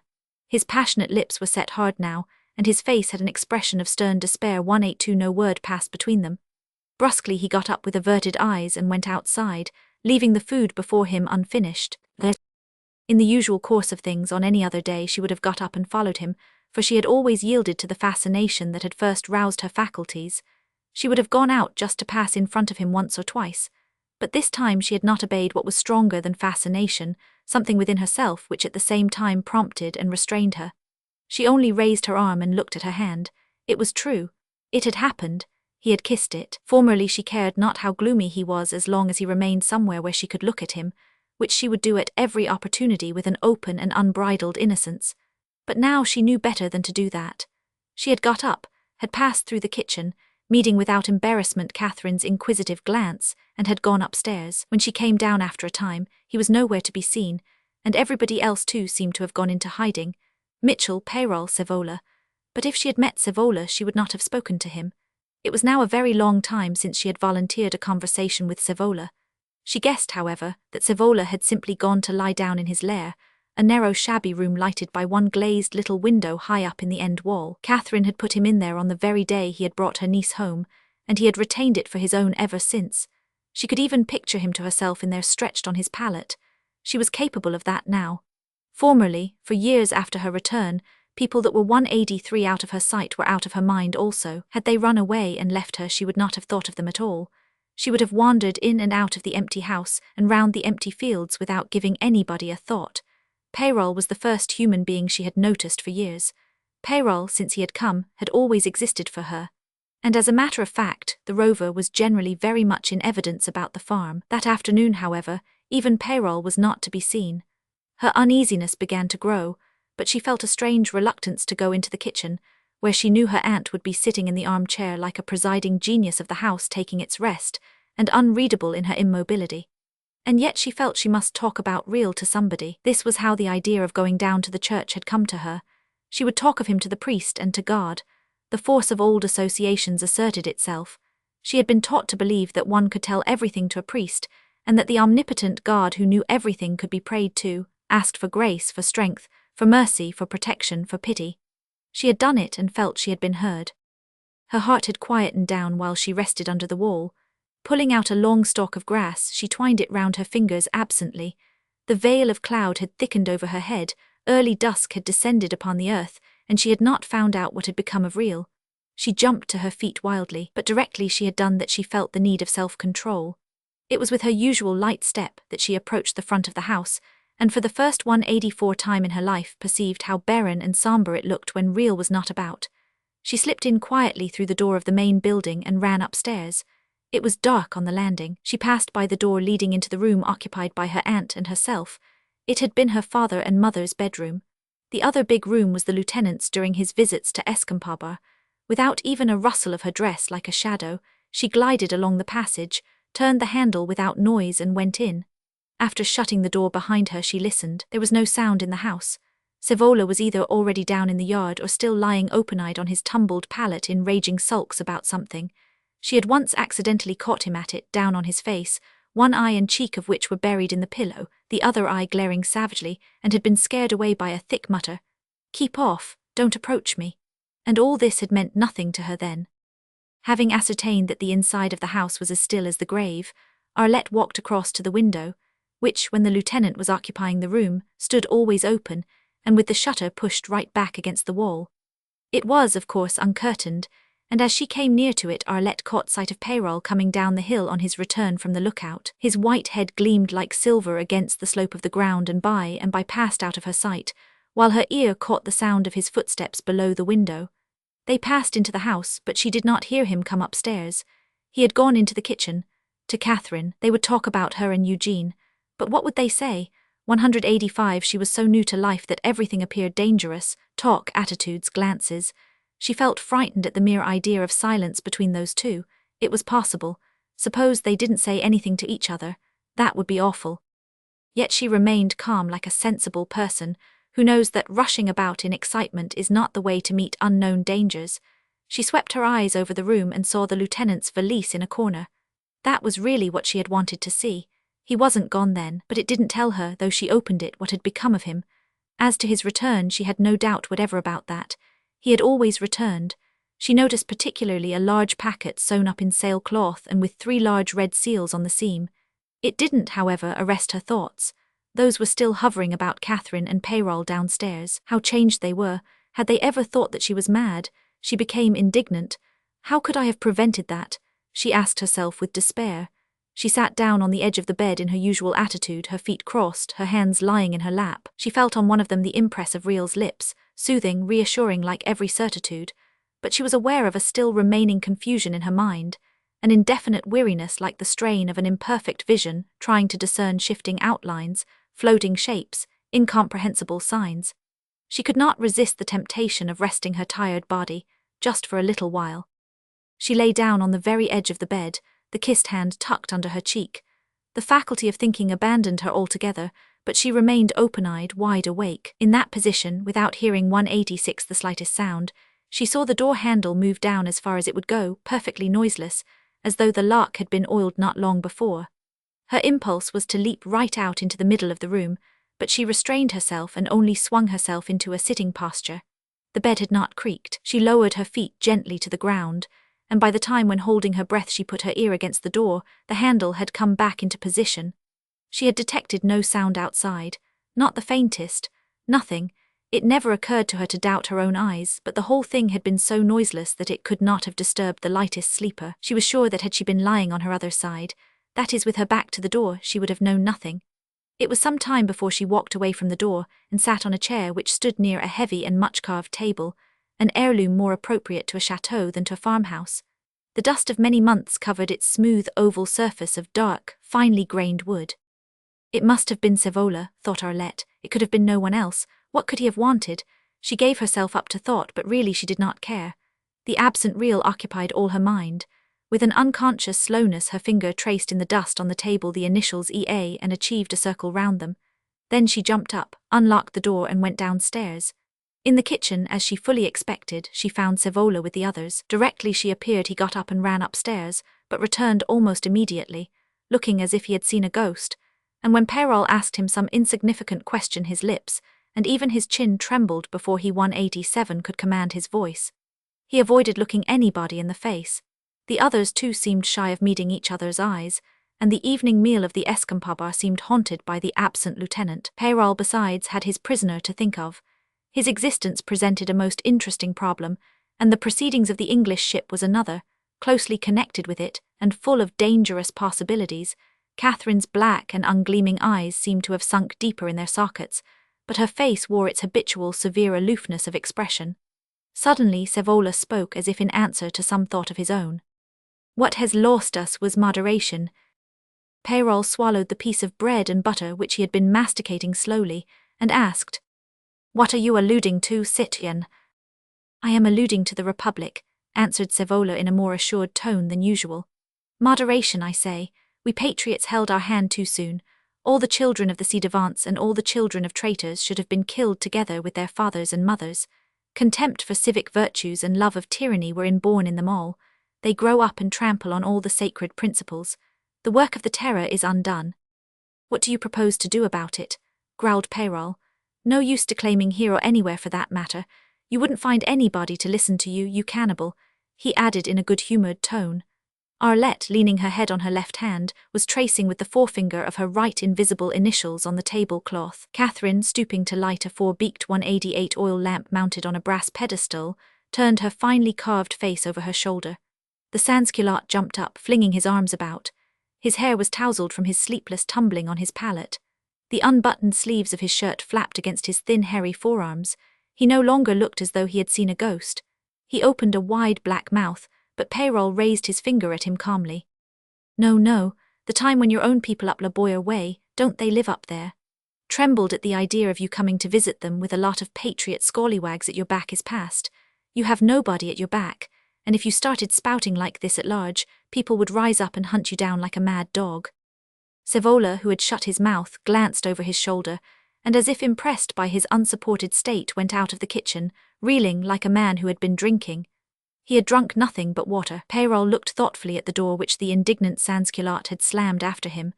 During the colloquy between the two men, Arlette had disappeared into the salle. Catherine, straightening her long back, put the oil lamp with its 4 smoky flames on the table. It lighted her face from below. Peyrol moved it slightly aside before he spoke. "It was lucky for you," he said, gazing upwards, "that Savola hadn't even one other like himself when he came here." "Yes," she admitted.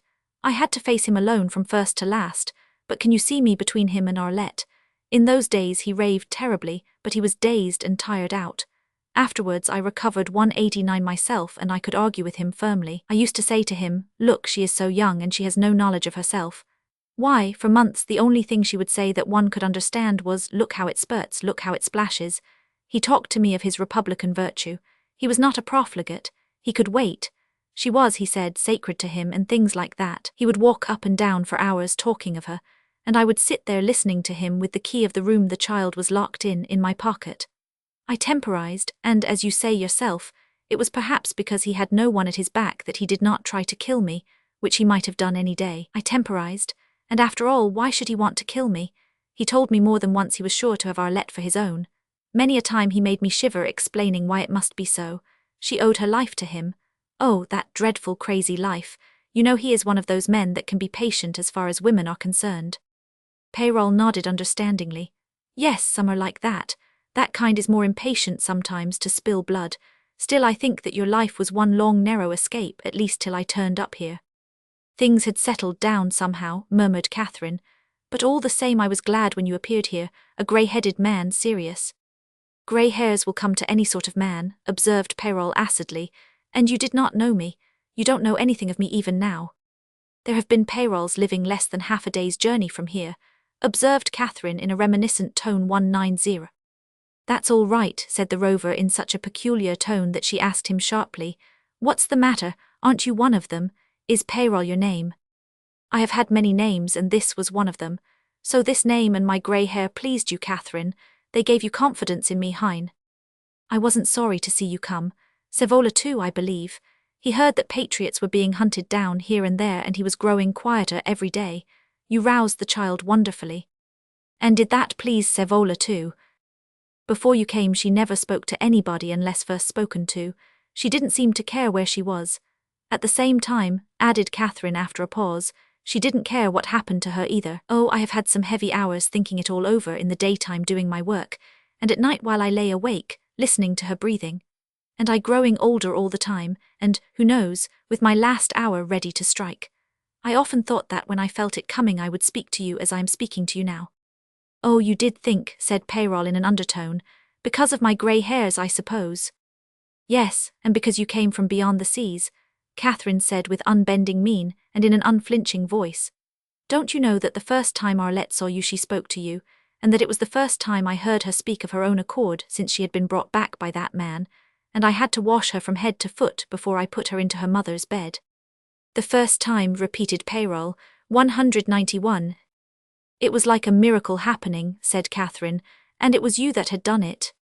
Then it must be that some Indian witch has given me the power, muttered Peyrol, so low that Catherine could not hear the words. But she did not seem to care, and presently went on again. And the child took to you wonderfully. Some sentiment was aroused in her at last. Yes, assented Peyrol grimly. She did take to me. She learned to talk to the old man. It's something in you that seems to have opened her mind and unloosed her tongue, said Catherine, speaking with a sort of regal composure down at Peyrol, like a chieftainess of a tribe. I often used to look from afar at you two talking and wonder what she talked like a child, struck in Peyrol abruptly. And so you were going to speak to me before your last hour came. Why, you are not making ready to die yet. Listen, Peyrol, if anybody's last hour is near it isn't mine. You just look about you a little. It was time I spoke to you. Why, I'm not going to kill anybody, muttered Peyrol.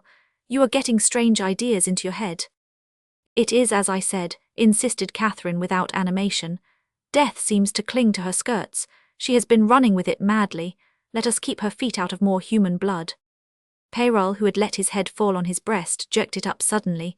What on earth are you talking about? He cried angrily. I don't understand you at all, 192. You have not seen the state she was in when I got her back into my hands, remarked Catherine. I suppose you know where the lieutenant is. What made him go off like that? Where did he go to? I know, said Peyrol, and he may be back tonight. You know where he is, and of course you know why he has gone away and why he is coming back, pronounced Catherine in an ominous voice. Well, you had better tell him that unless he has a pair of eyes at the back of his head, he had better not return here, not return at all, for if he does, nothing can save him from a treacherous blow. No man was ever safe from treachery, opined Peyrol after a moment's silence. I won't pretend not to understand what you mean. You heard as well as I what Sevola said just before he went out. The lieutenant is the child of some ci-devant and Arlette of a man they called a traitor to his country. You can see yourself what was in his mind. He is a chicken-hearted spouter, said Peyrol contemptuously, but it did not affect Catherine's attitude of an old sibyl risen from the tripod to prophesy calmly atrocious disasters. It's all his republicanism, commented Peyrol with increased scorn. He has got a fit of it on. No, that's jealousy, said Catherine. Maybe he has ceased to care for her in all these years. It is a long time since he has left off worrying me. With a creature like that I thought that if I let him be master here. But no, I know that after the lieutenant started coming here his awful fancies have 193 come back. He is not sleeping at night. His republicanism is always there. But don't you know, Peyrol, that there may be jealousy without love? You think so, said the Rover profoundly. He pondered full of his own experience. And he has tasted blood too, he muttered after a pause. You may be right. I may be right, repeated Catherine in a slightly indignant tone. Every time I see Arlette near him, I tremble lest it should come to words and to a bad blow. And when they are both out of my sight, it is still worse. At this moment I am wondering where they are. They may be together, and I daren't raise my voice to call her away for fear of rousing his fury. But it's the lieutenant he is after, observed Peyrol in a lowered voice. Well, I can't stop the lieutenant coming back. Where is she? Where is he? Whispered Catherine in a tone betraying her secret anguish. Peyrol rose quietly and went into the salle, leaving the door open. Catherine heard the latch of the outer door being lifted cautiously. In a few moments Peyrol returned as quietly as he had gone out. I stepped out to look at the weather. The moon is about to rise and the clouds have thinned down. One can see a star here and there. He lowered his voice considerably. Arlette is sitting on the bench humming a little song to herself. I really wonder whether she knew I was standing within a few feet of her. She doesn't want to hear or see anybody except one man, affirmed Catherine, now in complete control of her voice. And she was humming a song, did you 194 say? She who would sit for hours without making a sound. And God knows what song it could have been. Yes, there's a great change in her, admitted Peyrol with a heavy sigh. This lieutenant, he continued after a pause, has always behaved coldly to her. I noticed him many times turn his face away when he saw her coming towards us. You know what these epaulette wearers are, Catherine. And then this one has some worm of his own that is gnawing at him. I doubt whether he has ever forgotten that he was a ci devant boy. Yet I do believe that she does not want to see and hear anybody but him. Is it because she has been deranged in her head for so long? No, Peyrol, said the old woman. It isn't that. You want to know how I can tell. For years nothing could make her either laugh or cry. You know that yourself. You have seen her every day. Would you believe that within the last month she has been both crying and laughing on my breast without knowing why? This I don't understand, said Peyrol. But I do. That lieutenant has got only to whistle to make her run after him. Yes, Peyrol, that is so. She has no fear, no shame, no pride. I myself have been nearly like that. Her fine brown face seemed to grow more impassive before she went on much lower and as if arguing with herself. Only I at least was never blood mad. I was fit for any man's arms. But then that man is not a priest. The last words made Peyrol start. He had almost forgotten that story. He said to himself, she knows she has had the experience 195. Look here, Catherine, he said decisively. The lieutenant is coming back. He will be here probably about midnight. But one thing I can tell you, he is not coming back to whistle her away. Oh no, it is not for her sake that he will come back. Well, if it isn't for her that he is coming back, then it must be because death has beckoned to him, she announced in a tone of solemn, unemotional conviction. A man who has received a sign from death, nothing can stop him. Peyrol, who had seen death face to face many times, looked at Catherine's fine brown profile curiously. It is a fact, he murmured, that men who rush out to seek death do not often find it, so one must have a sign. What sort of sign would it be? How is anybody to know? Asked Catherine, staring across the kitchen at the wall. Even those to whom it is made do not recognize it for what it is, but they obey all the same. I tell you, Peyrol, nothing can stop them. It may be a glance or a smile or a shadow on the water or a thought that passes through the head. For my poor brother and sister-in-law it was the face of their child. Peyrol folded his arms on his breast and dropped his head. Melancholy was a sentiment to which he was a stranger. For what has melancholy to do with the life of a sea rover, a brother of the coast, a simple, venturesome, precarious life, full of risks and leaving no time for introspection or for that momentary self-forgetfulness which is called gaiety? Sombre fury, fierce merriment, he had known in passing gusts coming from outside, but never this intimate inward sense of 196, the vanity of all things, that doubt of the power within himself. I wonder what the sign for me will be, he thought, and concluded with self-contempt that for him there would be no sign, that he would have to die in his bed like an old yard dog in his kennel. Having reached that depth of despondency, there was nothing more before him but a black gulf into which his consciousness sank like a stone. The silence, which had lasted perhaps a minute after Catherine had finished speaking, was traversed suddenly by a clear high voice saying, "What are you two plotting here?" Arlette stood in the doorway of the salle. The gleam of light in the whites of her eyes set off her black and penetrating glance. The surprise was complete. The profile of Catherine, who was standing by the table, became, if possible, harder, a sharp carving of an old prophetess of some desert tribe. Arlette made 3 steps forward. In Peyrol even extreme astonishment was deliberate. He had been famous for never looking as though he had been caught unprepared. Age had accentuated that trait of a born leader. He only slipped off the edge of the table and said in his deep voice, "Why, patron, we haven't said a word to each other for ever so long." Arlette moved nearer still. "I know," she cried. "It was horrible. I have been watching you too." Sevola came and dumped himself on the bench close to me. He began to talk to me and so I went away. That man bores me. And here I find you people saying nothing. It's insupportable. What has come 197 to you both? Say you, Papa Peyrol, don't you like me any more? Her voice filled the kitchen. Peyrol went to the salle door and shut it. While coming back he was staggered by the brilliance of life within her that seemed to pale the flames of the lamp. He said half in jest, "I don't know whether I didn't like you better when you were quieter.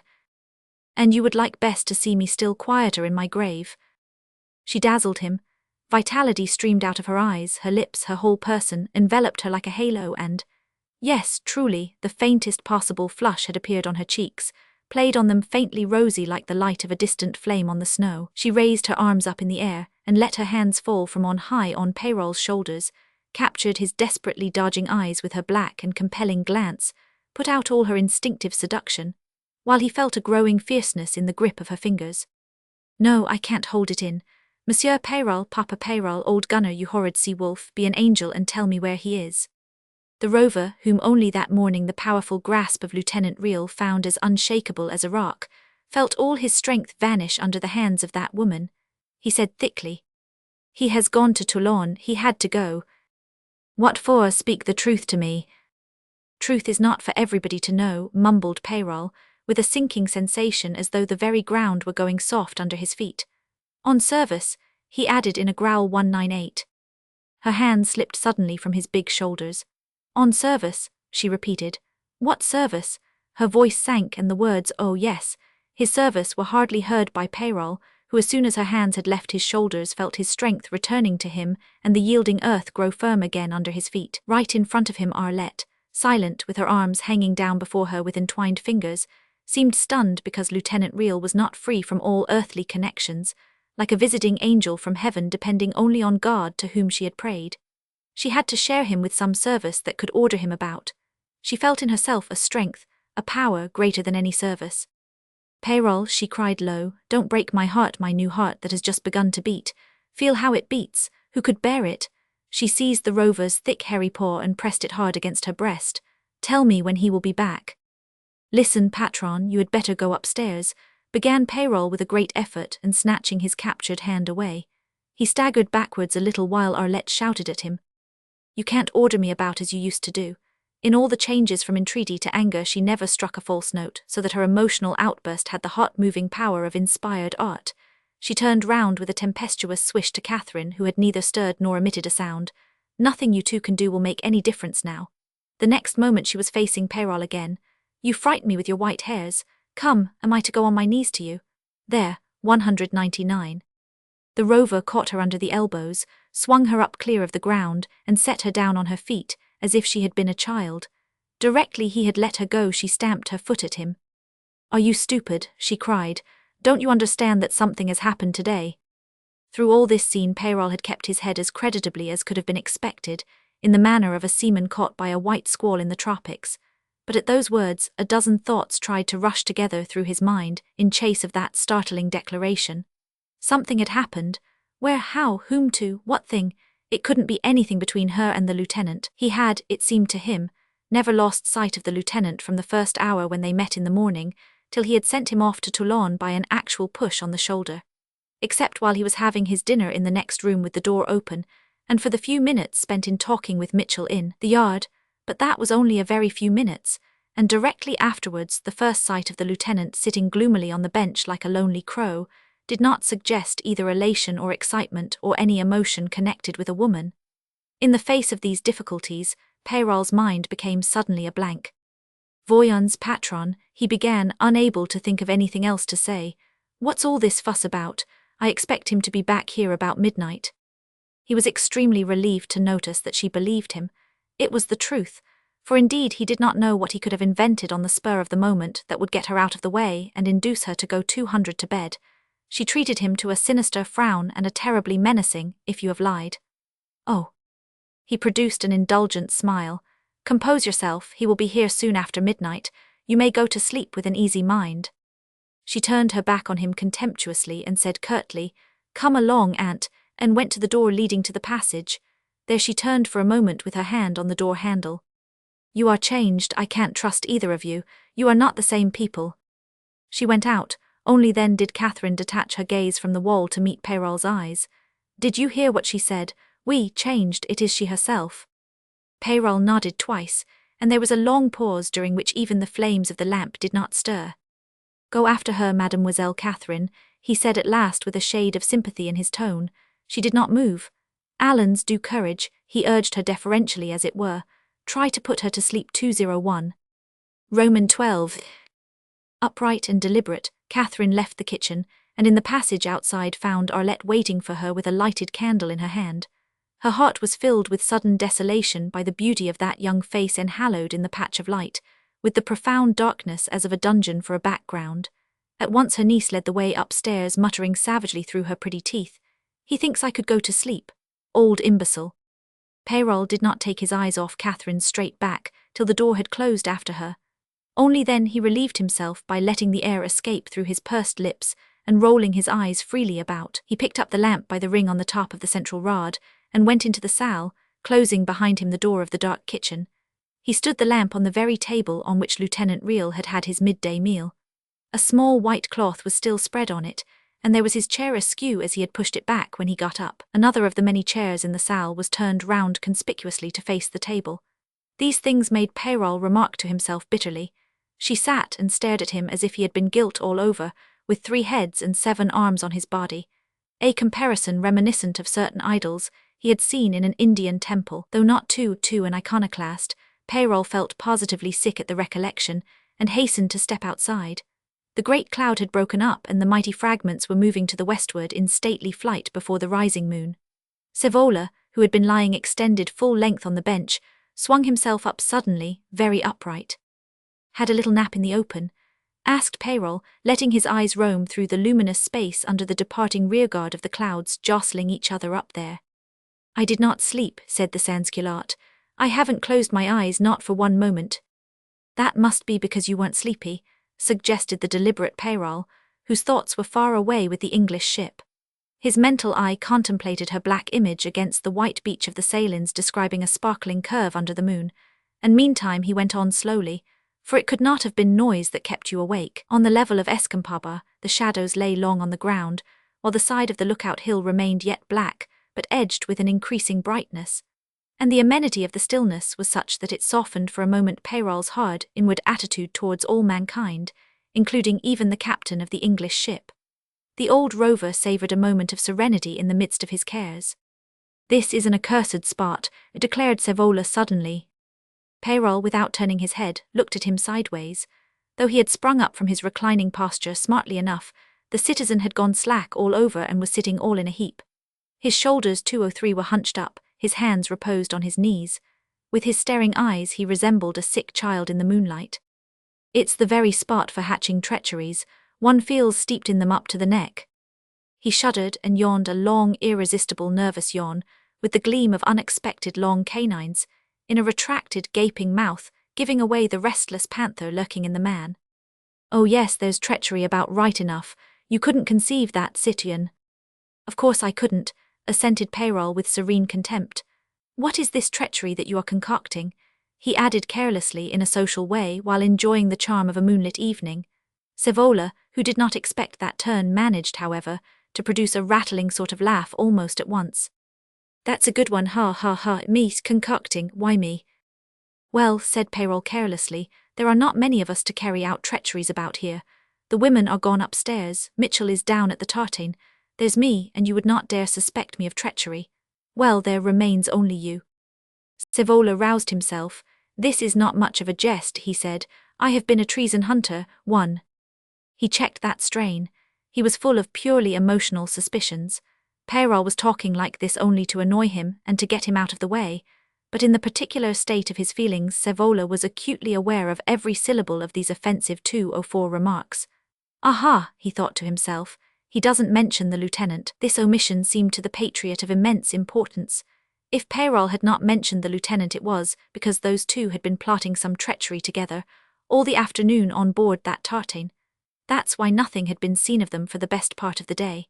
As a matter of fact, Sævola too had observed Peyrol returning to the farm in the evening, only he had observed him from another window than Arlette. This was a few minutes before his attempt to open the lieutenant's door in order to find out whether Real was in his room.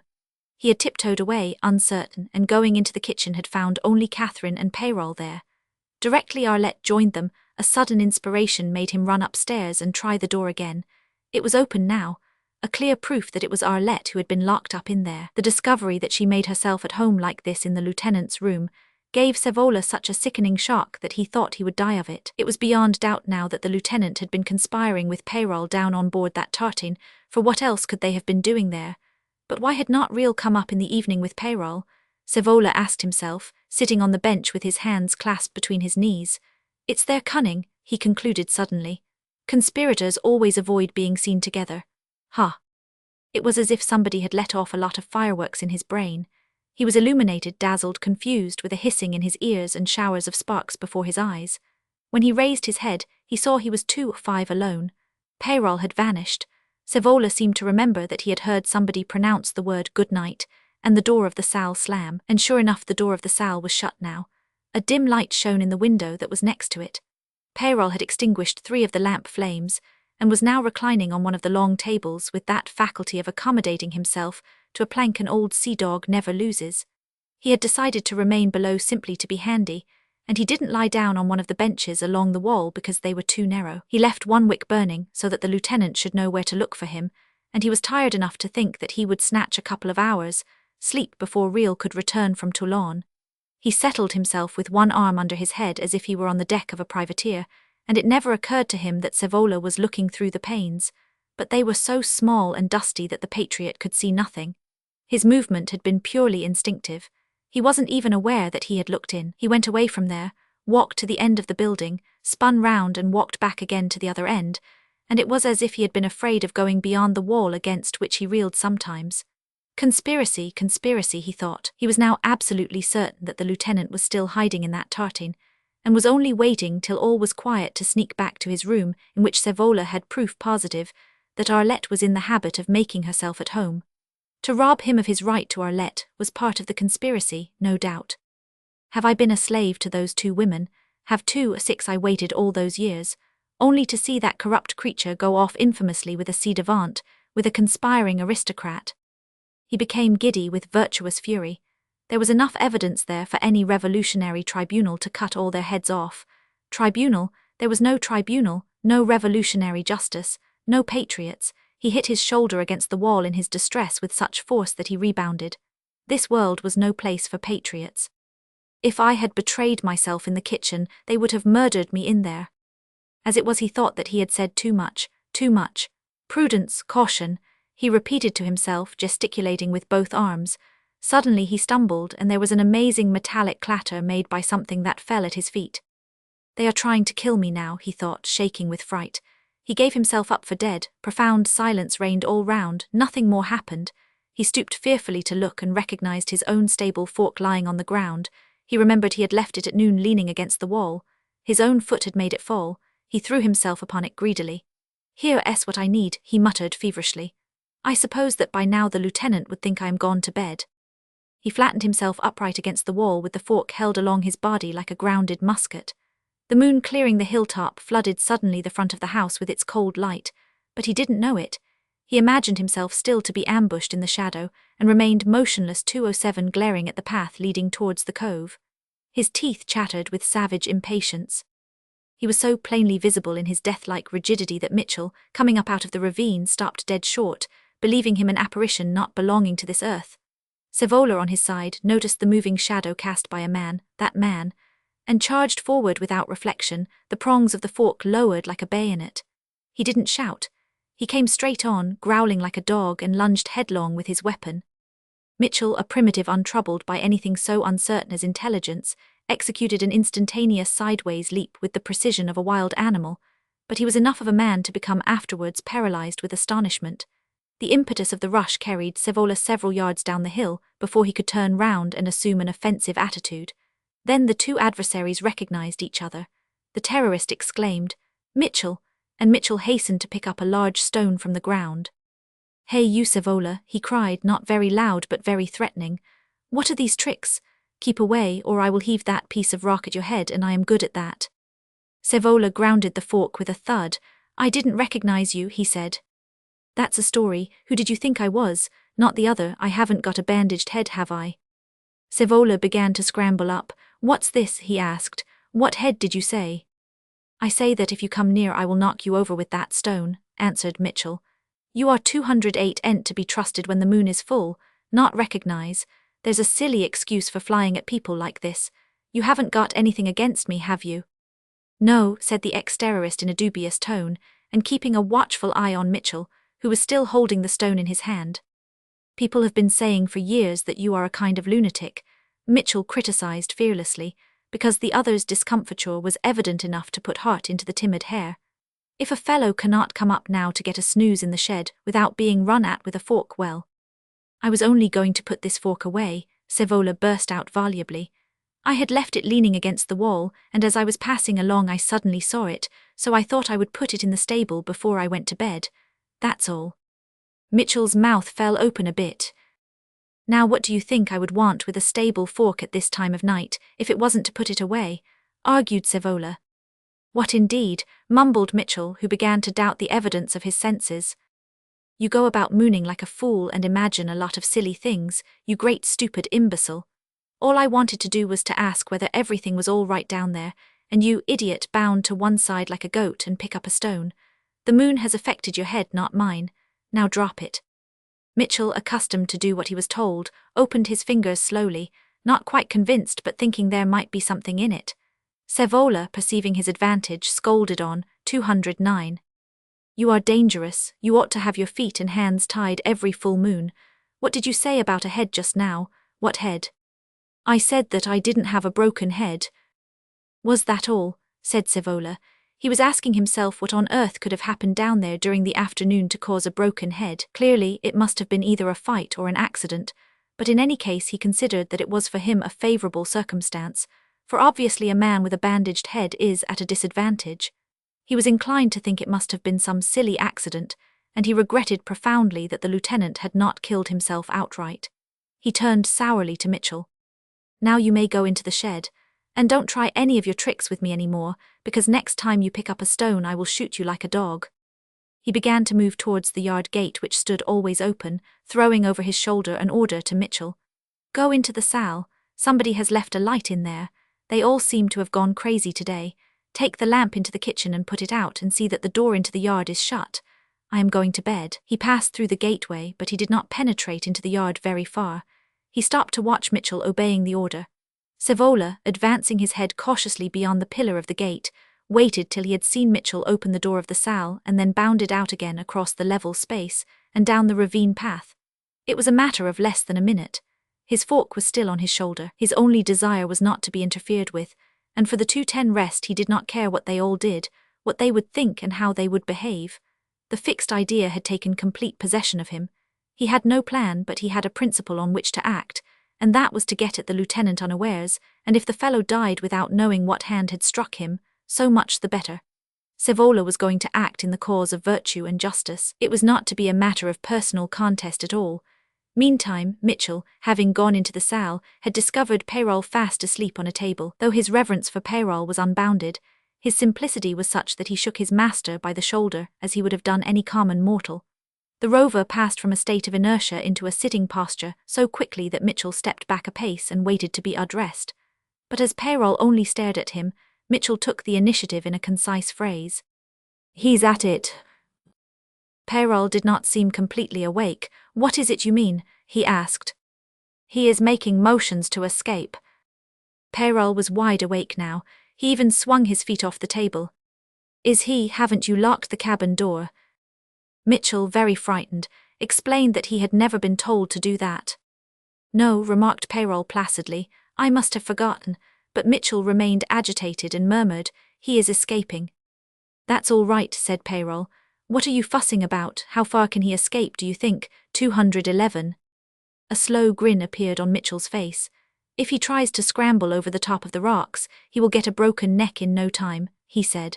And he certainly won't get very far, that's a fact. Well, you see, said Peyrol. And he doesn't seem strong either. He crawled out of the cabin door and got as far as the little water cask, and he dipped and dipped into it. It must be half empty by now. After that he got onto his legs. I cleared out ashore directly I heard him move. He went on in a tone of intense self-approval. I hid myself behind a rock and watched him. Quite right, observed Peyrol.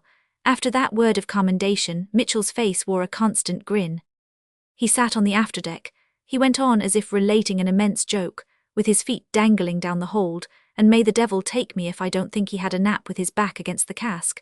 He was nodding and catching himself up with that big white head of his.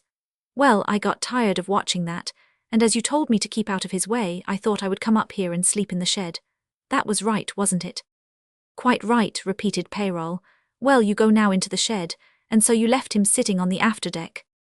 Yes, said Mitchell, but he was rousing himself.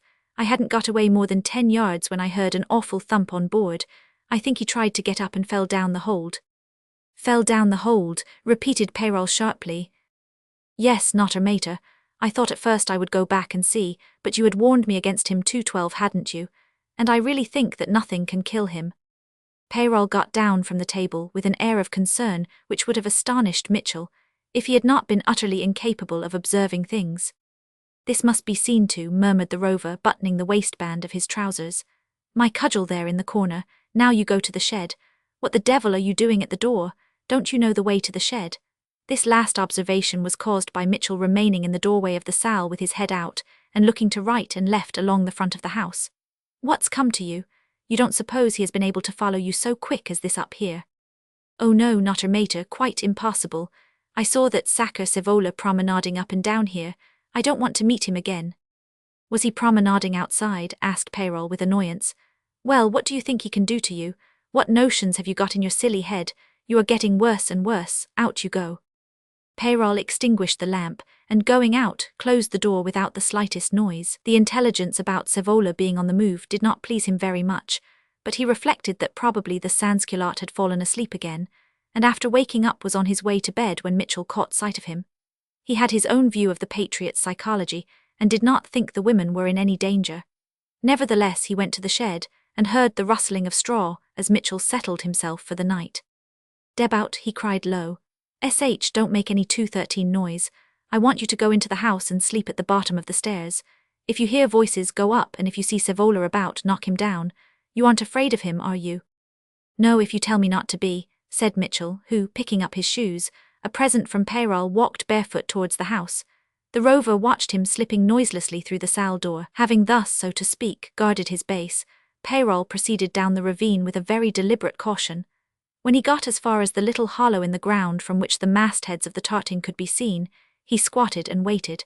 He didn't know what his prisoner had done or was doing, and he did not want to blunder into the way of his escape. The day-old moon was high enough to have shortened the shadows almost to nothing, and all the rocks were inundated by a yellow sheen, while the bushes by contrast looked very black. Peyrol reflected that he was not very well concealed. The continued silence impressed him in the end. He has got away, he thought, and yet he was not sure. Nobody could be sure. He reckoned it was about an hour since Mitchell had left the tartan, time enough for a man, even on all fours, to crawl down to the shore of the cove. Peyrol wished he had not hit so hard. His object could have been attained with half the force.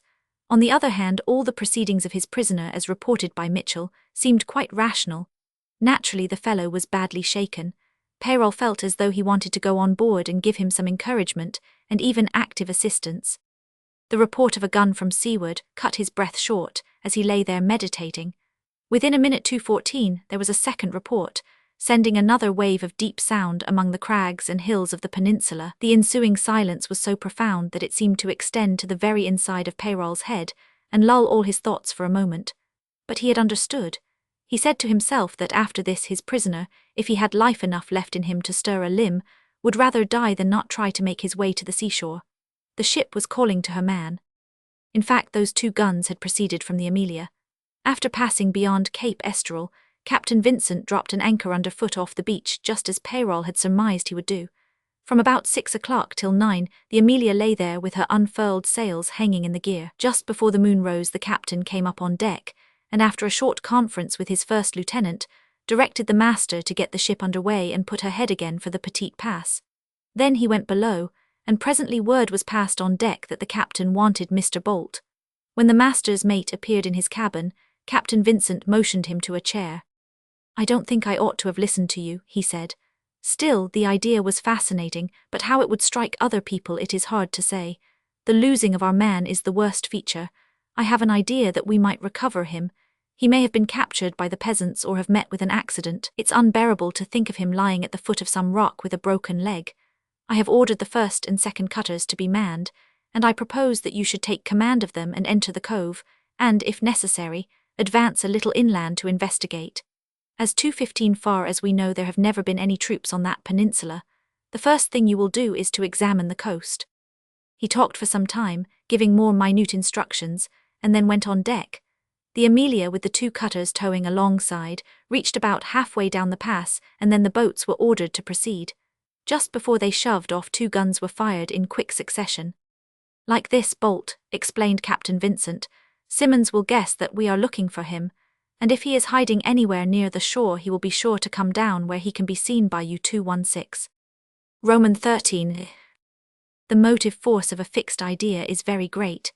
In the case of Savola it was great enough to launch him down the slope, and to rob him for the moment of all caution. He bounded amongst the boulders, using the handle of the stable fork for a staff. He paid no regard to the nature of the ground, till he got a fall and found himself sprawling on his face, while the stable fork went clattering down until it was stopped by a bush. It was this circumstance which saved Peyrol's prisoner from being caught unawares, since he had got out of the little cabin, simply because after coming to himself he had perceived it was open. Simmons had been greatly refreshed by long drinks of cold water and by his little nap in the fresh air. Every moment he was feeling in better command of his limbs. As to the command of his thoughts, that was coming to him too, rather quickly. The advantage of having a very thick skull became evident in the fact that as soon as he had dragged himself out of that cabin he knew where he was. The next thing he did was to look at the moon, to judge of the passage of time. Then he gave way to an immense surprise at the fact of being alone aboard the tartan. As he sat with his legs dangling into the open hold, he tried to guess how it came about that the cabin had been left unlocked and unguarded 217. He went on thinking about this unexpected situation. What could have become of that white-headed villain? Was he dodging about somewhere watching for a chance to give him another tap on the head? Simmons felt suddenly very unsafe sitting there on the afterdeck in the full light of the moon.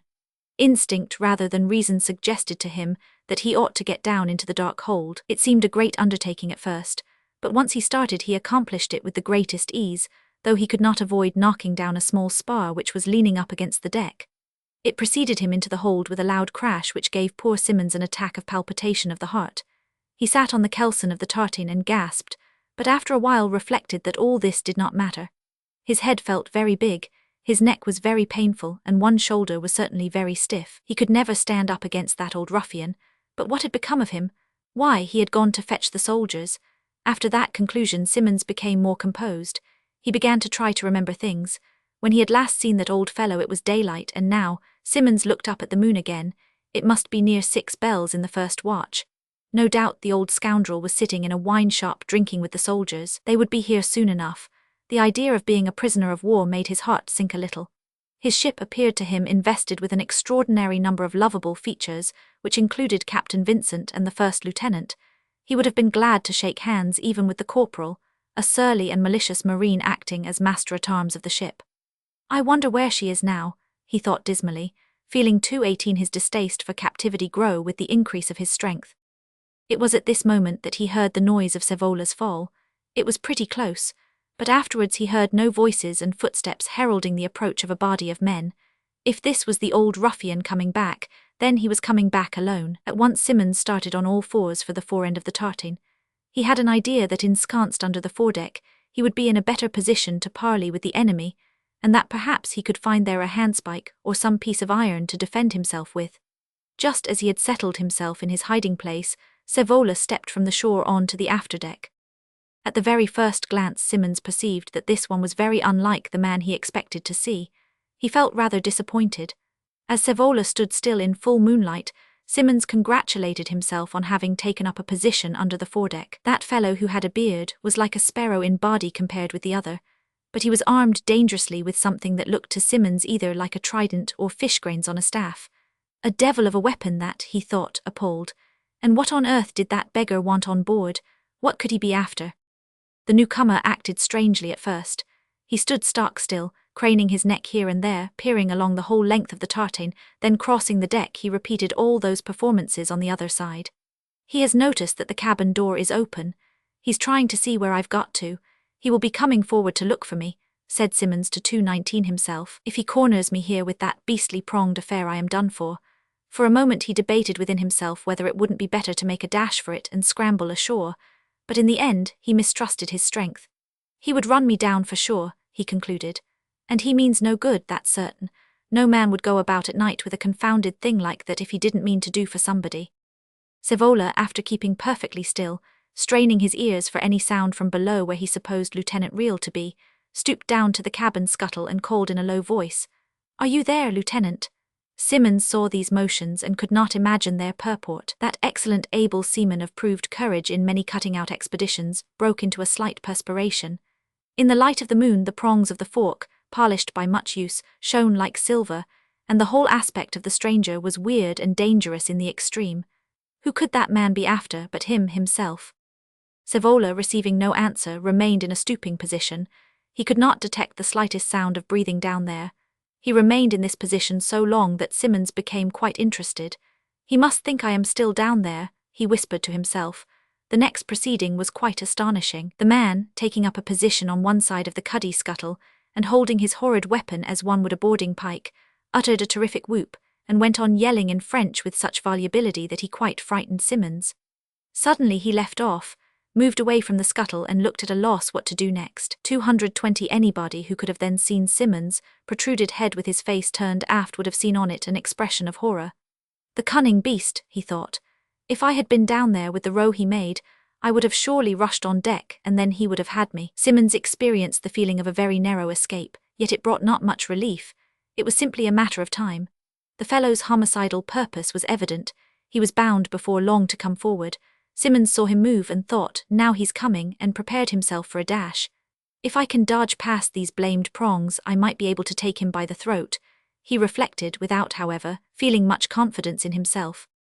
But to his great relief Savola's purpose was simply to conceal the fork in the hold in such a manner that the handle of it just reached the edge of the afterdeck. In that position, it was of course invisible to anybody coming from the shore. Savola had made up his mind that the lieutenant was out of the tartan. He had wandered away along the shore and would probably be back in a moment. Meantime it had occurred to him to see if he could discover anything compromising in the cabin. He did not take the fork down with him, because in that confined space it would have been useless, and rather a source of embarrassment than otherwise should the returning lieutenant find him there.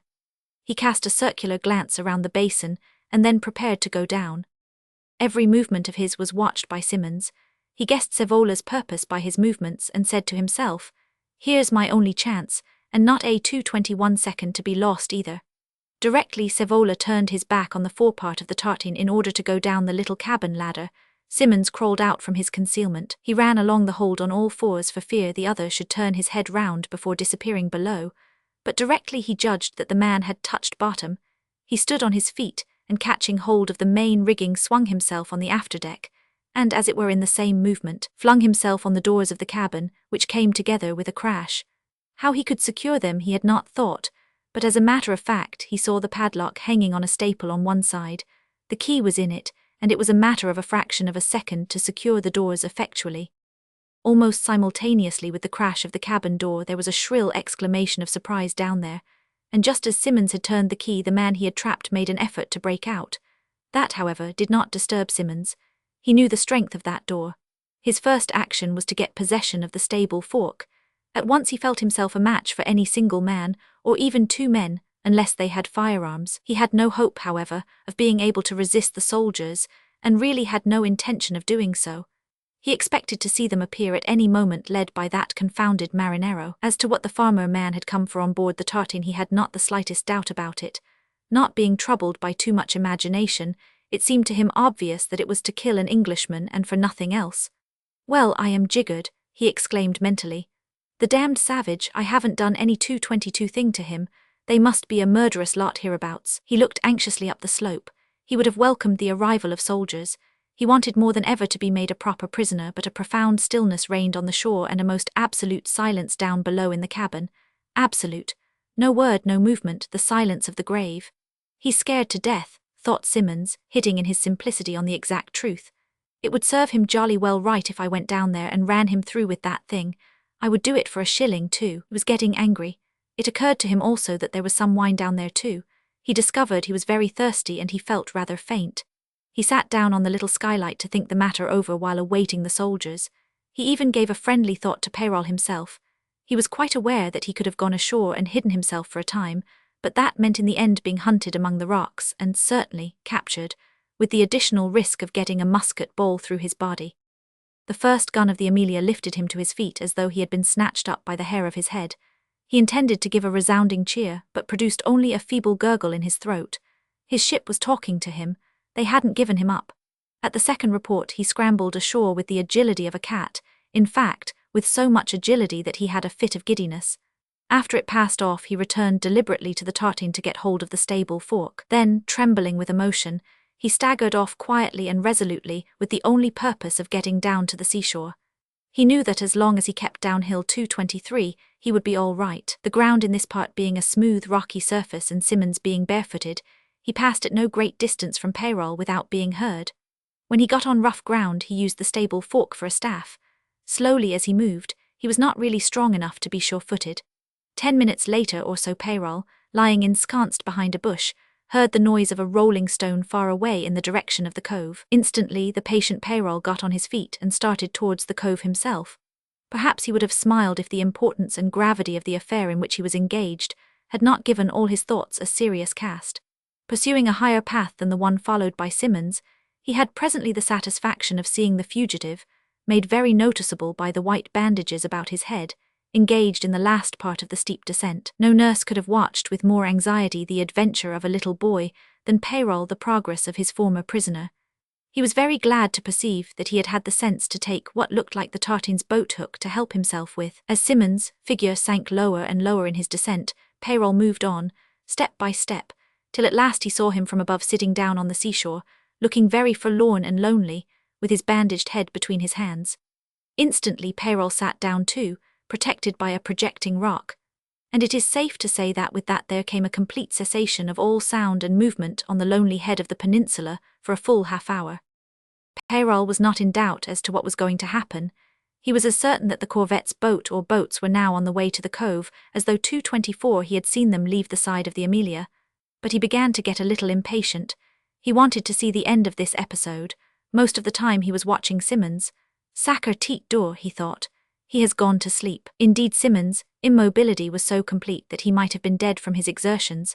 Only Peyrol had a conviction that his once youthful chum was not the sort of person that dies easily.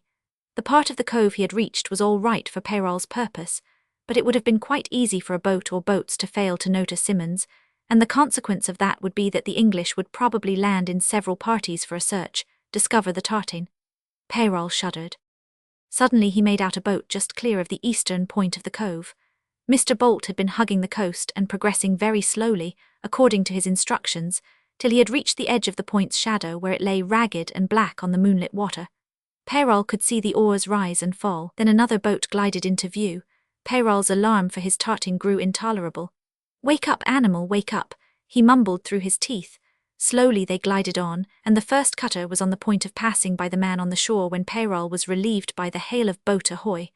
reaching him faintly where he knelt leaning forward, an absorbed spectator. He saw the boat heading for Simmons, who was standing up now and making desperate signs with both arms. Then he saw him dragged in over the bows, the boat back out, and then both of them tossed 225 oars and floated side by side on the sparkling water of the cove. Peyrol got up from his knees. They had their man now, but perhaps they would persist in landing, since there must have been some other purpose at first in the mind of the captain of the English corvette. This suspense did not last long. Peyrol saw the oars fall in the water, and in a very few minutes the boats, pulling round, disappeared one after another behind the eastern point of the cove. "That's done," muttered Peyrol to himself. "I will never see the silly hardhead again." He had a strange notion that those English boats had carried off something belonging to him, not a man but a part of his own life. the sensation of a regained touch with the far-off days in the Indian Ocean. He walked down quickly as if to examine the spot from which Testadura had left the soil of France. He was in a hurry now to get back to the farmhouse and meet Lieutenant Riel, who would be due back from Toulon. The way by the cove was as short as any other. When he got down, he surveyed the empty shore and wondered at a feeling of emptiness within himself. While walking up towards the foot of the ravine, he saw an object lying on the ground. It was a stable fork. He stood over it asking himself, how on earth did this thing come here? As though he had been too surprised to pick it up. Even after he had done so, he remained motionless, meditating on it. He connected it with some activity of Savola, since he was the man to whom it belonged, but that was no sort of explanation of its presence on that spot unless... Could he have drowned himself? Thought Peyrol, 226, looking at the smooth and luminous water of the cove. It could give him no answer. Then at arm's length he contemplated his find. At last he shook his head, shouldered the fork, and with slow steps continued on his way 227. Roman 14. The midnight meeting of Lieutenant Riel and Peyrol was perfectly silent. Peyrol, sitting on the bench outside the salle, had heard the footsteps coming up the Madrague track long before the lieutenant became visible. But he did not move.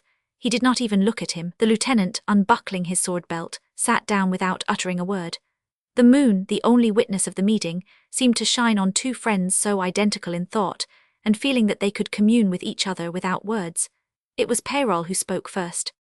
"You are up to time. I had the deuce of a job to hunt up the people and get the certificate stamped. Everything was shut up. The Port Admiral was giving a dinner party, but he came out to speak to me when I sent in my name. And all the time, do you know, Gunner, I was wondering whether I would ever see you again in my life. Even after I had the certificate, such as it is, in my pocket, I wondered whether I would." "What the devil did you think was going to happen to me?" growled Peyrol perfunctorily. He had thrown the incomprehensible stable fork under the narrow bench, and with his feet drawn in he could feel it there, lying against the wall 228. "No, the question with me was whether I would ever come here again." Riel drew a folded paper from his pocket and dropped it on the bench. Peyrol picked it up carelessly. That thing was meant only to throw dust into Englishmen's eyes. The lieutenant, after a moment's silence, went on with the sincerity of a man who suffered too much to keep his trouble to himself. "I had a hard struggle." "That was too late," said Peyrol very positively. "You had to come back here for very shame, and now you have come you don't look very happy." "Never mind my looks, Gunner, I have made up my mind." A ferocious, not unpleasing thought flashed through Peyrol's mind. It was that this intruder on the escampada sinister solitude in which he, Peyrol, kept order was under a delusion. Mind, his mind had nothing to do with his return. He had returned because, in Catherine's words, death had made a sign to him. Meantime, Lieutenant Riel raised his hat to wipe his moist brow. "I made up my mind to play the part of dispatch-bearer. As you have said yourself, Peyrol, one could not bribe a man, I mean an honest man, so you will have to find the vessel and leave the rest to me. In 2 or 3 days. You are under a moral obligation to let me have your tartine." Peyrol did not answer. He was thinking that Riel had got his sign, but whether it meant death from starvation or disease on board an English prison hulk, or in some other way, it was impossible to say. This naval officer was not a man he could trust, to whom 229 he could, for instance, tell the story of his prisoner and what he had done with him. Indeed, the story was altogether incredible. The Englishman commanding that corvette had no visible, conceivable or probable reason for sending a boat ashore to the cove of all places in the world. Peyrol himself could hardly believe that it had happened, and he thought, if I were to tell that lieutenant he would only think that I was an old scoundrel who had been in treasonable communication with the English for God knows how long. No words of mine could persuade him that this was as unforeseen to me as the moon falling from the sky. "I wonder," he burst out, but not very loud, "what made you keep on coming back here time after time?" Riel leaned his back against the wall and folded his arms in the familiar attitude of their leisurely talks. "Ennui, Peyrol," he said in a faraway tone, "confounded boredom." Peyrol also, as if unable to resist the force of example, assumed the same attitude and said, "You seem to be a man that makes no friends."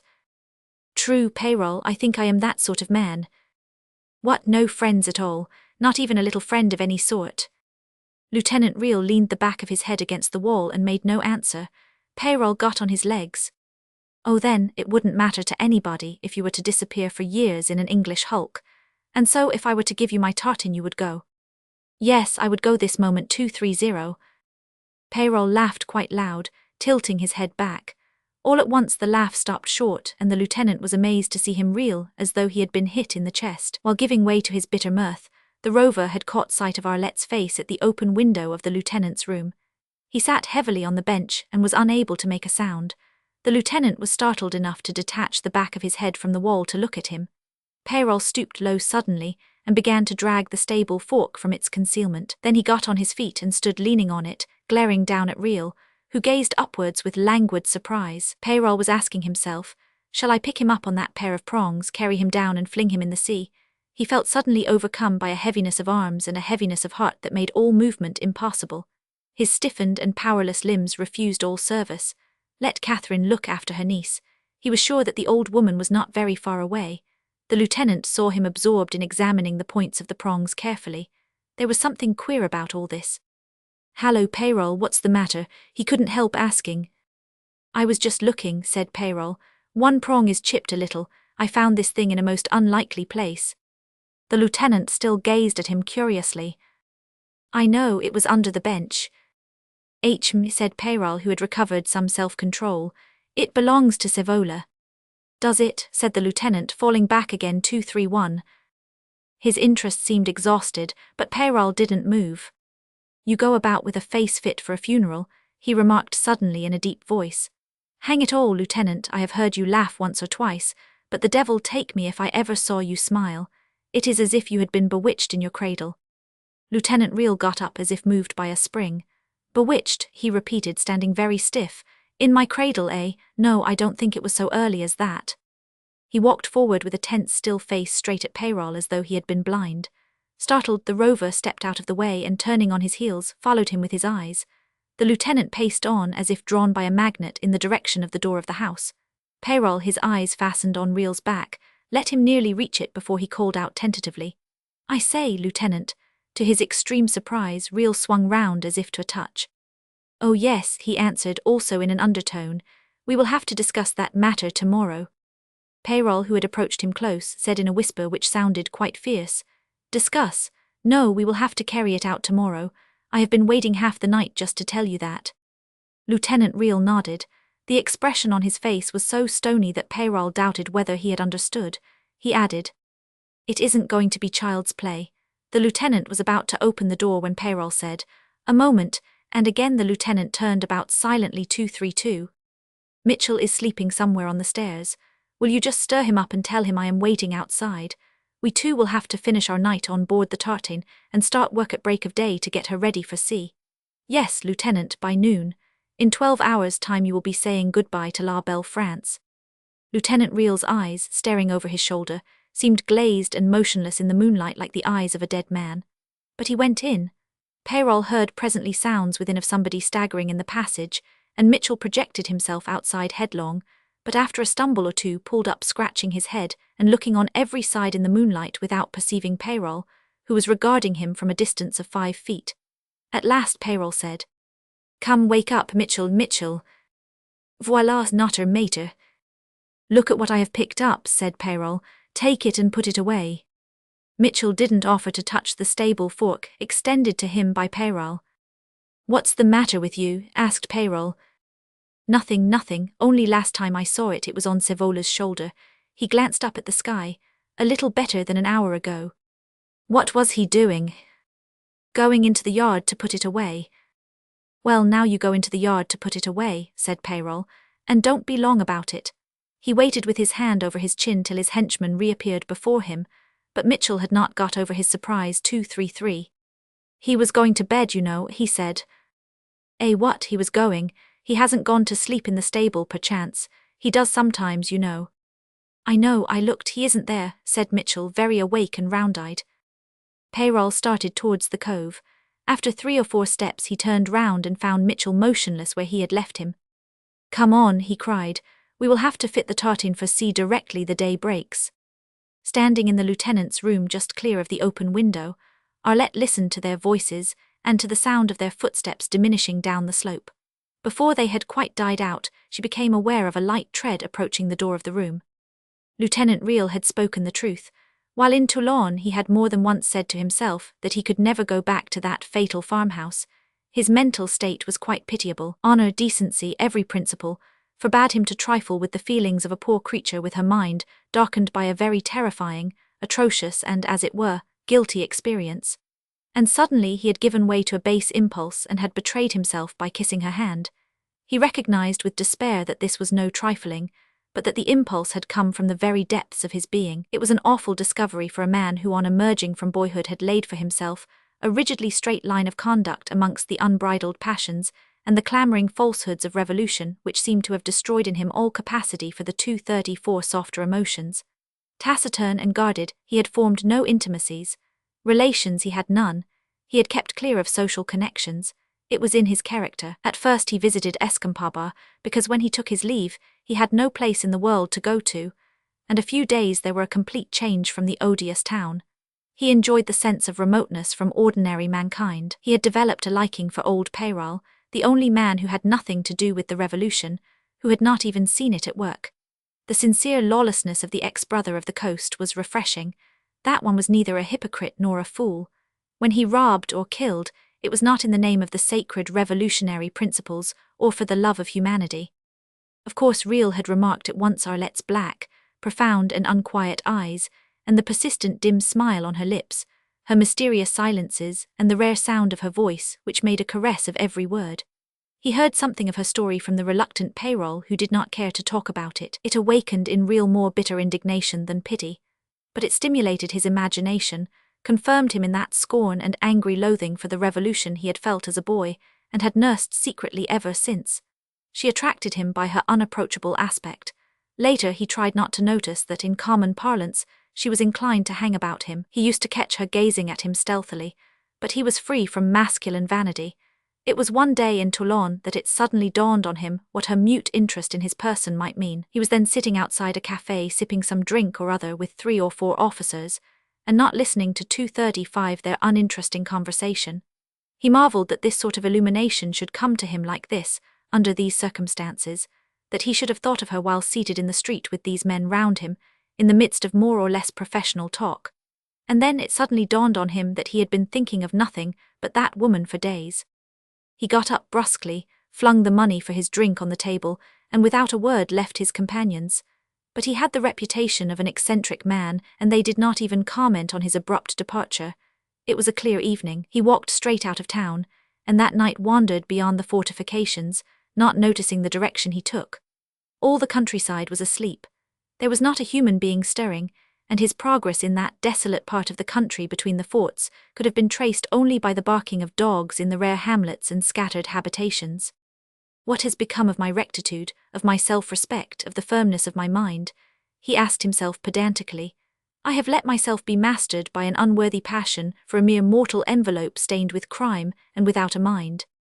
His despair at this awful discovery was so profound that if he had not been in uniform, he would have tried to commit suicide with the small pistol he had in his pocket.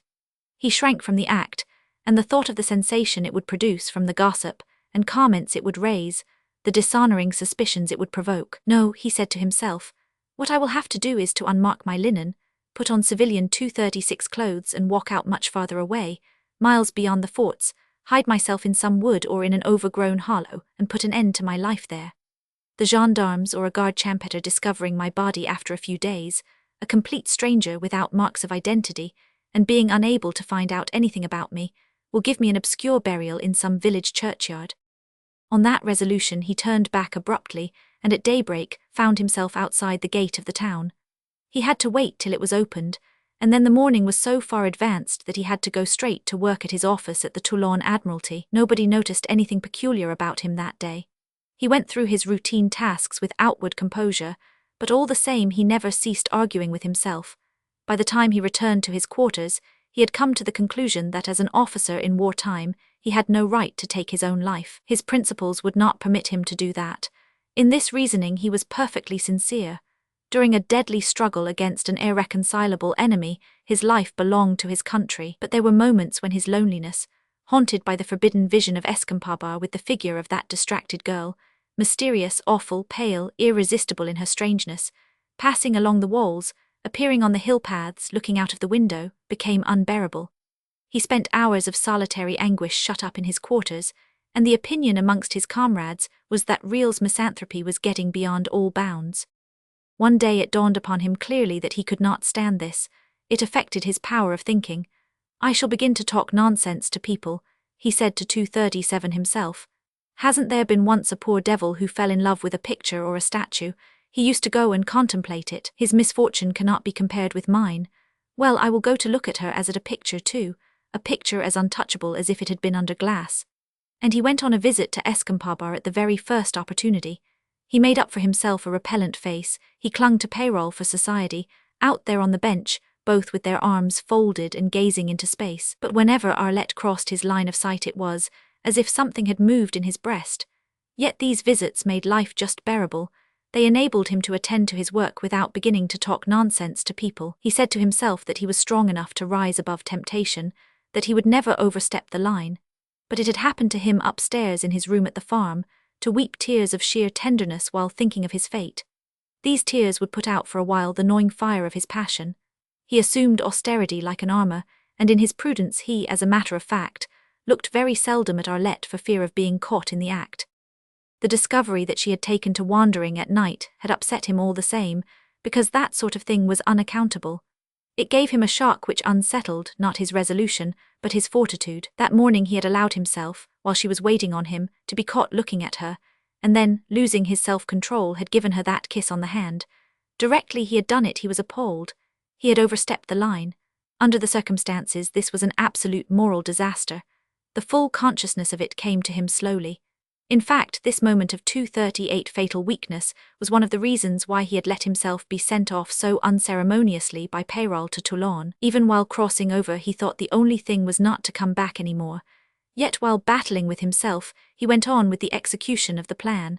A bitter irony presided over his dual state. Before leaving the Admiral, who had received him in full uniform in a room lighted by a single candle, he was suddenly moved to say, "I suppose if there is no other way I am authorized to go myself," and the Admiral had answered, "I didn't contemplate that, but if you are willing I do see any objection.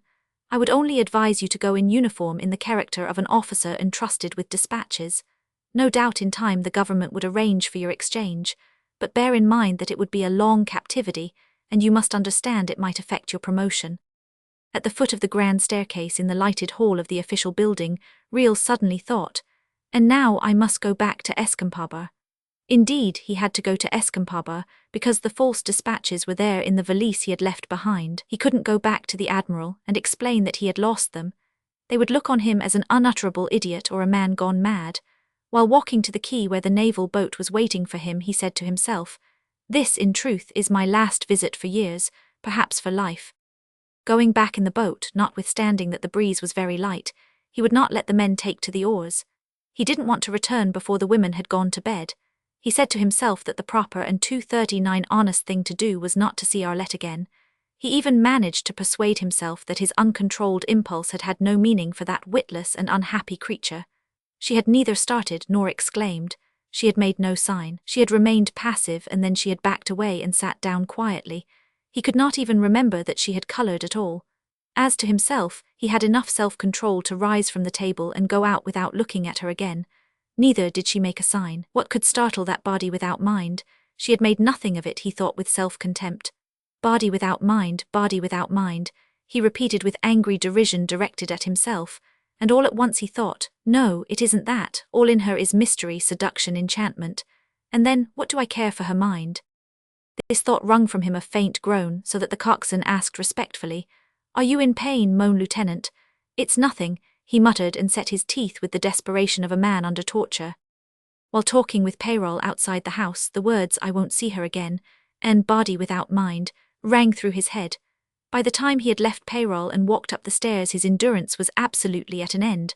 All he wanted was to be alone. Going along the dark passage he noticed that the door of Catherine's room was standing ajar, but that did not arrest his attention. He was approaching a state of insensibility. As he put his hand on the door handle of his room he said to himself, "It will soon be over."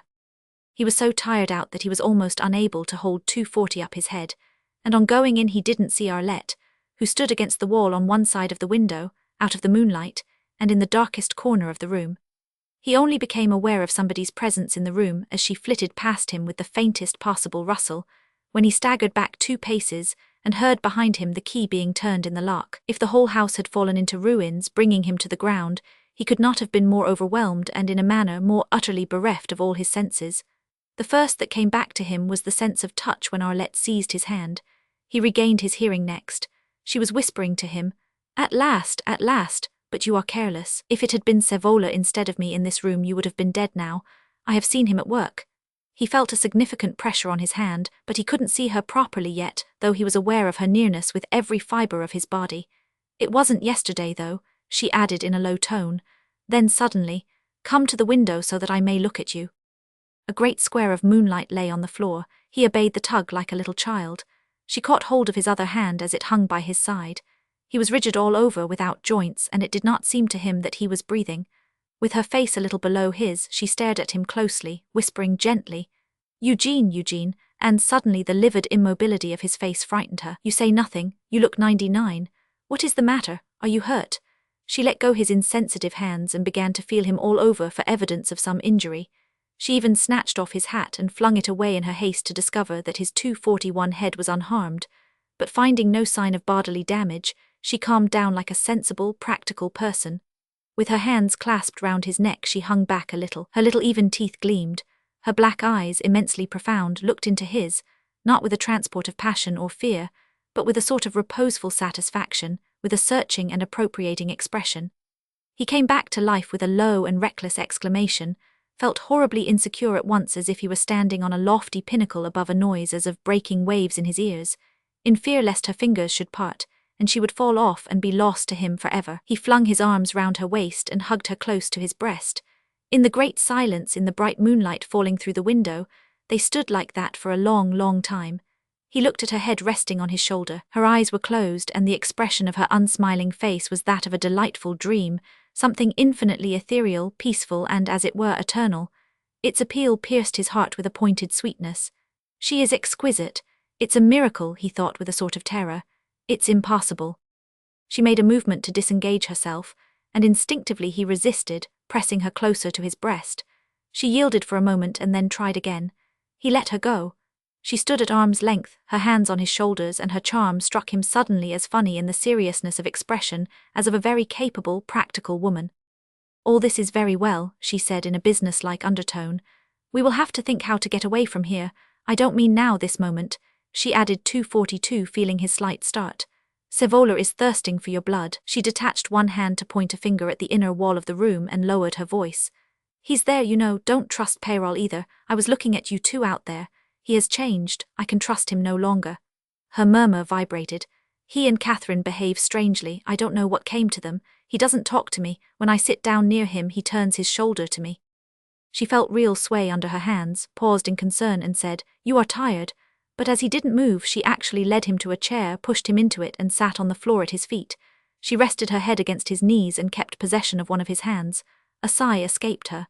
"I knew this was going to be," she said very low, "but I was taken by surprise." "Oh, you knew it was going to be," he repeated faintly. "Yes, I had prayed for it. Have you ever been prayed for, Eugene?" she asked, lingering on his name with delight. "Not since I was a child," answered Real in a sombre tone. "Oh yes, you have been prayed for today. I went down to the church." Real could hardly believe his ears. "The abb let me in by the sacristy door. He told me to renounce the world. I was ready to renounce anything for you." Real, turning his face to the darkest part of the room, seemed to see the spectre of fatality awaiting its time to move forward and crush that calm, confident Joy 243. He shook off the dreadful illusion, raised her hand to his lips for a lingering kiss, and then asked, "So you knew that it was going to be everything?" "Yes, and of me what did you think?" She pressed strongly the hand to which she had been clinging all the time. "I thought this. But what did you think of my conduct at times? You see, I did not know what was going to be. I was afraid," he added under his breath. "Conduct? What conduct? You came, you went. When you were not here I thought of you, and when you were here I could look my fill at you. I tell you I knew how it was going to be. I was not afraid then." "You went about with a little smile," he whispered, as one would mention an inconceivable marvel. "I was warm and quiet," murmured Arlette, as if on the borders of dreamland. Tender murmurs flowed from her lips describing a state of blissful tranquility in phrases that sounded like the veriest nonsense, incredible, convincing and soothing to Real's conscience. You were perfect, it went on. Whenever you came near me everything seemed different. What do you mean, how different? Altogether, the light, the very stones of the house, the hills, the little flowers amongst the rocks. Even Nanette was different. Nanette was a white Angora with long silken hair, a pet that lived mostly in the yard.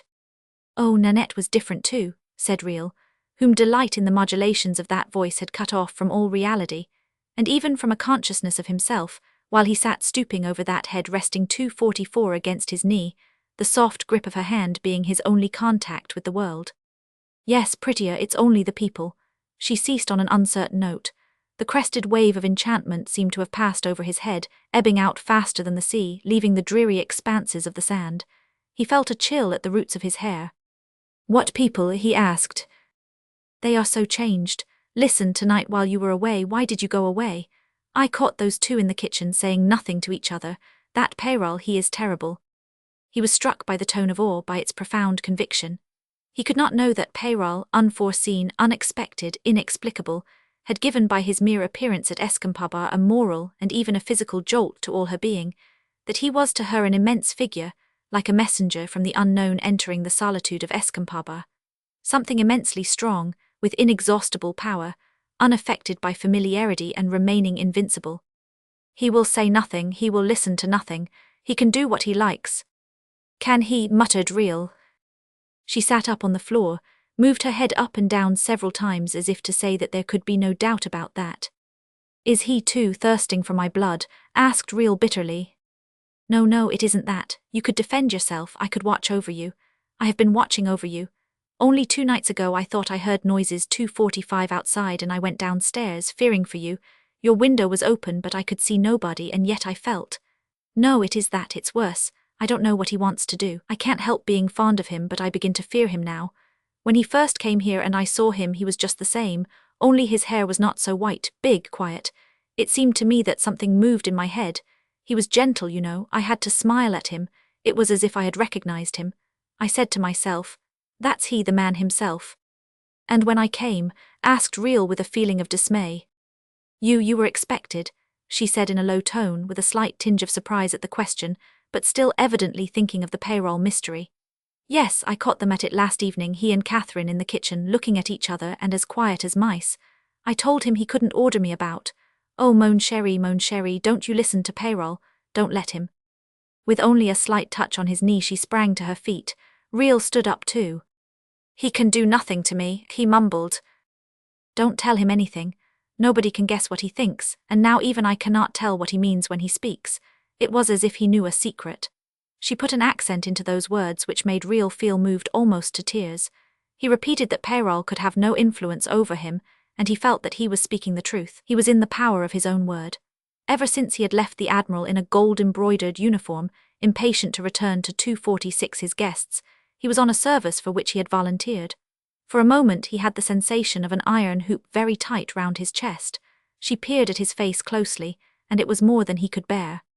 All right, I'll be careful, he said. And Catherine, is she also dangerous? In the sheen of the moonlight Arlette, her neck and head above the gleams of the fichu, visible and elusive, smiled at him and moved a step closer. Poor Aunt Catherine, she said. Put your arm round me, Eugene. She can do nothing. She used to follow me with her eyes always. She thought I didn't notice, but I 999. And now she seems unable to look me in the face. Peyrol too, for that matter. He used to follow me with his eyes. Often I wondered what made them look at me like that. Can you tell, Eugene? But it's all changed now. Yes, it is all changed, said Real in a tone which he tried to make as light as possible. Does Catherine know you are here? When we went upstairs this evening I lay down all dressed on my bed and she sat on hers. The candle was out, but in the moonlight I could see her quite plainly with her hands on her lap. When I could lie still no longer I simply got up and went out of the room. She was still sitting at the foot of her bed. All I did was to put my finger on my lips and then she dropped her head. I don't think I quite closed the door. Hold me tighter, Eugene, I am tired. Strange, you know. Formerly, a long time ago, before I ever saw you, I never rested and never felt tired. She 247 stopped her murmur suddenly and lifted a finger recommending silence. She listened and Real listened too. He did not know for what. And in this sudden concentration on a point, all that had happened since he had entered the room seemed to him a dream in its improbability, and in the more than lifelike force dreams have in their inconsequence. Even the woman letting herself go on his arm seemed to have no weight as it might have happened in a dream. She is there, breathed Arlette suddenly, rising on tiptoe to reach up to his ear. She must have heard you go past. Where is she? Asked Real with the same intense secrecy. Outside the door. She must have been listening to the murmur of our voices. Arlette breathed into his ear as if relating an enormity. She told me one day that I was one of those who are fit for no man's arms. At this he flung his other arm round her and looked into her enlarged as if frightened eyes, while she clasped him with all her strength, and they stood like that a long time, lips pressed on lips without a kiss and breathless in the closeness of their contact. To him, the stillness seemed to extend to the limits of the universe. The thought, am I going to die, flashed through that stillness and lost itself in it like a spark flying in an everlasting night. The only result of it was the tightening of his hold on Arlette. An aged and uncertain voice was heard uttering the word Arlette. Catherine, who had been listening to their murmurs, could not bear the long silence. They heard her trembling tones as distinctly as though she 248 had been in the room. Real felt as if it had saved his life. They separated silently. Go away, called out Arlette. Zarl. Be quiet, she cried louder. You can do nothing. Arlette came through the door, tremulous and commanding. She will wake up Sevola, remarked Arlette to Real in a conversational tone, and they both waited for sounds that did not come. Arlette pointed her finger at the wall. He is there, you know. He is asleep, muttered Real, but the thought I am lost which he formulated in his mind had no reference to Sevola. He is afraid, said Arlette contemptuously in an undertone, but that means little. He would quake with fright one moment and rush out to do murder the next. Slowly, as if drawn by the irresistible authority of the old woman, they had been moving towards the door. Real thought with the sudden enlightenment of passion, if she does not go now, I won't have the strength to part from her in the morning. He had no image of death before his eyes, but of a long and intolerable separation. A sigh verging upon a moan reached them from the other side of the door, and made the air around them heavy with sorrow against which locks and keys will not avail. You had better go to her, he whispered in a penetrating tone. Of course I will, said Arlette with some feeling. Poor old thing. She and I have only each other in the world, but I am the daughter here. She must do 249 what I tell her. With one of her hands on Real's shoulder, she put her mouth close to the door and said distinctly, I am coming directly. Go back to your room and wait for me, as if she had no doubt of being obeyed. A profound silence ensued. Perhaps Catherine had gone already. Real and Arlette stood still for a whole minute as if both had been changed into stone. Go now, said Real in a hoarse, hardly audible voice. She gave him a quick kiss on the lips, and again they stood like a pair of enchanted lovers bewitched into immobility. If she stays on, thought Real, I shall never have the courage to tear myself away, and then I shall have to blow my brains out. But when at last she moved, he seized her again and held her as if she had been his very life. When he let her go, he was appalled by hearing a very faint laugh of her secret joy. Why do you laugh? He asked in a scared tone. She stopped to answer him over her shoulder. I laugh because I thought of all the days to come. Days and days and days. Have you thought of them? Yes, Real faltered, like a man stabbed to the heart, holding the door half open, and he was glad to have something to hold on to. She slipped out with a soft rustle of her silk skirt, but before he had time to close the door behind her, she put back her arm for an instant. He had just time to press the palm of her hand to his lips. It was cool. She snatched it away, and he had the strength of mind to shut the door after her. He felt like a man 250 chained to the wall and dying of thirst, from whom a cold drink is snatched away. The room became dark suddenly. He thought, a cloud over the moon, an enormous cloud, while he walked rigidly to the window, insecure and swaying as if on a tight rope. After a moment he perceived the moon in a sky on which there was no sign of the smallest cloud anywhere. He said to himself, I suppose I nearly died just now. But no, he went on thinking with deliberate cruelty, oh no, I shall not die. I shall only suffer. Only by stumbling against the side of the bed did he discover that he had gone away from the window. At once he flung himself on it violently with his face buried in the pillow, which he bit to restrain the cry of distress about to burst through his lips. Natures schooled into insensibility, when once overcome by a mastering passion, are, like vanquished giants, ready for despair.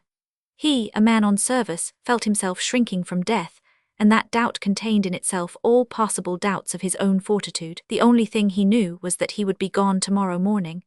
He shuddered along his whole extended length, then lay still gripping a handful of bedclothes in each hand to prevent himself from leaping up in panicky restlessness. He was saying to himself pedantically, "I must lie down and rest, I must rest to have strength for tomorrow, I must rest," while the tremendous struggle to keep still broke out in waves of perspiration on his forehead.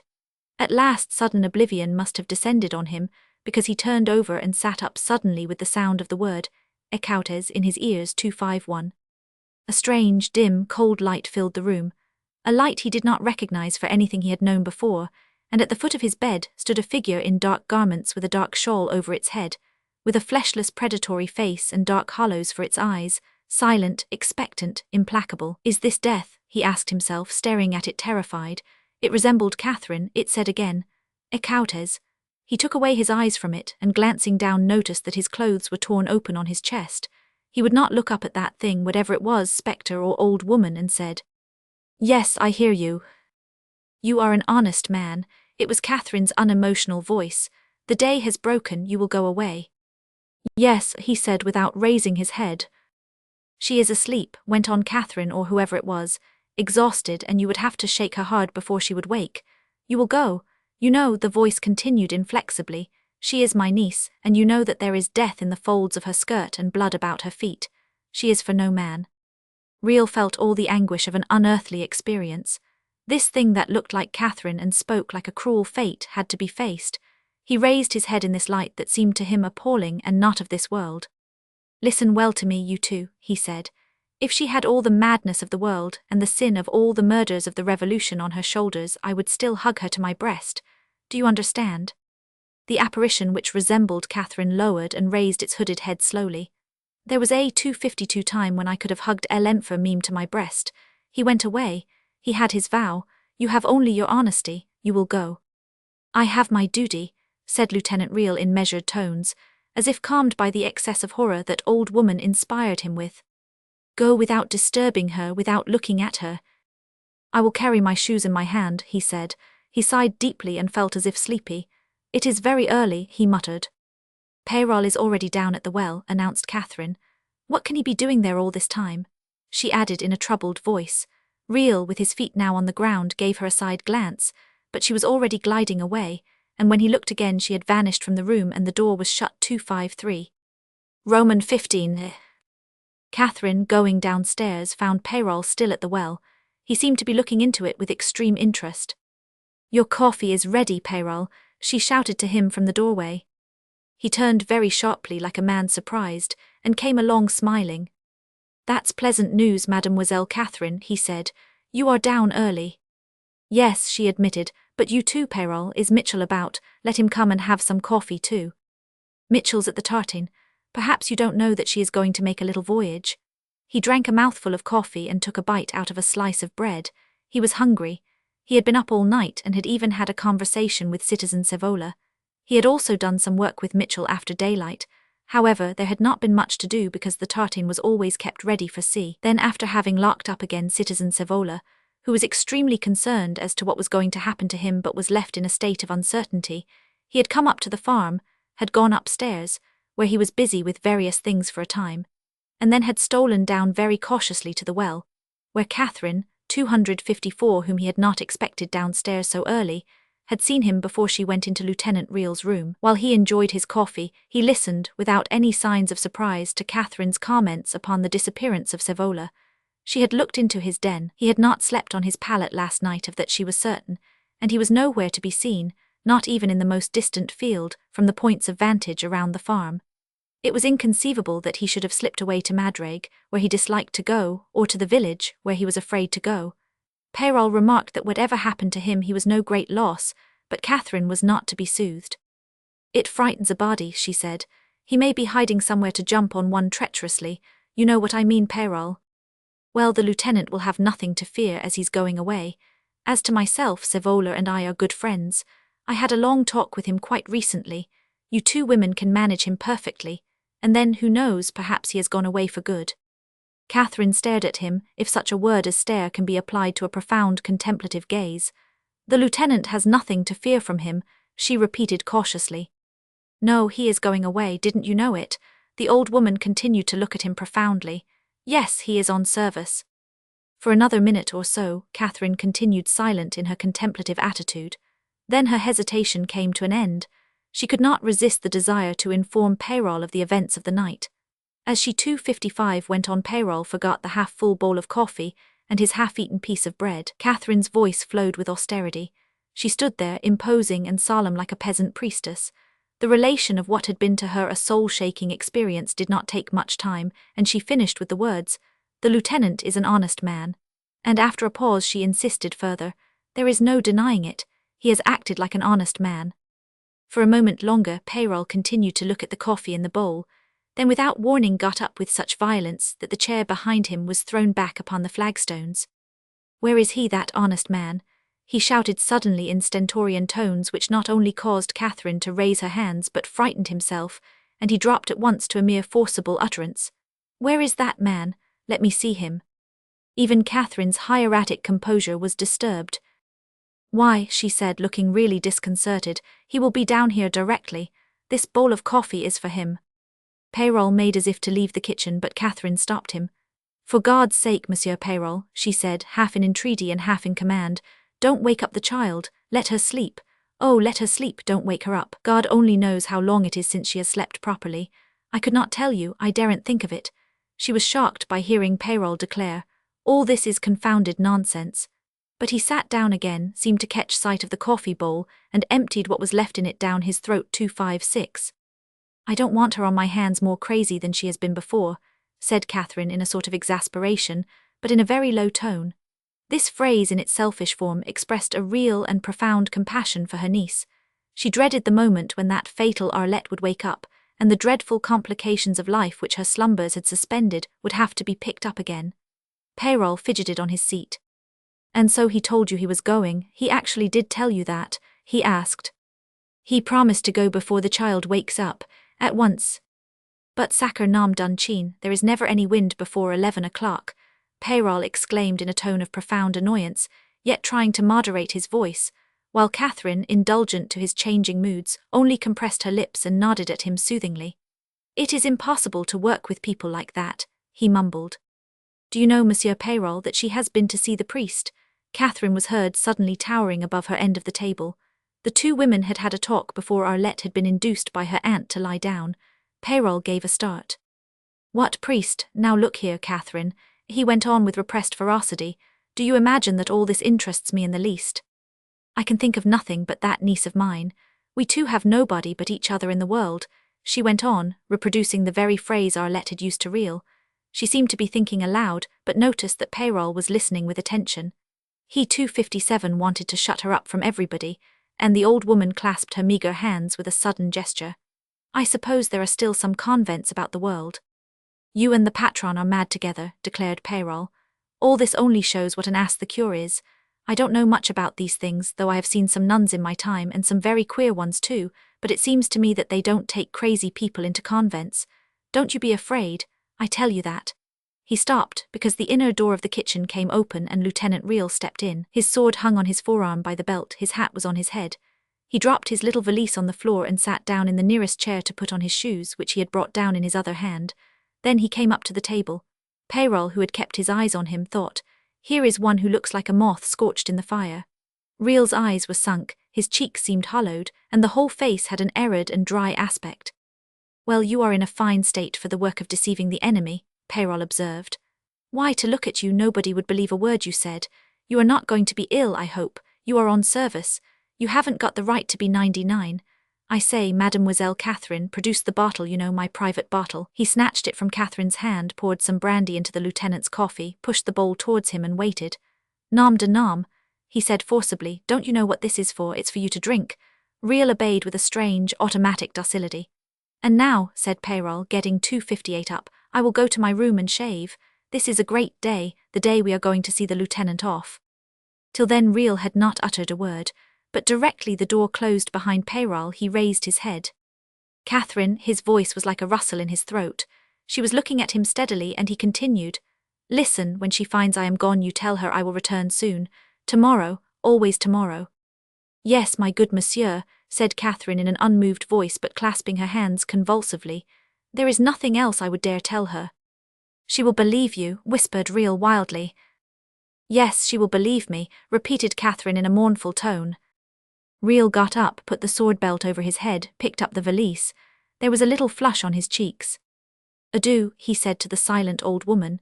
She made no answer, but as he turned away she raised her hand a little, hesitated, and let it fall again. It seemed to her that the women of Escampabar had been singled out for divine wrath. Her niece appeared to her like the scapegoat charged with all the murders and blasphemies of the Revolution. She herself, too, had been cast out from the grace of God. But that had been a long time ago. She had made her peace with heaven since. Again she raised her hand, and this time made in the air the sign of the cross at the back of Lieutenant Real. Meanwhile, upstairs Peyrol, scraping his big flat cheek with an English razor blade at the window, saw Lieutenant Real on the path to the shore, and high above there, commanding a vast view of C-259 and land, he shrugged his shoulders impatiently with no visible provocation.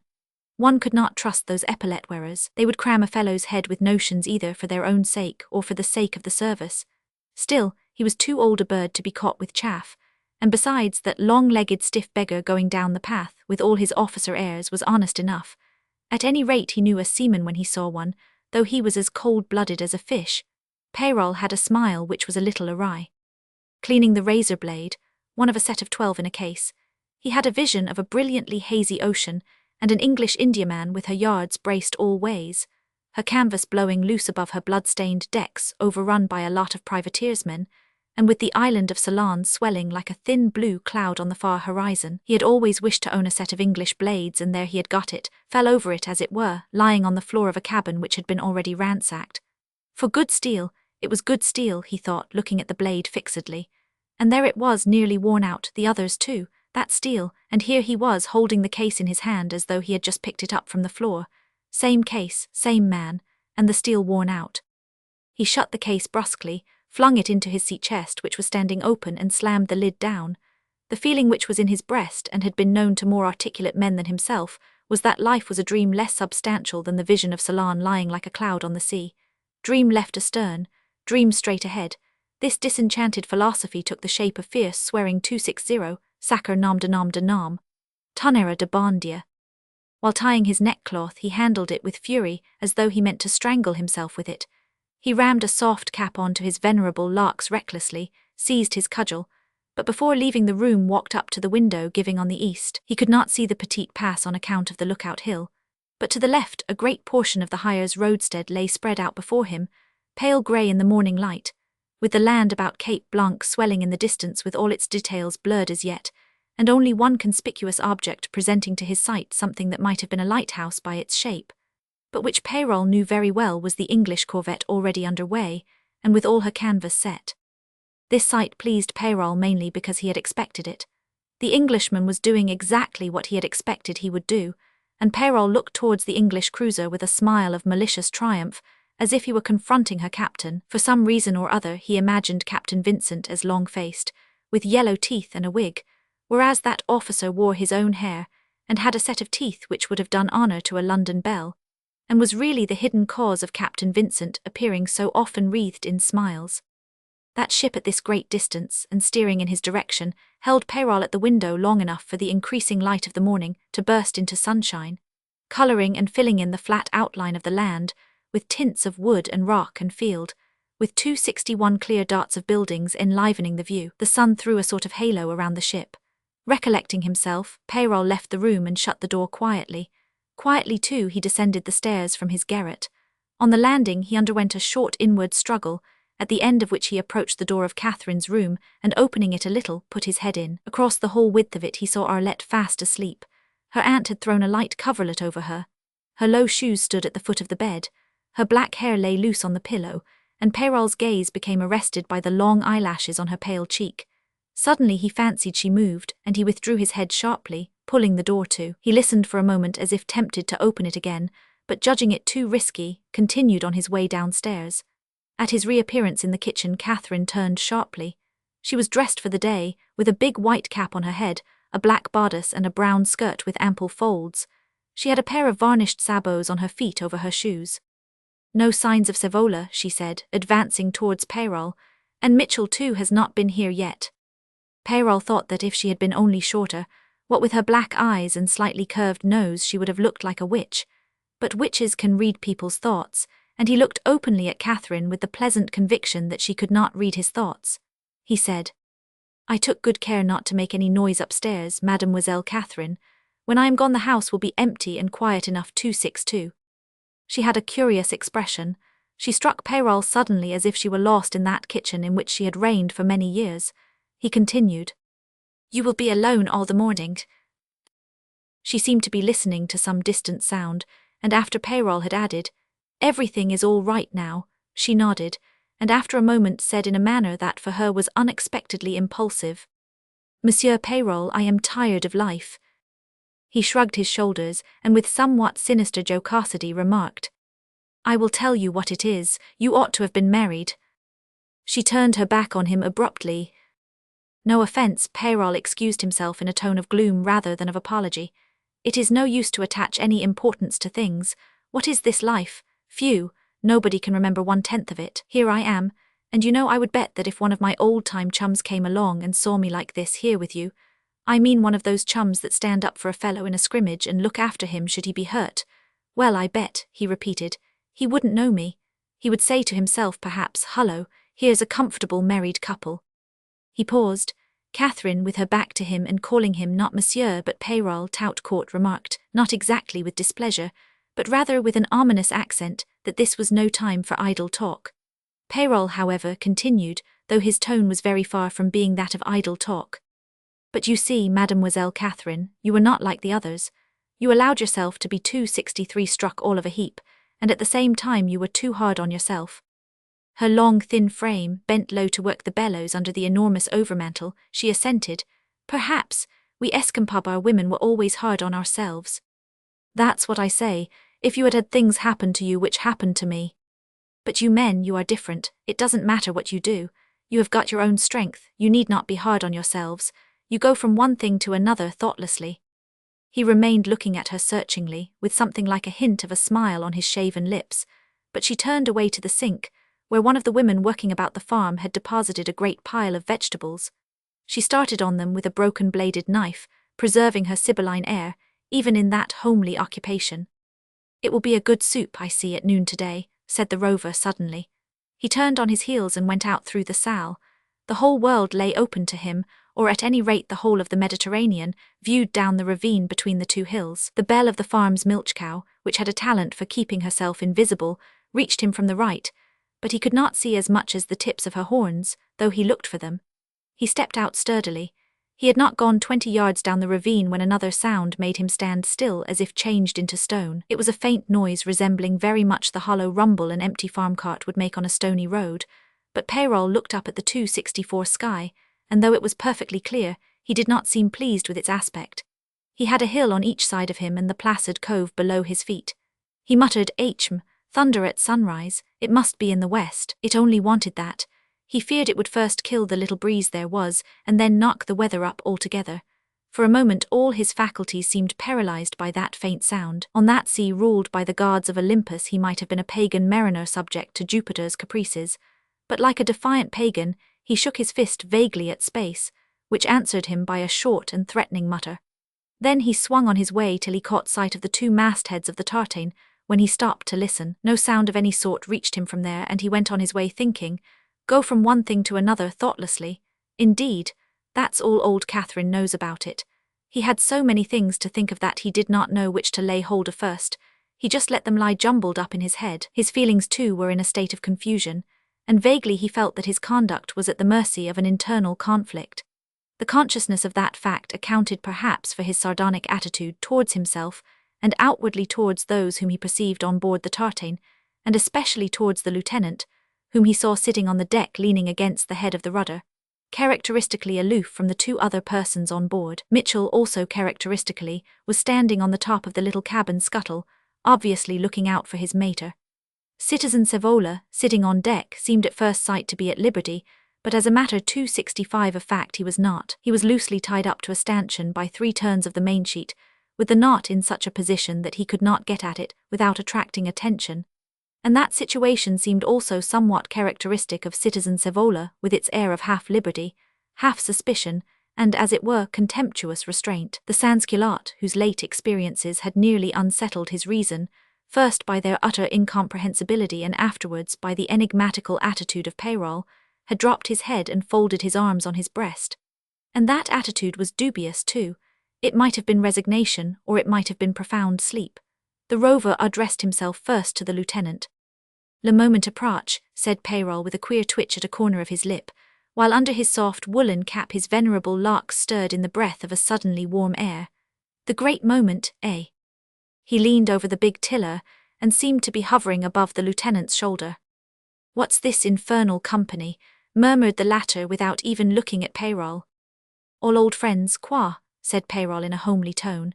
"We will keep that little affair amongst ourselves. The fewer the men, the greater the glory.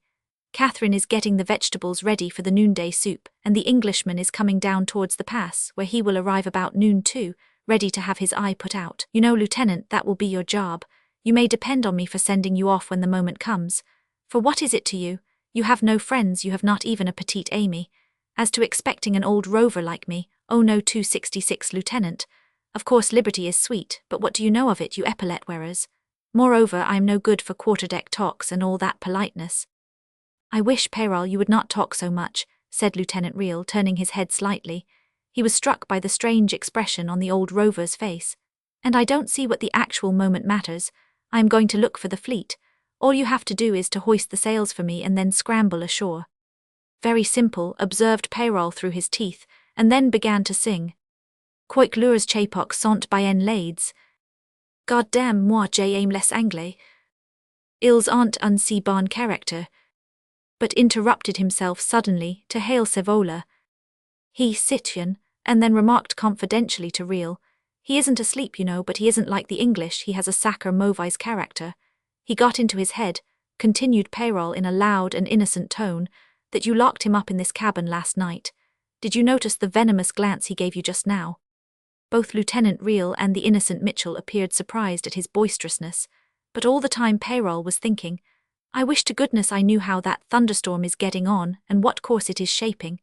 I can't find that out unless I go up to the farm and get a view to the westward. It may be as far as the Rhone Valley. No doubt it is, and it will come out of it too, curses on it. One woe 267, an't be able to reckon on half an hour of steady wind from any quarter." He directed a look of ironic gaiety at all the faces in turn. Mitchell met it with a faithful dog gaze and innocently open mouth. Savola kept his chin buried on his chest. Lieutenant Riel was insensible to outward impressions, and his absent stare made nothing of Peyrol. The Rover himself presently fell into thought. The last stir of air died out in the little basin, and the sun-clearing porquerolles inundated it with a sudden light, in which Mitchell blinked like an owl. "It's hot early," he announced aloud, but only because he had formed the habit of talking to himself. He would not have presumed to offer an opinion unless asked by Peyrol. His voice having recalled Peyrol to himself, he proposed to masthead the yards, and even asked Lieutenant Riel to help in that operation, which was accomplished in silence, except for the faint squeaking of the blocks. The sails, however, were kept hauled up in the gear. "Like this," said Peyrol, "you have only to let go the ropes and you will be under canvas at once." Without answering, Riel returned to his position by the rudder-head. He was saying to himself, "I am sneaking off. No, there is honor duty, and of course I will return, but when? They will forget all about me and I shall never be exchanged. This war may last for years." And illogically he wished he could have had a God to whom he could pray for relief in his anguish.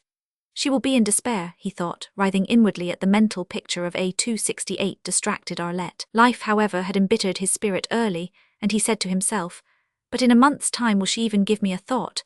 Instantly he felt remorseful, with a remorse strong enough to lift him to his feet, as if he were morally obliged to go up again and confess to Arlette this sacrilegious cynicism of thought.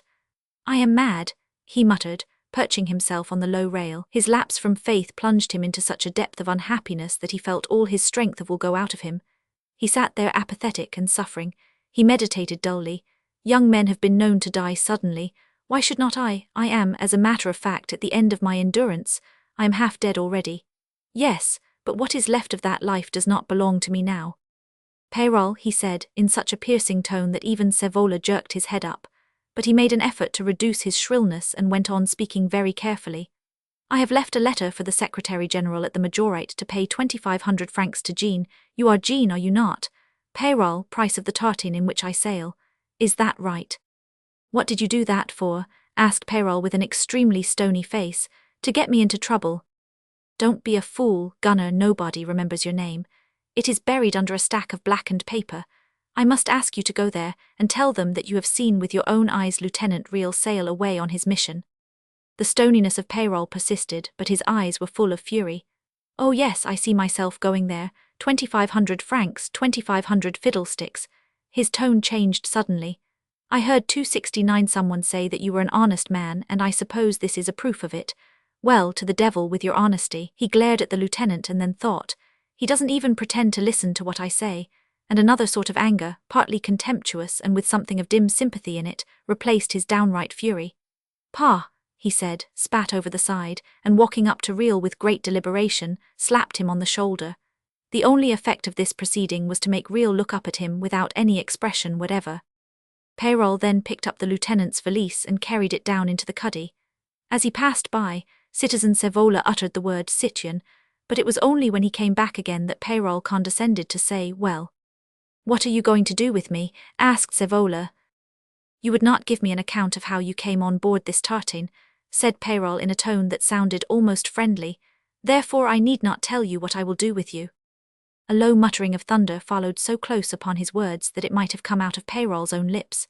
The Rover gazed uneasily at the sky. It was still clear overhead, and at the bottom of that little basin surrounded by rocks there was no view in any other direction, but even as he gazed there was a sort of flicker in the sunshine, succeeded by a mighty but distant clap of thunder. For the next half-hour Peyrol and Mitchell were busy ashore taking a long line from the tartan to the entrance of the little basin, where they fastened the end of it to a bush. This was 270 for the purpose of hauling the tartan out into the cove. Then they came aboard again. The bit of sky above their heads was still clear, but while walking with the hauling line near the cove Peyrol had got a glimpse of the edge of the cloud. The sun grew scorching all of a sudden, and in the stagnating air a mysterious change seemed to come over the quality and the colour of the light. Peyrol flung his cap on the deck, baring his head to the subtle menace of the breathless stillness of the air. Phew, car chauffe, he muttered, rolling up the sleeves of his jacket. He wiped his forehead with his mighty forearm upon which a mermaid with an immensely long fishtail was tattooed. Perceiving the lieutenant's belted sword lying on the deck, he picked it up and without any ceremony threw it down the cabin stairs. As he was passing again near Sevola, the sans-culotte raised his voice. I believe you are one of those wretches corrupted by English gold, he cried like one inspired. His shining eyes, his red cheeks, testified to the fire of patriotism burning in his breast, and he used that conventional phrase of revolutionary time, a time when, intoxicated with oratory, he used to run about dealing death to traitors of both sexes and all ages. But his denunciation was received in such profound silence that his own belief in it wavered. His words had sunk into an abysmal stillness, and the next sound was Peyrol speaking to Real. I'm afraid you will get very wet, Lieutenant, before long. And then, looking at Real, he thought with great conviction. Wet, he wouldn't mind getting drowned. Standing stock still, he fretted and fumed 271 inwardly, wondering where precisely the English ship was by this time, and where the devil that thunderstorm had got to, for the sky had become as mute as the oppressed earth. Real asked, Is it not time to haul out, Gunner? And Peyrol said, There is not a breath of wind anywhere for miles. He was gratified by the fairly loud mutter rolling apparently along the inland hills. Over the pool, a little ragged cloud torn from the purple robe of the storm floated, arrested and thin like a bit of dark gauze. Above at the farm Catherine had heard, too, the ominous mutter, and came to the door of the salle. From there she could see the purple cloud itself, convoluted and solid, and its sinister shadow lying over the hills. The oncoming of the storm added to her sense of uneasiness at finding herself all alone in the house. Mitchell had not come up. She would have welcomed Mitchell, to whom she hardly ever spoke, simply as a person belonging to the usual order of things. She was not talkative, but somehow she would have liked somebody to speak to just for a moment. This cessation of all sound, voices or footsteps, around the buildings was not welcome, but looking at the cloud, she thought that there would be noise enough presently. However, stepping back into the kitchen, she was met by a sound that made her regret the oppressive silence, by its piercing and terrifying character. It was a shriek in the upper part of the house, where, as far as she knew, there was only Arlette asleep. In her attempt to cross the kitchen to the foot of the stairs, the weight of her accumulated 272 years fell upon the old woman. She felt suddenly very feeble and hardly able to breathe, and all at once the thought, Sevola, was he murdering her up there? Paralyzed the last remnant of her physical powers. What else could it be? She fell as if shot into a chair under the first shock and found herself unable to move. Only her brain remained active, and she raised her hands to her eyes as if to shut out the image of the horrors upstairs. She heard nothing more from above. Arlette was dead. She thought that now it was her turn. While her body quailed before the brutal violence, her weary spirit longed ardently for the end. Let him come. Let all this be over at last, with a blow on the head or a stab in the breast. She had not the courage to uncover her eyes. She waited, but after about a minute, it seemed to her interminable, she heard rapid footsteps overhead.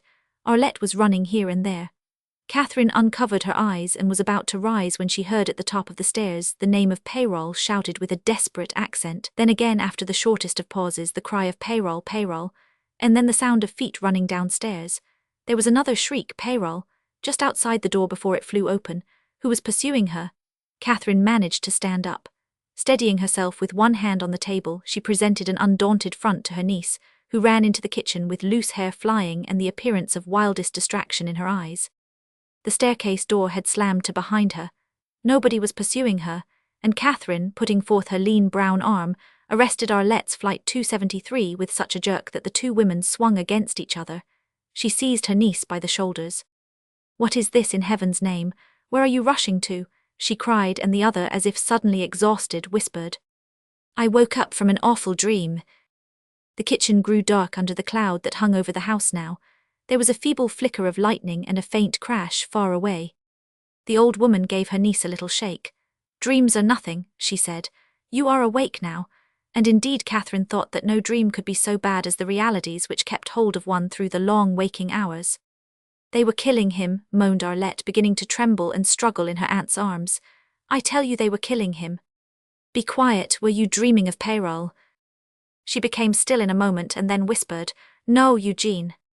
She had seen Real set upon by a mob of men and women, all dripping with blood, in a livid cold light, in front of a stretch of mere shells of houses with cracked walls and broken windows, and going down in the midst of a forest of raised arms brandishing sabres, clubs, knives, axes. There was also a man flourishing a red rag on a stick, while another was beating a drum which boomed above the sickening sound of broken glass falling like rain on the pavement.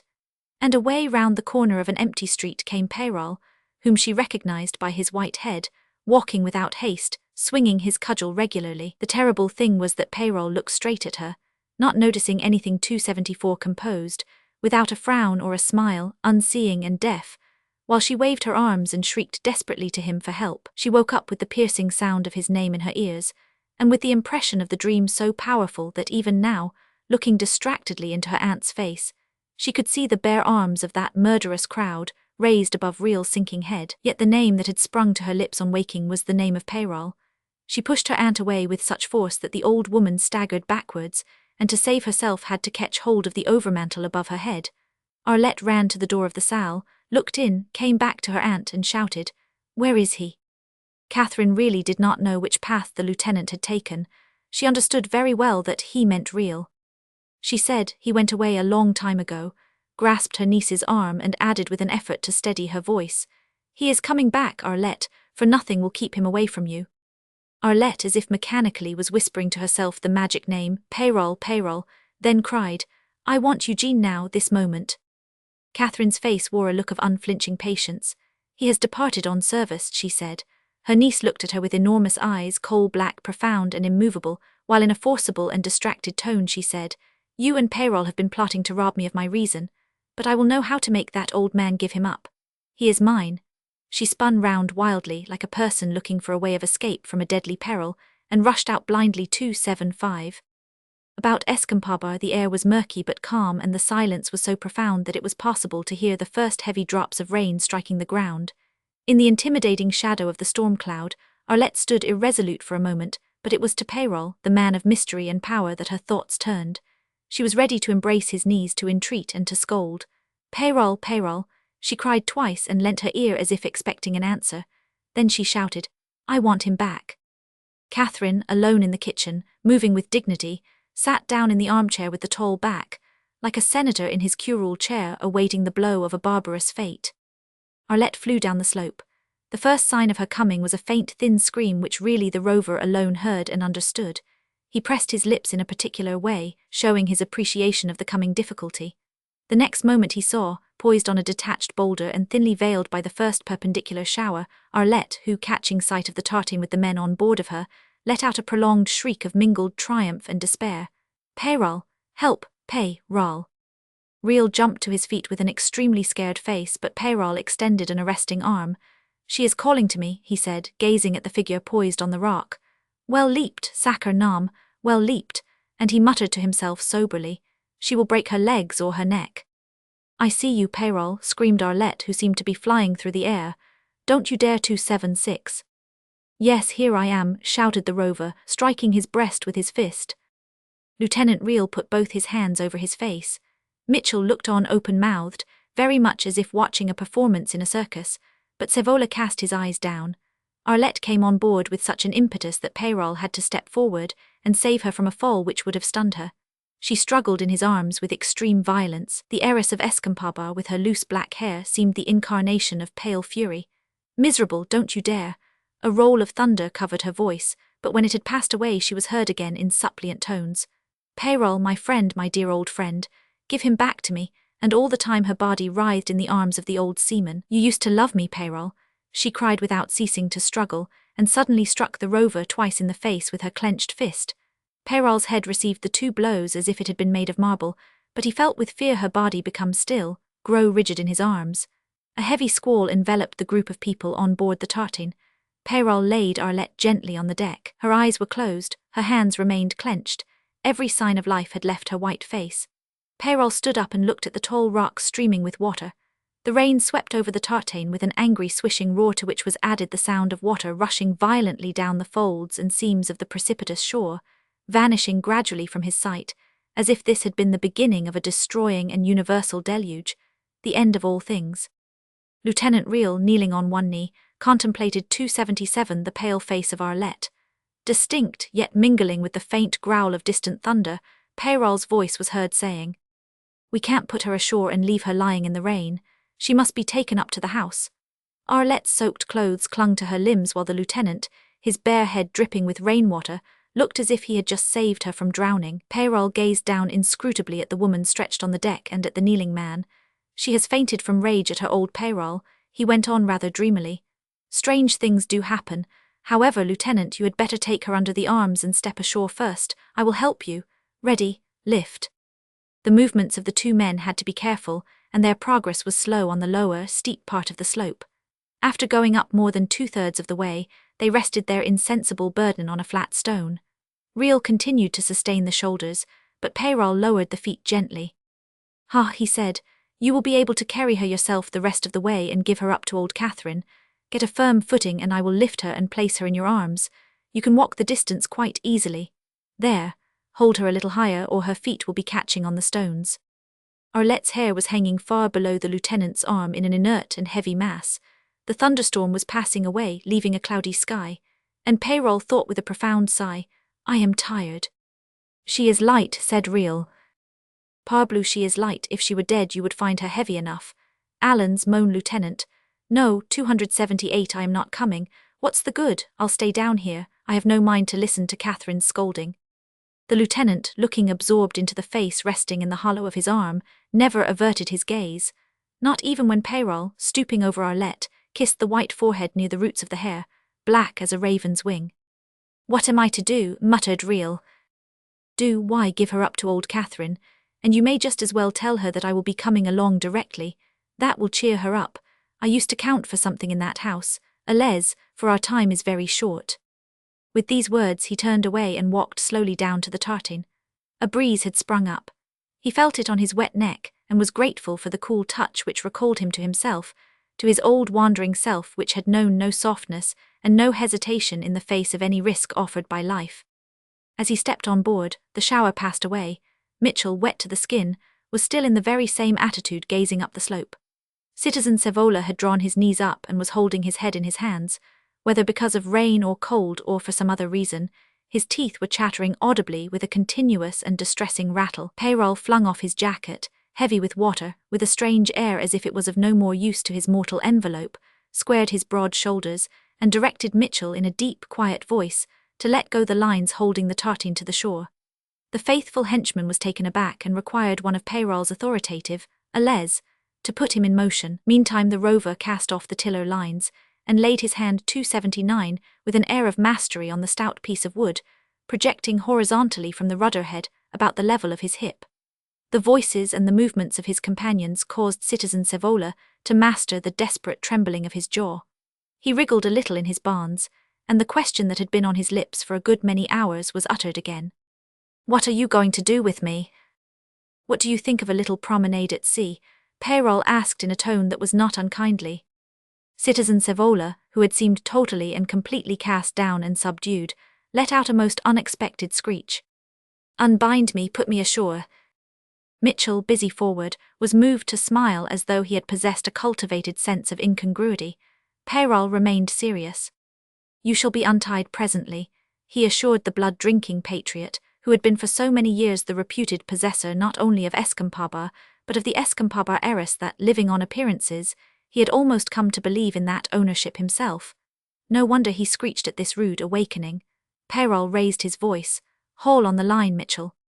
As directly the ropes had been let go, the tartine had swung clear of the shore.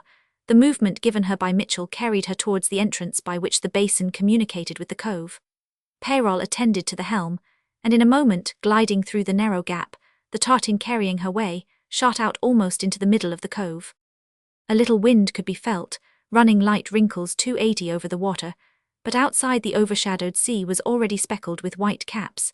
Peyrol helped Mitchell to haul aft the sheets, and then went back to the tiller. The pretty spick-and-span craft that had been lying idle for so long began to glide into the wide world. Mitchell gazed at the shore as if lost in admiration. Citizen Savola's head had fallen on his knees while his nerveless hands clasped his legs loosely. He was the very image of dejection. "He, Mitchell, come here and cast loose the citizen. It is only fair that he should be untied for a little excursion at sea."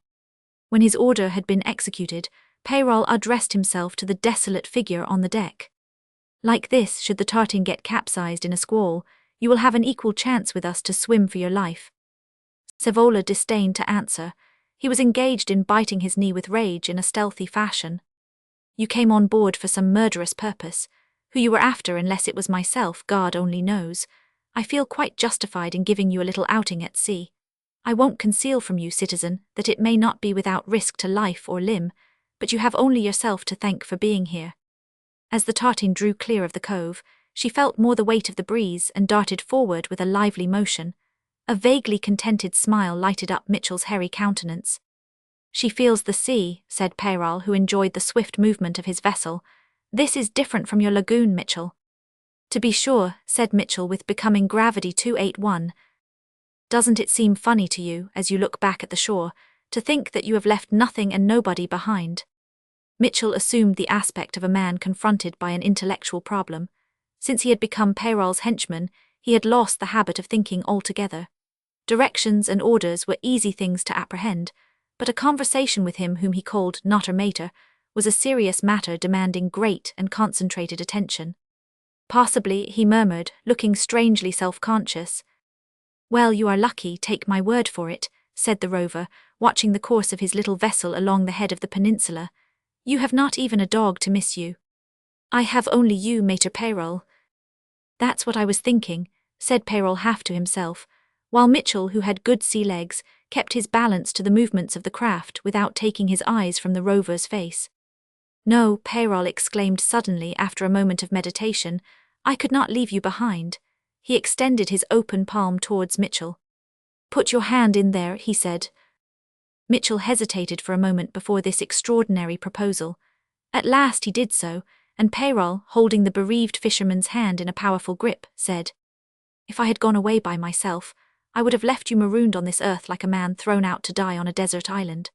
Some dim perception of the solemnity of the occasion seemed to enter Mitch 282L's primitive brain. He connected Peyrol's words with the sense of his own insignificant position at the tail of all mankind, and timidly, he murmured with his clear, innocent glance unclouded, the fundamental axiom of his philosophy.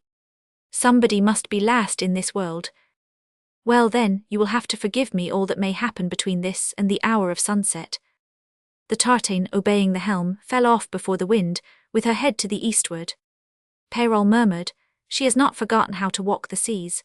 His unsubdued heart, heavy for so many days, had a moment of buoyancy, the illusion of immense freedom. At that moment Reel, amazed at finding no tartan in the basin, was running madly towards the cove, where he was sure Peyrol must be waiting to give her up to him.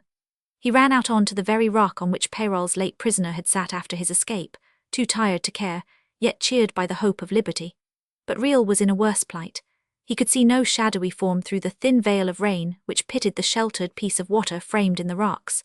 The little craft had been spirited away. Impossible, there must be something wrong with his eyes. Again the barren hillsides echoed the name of Peyrol, shouted with all the force of Reel's lungs. He shouted it only once, and about 5 minutes afterwards appeared at the kitchen door, panting, streaming with water as if he had fought his way up from the bottom of the sea. In the tall-backed armchair Arlette lay with her limbs relaxed, her head on Catherine's arm, her face white as death. He saw her open her black eyes, enormous 283 and as if not of this world. He saw old Catherine turn her head, heard a cry of surprise, and saw a sort of struggle beginning between the two women. He screamed at them like a madman, "Peyrol has betrayed me." And in an instant, with a bang of the door, he was gone. The rain had ceased. Above his head the unbroken mass of clouds moved to the eastward, and he moved in the same direction, as if he too were driven by the wind up the hillside, towards the lookout, when he reached the spot and, gasping, flung one arm round the trunk of the leaning tree.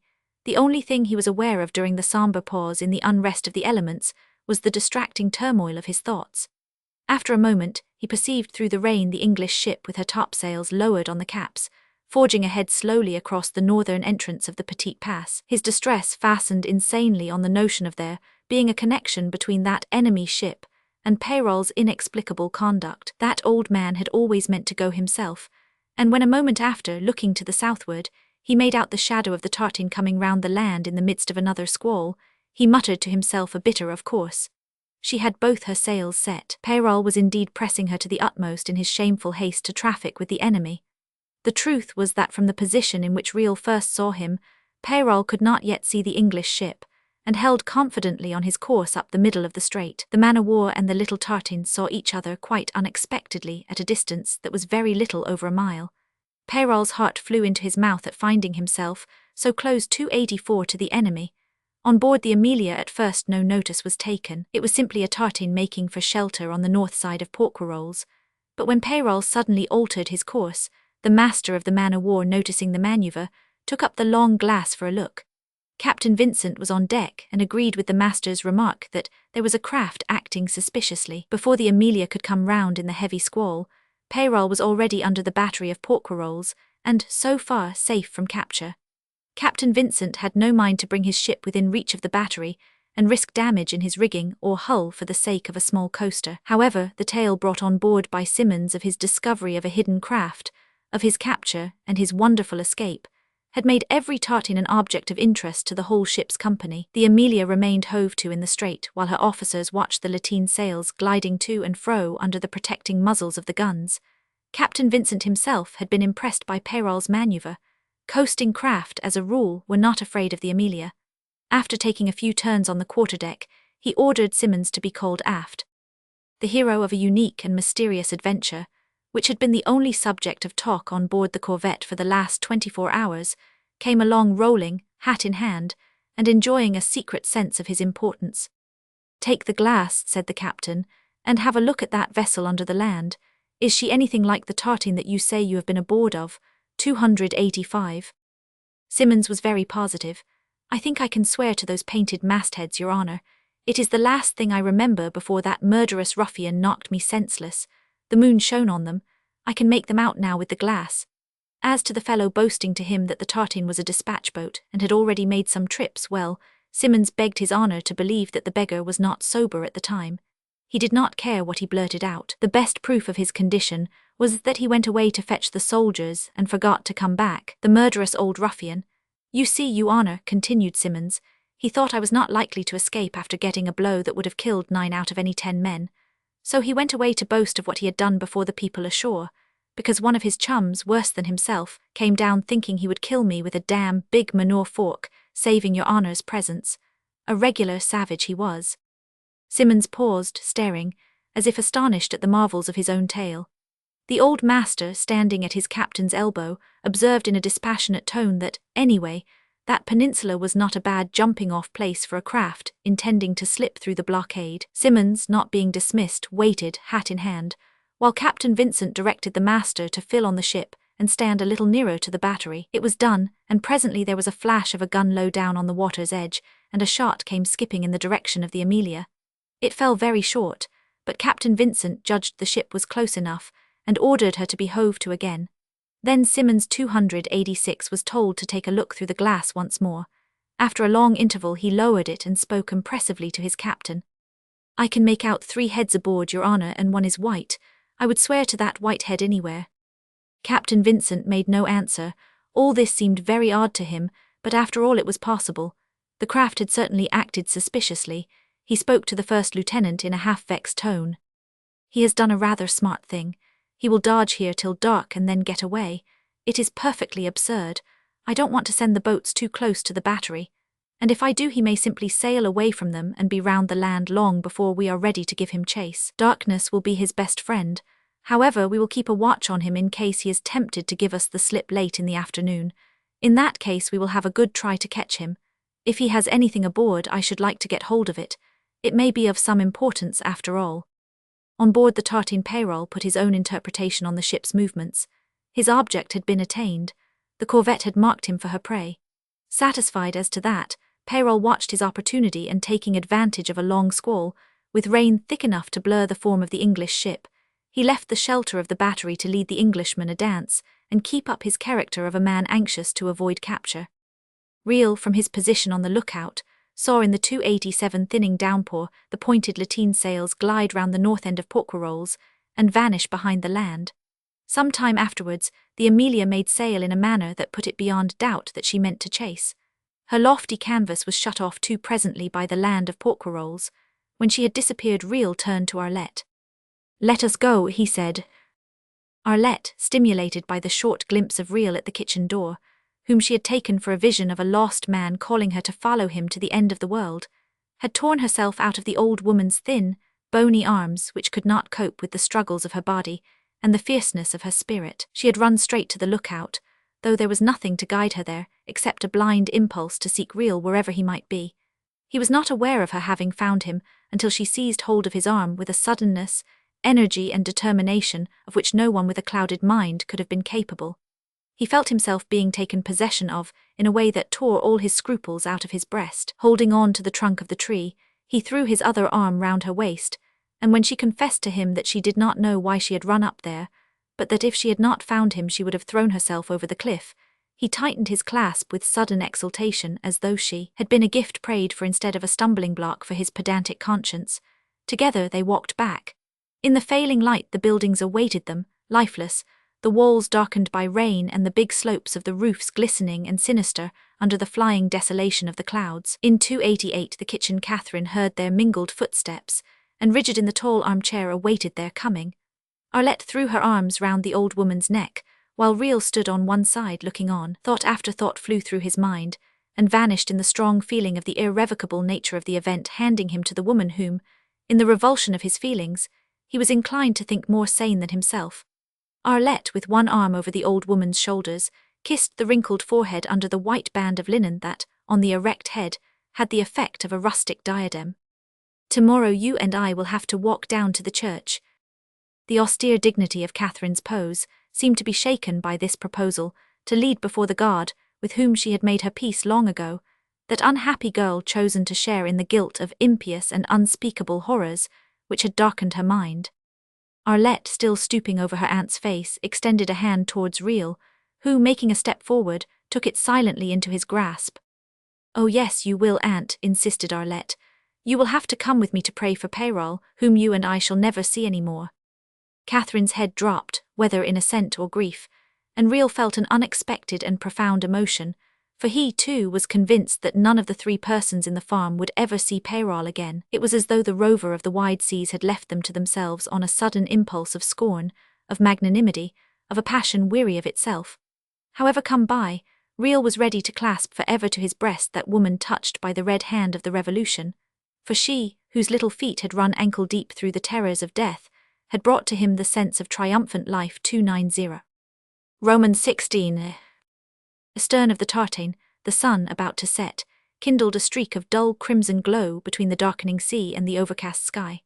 The peninsula of Jeans and the islands of Hyers formed one mass of land, detaching itself very black against the fiery girdle of the horizon. But to the north, the long stretch of the Alpine coast continued beyond, sight its endless sinuosities under the stooping clouds. The tartan seemed to be rushing together with the run of the waves into the arms of the oncoming night. A little more than a mile away on her lee quarter, the Amelia, under all plain sail, pressed to the end of the chase. It had lasted now for a good many hours, for Peyrol, when slipping away, had managed to get the advantage of the Amelia from the very start. While still within the large sheet of smooth water which is called the Hyers roadstead, the tartan, which was really a craft of extraordinary speed, managed to gain positively on the sloop. Afterwards, by suddenly darting down the eastern passage between the two last islands of the group, Peyrol actually got out of sight of the chasing ship, being hidden by the Isle du Levant for a time. The Amelia, having to tack twice in order to follow, lost ground once more. Emerging into the open sea, she had to tack again, and then the position became that of a stern chase, which proverbially is known 291 as a long chase. Peyrol's skillful seamanship had twice extracted from Captain Vincent a low murmur accompanied by a significant compression of lips. At one time the Amelia had been near enough the tartan to send a shot ahead of her.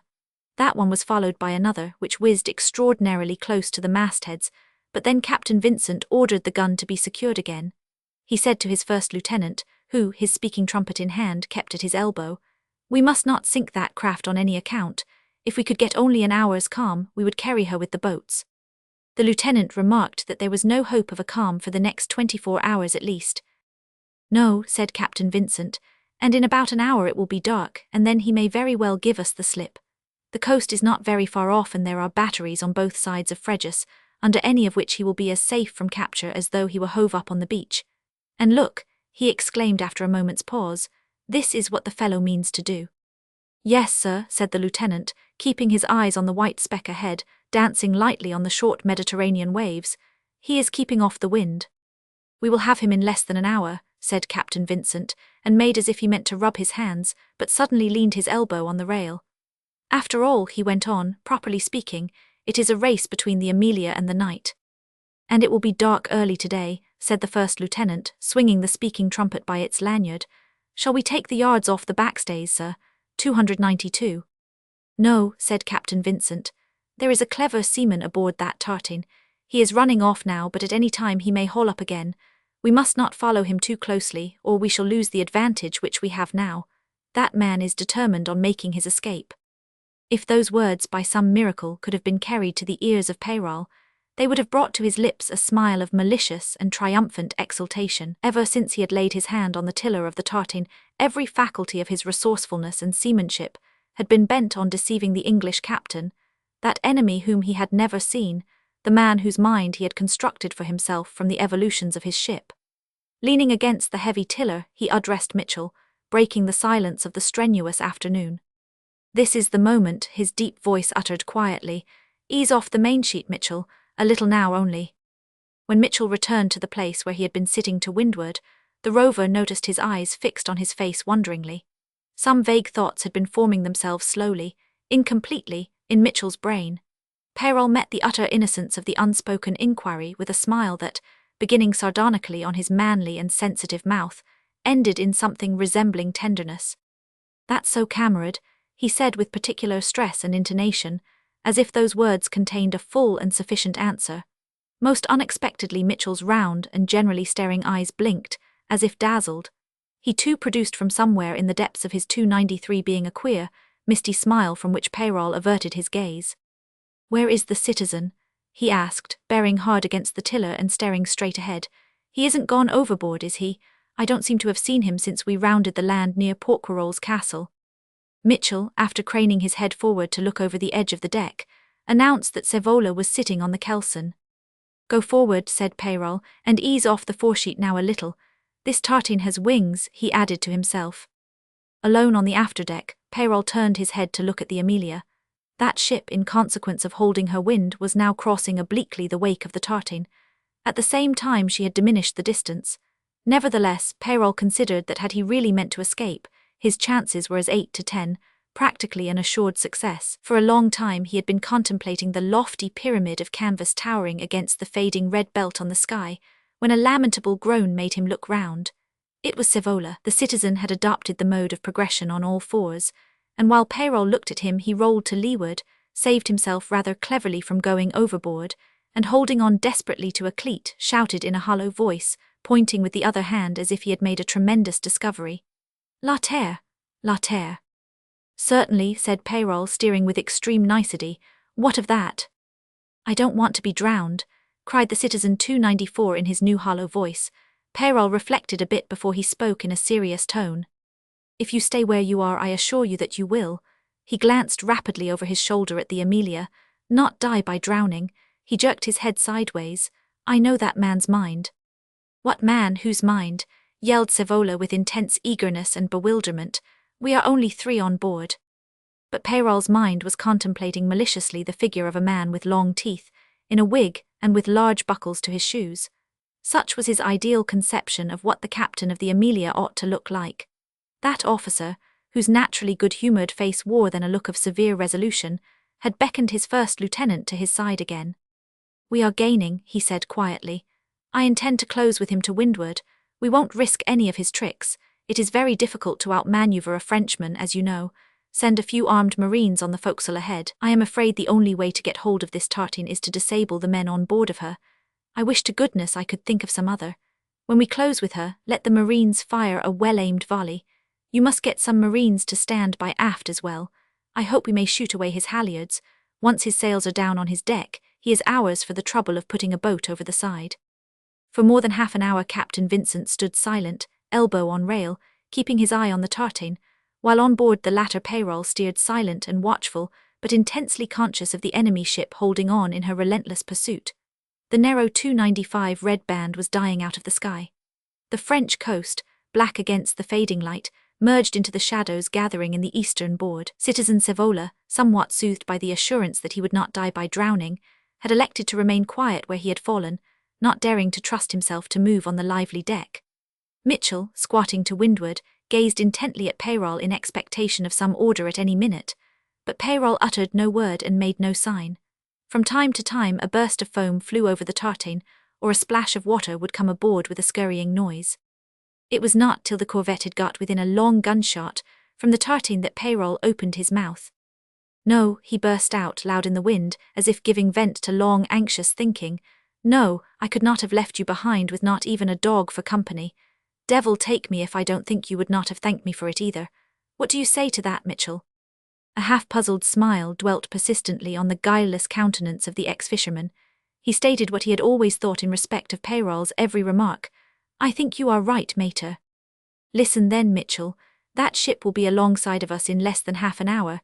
As she comes up they will open on us with musketry.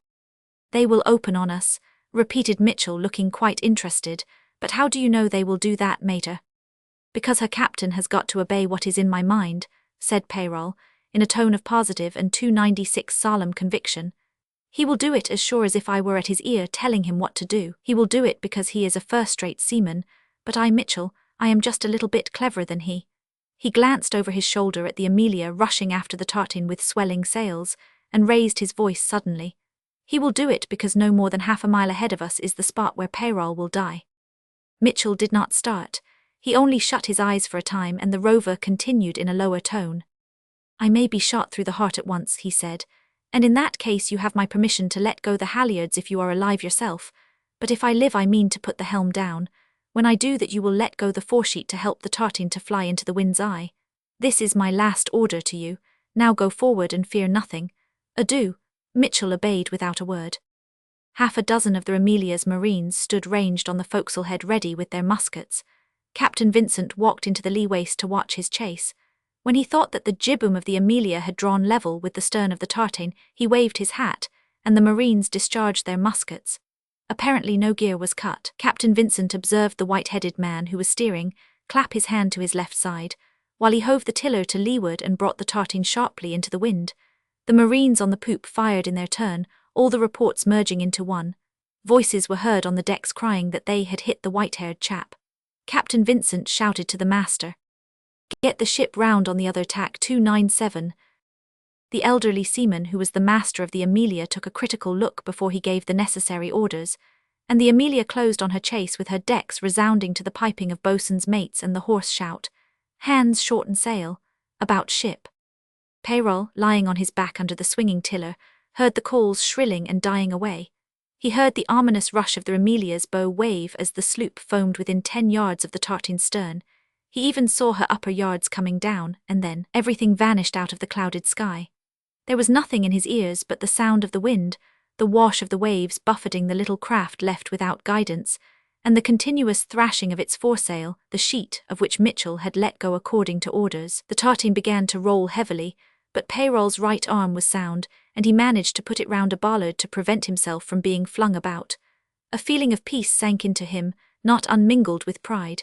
Everything he had planned had come to pass. He had meant to play that man a trick, and now the trick had been played. Played by him better than by any other old man on whom age had stolen, unnoticed, till the veil of peace was torn down by the touch of a sentiment unexpected like an intruder and cruel like an enemy. Peyrol rolled his head to the left. All he could see were the legs of citizen Sevola sliding nervelessly to and fro to the rolling of the vessel, as if his body had been jammed somewhere, dead or only scared to death. And Mitchell, was he dead or dying, that man without friends whom his pity had refused to leave behind marooned on the earth without even a dog for company? As to that, Peyrol felt no compunction. 298, but he thought he would have liked to see Mitchell once more. He tried to utter his name, but his throat refused him even a whisper. He felt himself removed far away from that world of human sounds, in which Arlette had screamed at him, "Peyrol, don't you dare." He would never hear anybody's voice again. Under that grey sky there was nothing for him but the swish of breaking seas and the ceaseless furious beating of the tartan's foresail. His plaything was knocking about terribly under him, with her tiller flying madly to and fro just clear of his head, and solid lumps of water coming on board over his prostrate body. Suddenly, in a desperate lurch which brought the whole Mediterranean with a ferocious snarl level with the slope of the little deck, Peyrol saw the Amelia bearing right down upon the tartan. The fear, not of death, but of failure, gripped his slowing down heart. Was this blind Englishman going to run him down and sink the dispatches together with the craft? With a mighty effort of his ebbing strength, Peyrol sat up and flung his arm round the shroud of the mainmast. The Amelia, whose way had carried her past the tartan for a quarter of a mile before sail could be shortened, and her yards swung on the other tack, was coming back to take possession of her chase. In the deepening dusk and amongst the foaming seas, it was a matter of difficulty to make out the little craft. At the very moment when the master of the man-o'-war, looking out anxiously from the forecastle head, thought that she might perhaps have filled and gone down, he caught sight of her rolling in the trough of the sea, and so close that she seemed to be at the end of the Amelia's 299 jibboom. His heart flew in his mouth. "Hard a starboard," he yelled, his order being passed along the decks. Peyrol, sinking back on the deck in another heavy lurch of his craft, saw for an instant the whole of the English corvette swing up into the clouds as if she meant to fling herself upon his very breast. A blown sea-top flicked his face noisily, followed by a smooth interval, a silence of the waters. He beheld in a flash the days of his manhood, of strength and adventure. Suddenly an enormous voice like the roar of an angry sea lion seemed to fill the whole of the empty sky in a mighty and commanding shout. "Steady!" And with the sound of that familiar English word ringing in his ears, Peyrol smiled to his visions and died. The Amelia, stripped down to her topsails and hove to, rose and fell easily, while on her quarter about a cable's length away Peyrol's tartan tumbled like a lifeless corpse amongst the seas. Captain Vincent, in his favourite attitude of leaning over the rail, kept his eyes fastened on his prize. Mr. Bolt, who had been sent for, waited patiently till his commander turned round. "Oh, here you are, Mr. Bolt. I have sent for you to go and take possession. You speak French, and there may still be somebody alive in her. If so, of course you will send him on board at once. I am sure there can be nobody unwounded there. It will anyhow be too dark to see much, but just have a good look round and secure everything in the way of papers you can lay your hands on. Haul aft the foresheet and sail her up to receive a tow line. I intend to take her along and ransack her thoroughly in the morning, tier 300 down the cuddy linings and so on, should you not find at once what I expect." Captain Vincent, his white teeth gleaming in the dusk, gave some further orders in a lower tone, and Mr. Bolt departed in a hurry. Half an hour afterwards he was back on board, and the Amelia with the tartan in tow made sail to the eastward in search of the blockading fleet. Mr. Bolt, introduced into a cabin strongly lighted by a swinging lamp, tendered to his captain across the table a sailcloth package corded and sealed, and a piece of paper folded in four, which he explained seemed to be a certificate of registry, strangely enough mentioning no name. Captain Vincent seized the grey canvas package eagerly. "This looks like the very thing, Bolt," he said, turning it over in his hands. "What else did you find on board?" Bolt said that he had found 3 dead men, 2 on the afterdeck, and 1 lying at the bottom of the open hold with the bare end of the foresheet in his hand. "Shot down, I suppose, just as he had let it go," he commented. He described the appearance of the bodies and reported that he had disposed of them according to orders. In the tartan's cabin there was half a demijohn of wine and a loaf of bread in a locker. Also on the floor, a leather valise containing an officer's uniform coat and a change of clothing. He had lighted the lamp and saw that the linen was marked E-real. An officer's sword on a broad shoulder belt was also lying on the floor. These things could not have belonged to the old chap with the white hair, who was a big man. "Looks as if somebody had tumbled overboard," commented Bolt. 2 of the 301 bodies looked nondescript, but there was no doubt about that fine old fellow being a seaman. "By heavens," said Captain Vincent, "he was that. Do you know, Bolt, that he nearly managed to escape us? Another 20 minutes would have done it. How many wounds had he?" 3, I think, sir. I did not look closely," said Bolt. "I hated the necessity of shooting brave men like dogs," said Captain Vincent. "Still, it was the only way. And there may be something here," he went on, slapping the package with his open palm, "that will justify me in my own eyes. You may go now." Captain Vincent did not turn in, but only lay down fully dressed on the couch till the officer of the watch, appearing at the door, told him that a ship of the fleet was in sight away to windward. Captain Vincent ordered the private night signal to be made. When he came on deck, the towering shadow of a line-of-battle ship that seemed to reach to the very clouds was well within hail, and a voice bellowed from her through a speaking trumpet. "What ship is that?" "His Majesty's sloop Amelia," hailed back Captain Vincent. "What ship is that, pray?" Instead of the usual answer, there was a short pause, and another voice spoke boisterously through the trumpet. "Is that you, Vincent? Don't you know the Superb when you see her?" "Not in the dark, Keats. How are you? I am in a hurry to speak the Admiral." "The fleet is lying by," came the voice now with 3 or 2 painstaking distinctness, across the murmurs, whispers and splashes of the black lane of water dividing the 2 ships. "The Admiral bears SSE. If you stretch on till daylight as you are, you will fetch him on the other tack in time for breakfast on board the Victory. Is anything up?"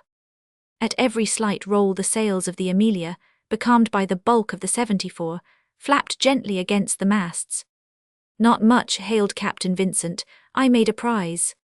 "Have you been in action?" came the swift inquiry. No, piece of luck." "Where's your prize?" roared the speaking trumpet with interest. "In my desk," roared Captain Vincent in reply. "Enemy dispatches. I say, Keats, fill on your ship, fill on her, I say, or you will be falling on board of me." He stamped his foot impatiently. "Clap some hands at once on the tow-line and run that tartan close under our stern," he called to the officer of the watch, "or else the old Superb will walk over her without ever knowing anything about it." When Captain Vincent presented himself on board the Victory, it was too late for him to be invited to share the Admiral's breakfast. He was told that Lord Nelson had not been seen on deck yet that morning, and presently word came that he wished to see Captain Vincent at once in his cabin. Being introduced, the captain of the Amelia, in undress uniform, with a sword by his side and his hat under his arm, was received kindly, made his bow, and with a few words of explanation laid the packet on the big round table at 303, which sat a silent secretary in black clothes, who had been obviously writing a letter from his lordship's dictation. The Admiral had been walking up and down, and after he had greeted Captain Vincent, he resumed his pacing of a nervous man. His empty sleeve had not yet been pinned on his breast, and swung slightly every time he turned in his walk. His thin locks fell lank against the pale cheeks, and the whole face in repose had an expression of suffering with which the fire of his one eye presented a startling contrast. He stopped short and exclaimed, while Captain Vincent towered over him in a respectful attitude. "A tartan, captured on board a tartan. How on earth did you pitch upon that one out of the hundreds you must see every month?" "I must confess that I got hold accidentally of some curious information," said Captain Vincent. "It was all a piece of luck." While the secretary was ripping open with a penknife, The cover of the dispatches, Lord Nelson took Captain Vincent out into the stern gallery. The quiet and sunshiny morning had the added charm of a cool, light breeze, and the Victory, under her 3 topsails and lower staysails, was moving slowly to the southward in the midst of the scattered fleet, carrying for the most part the same sail as the Admiral. Only far away 2 or 3 ships could be seen covered with canvas, trying to close with the flag. Captain Vincent noted with satisfaction that the first lieutenant of the Amelia had been obliged to brace by his afteryards in order not to overrun the Admiral's quarter. "Why," exclaimed Lord Nelson suddenly, after 3 or 4 looking at the sloop for a moment, "you have that tartan in tow. I thought that your lordship would perhaps like to see a 40-ton lateen craft which has led such a chase to, I dare say, the fastest sloop in His Majesty's service." "How did it all begin?" asked the Admiral, continuing to look at the Amelia. "As I have already hinted to your lordship, certain information came in my way," began Captain Vincent, who did not think it necessary to enlarge upon that part of the story.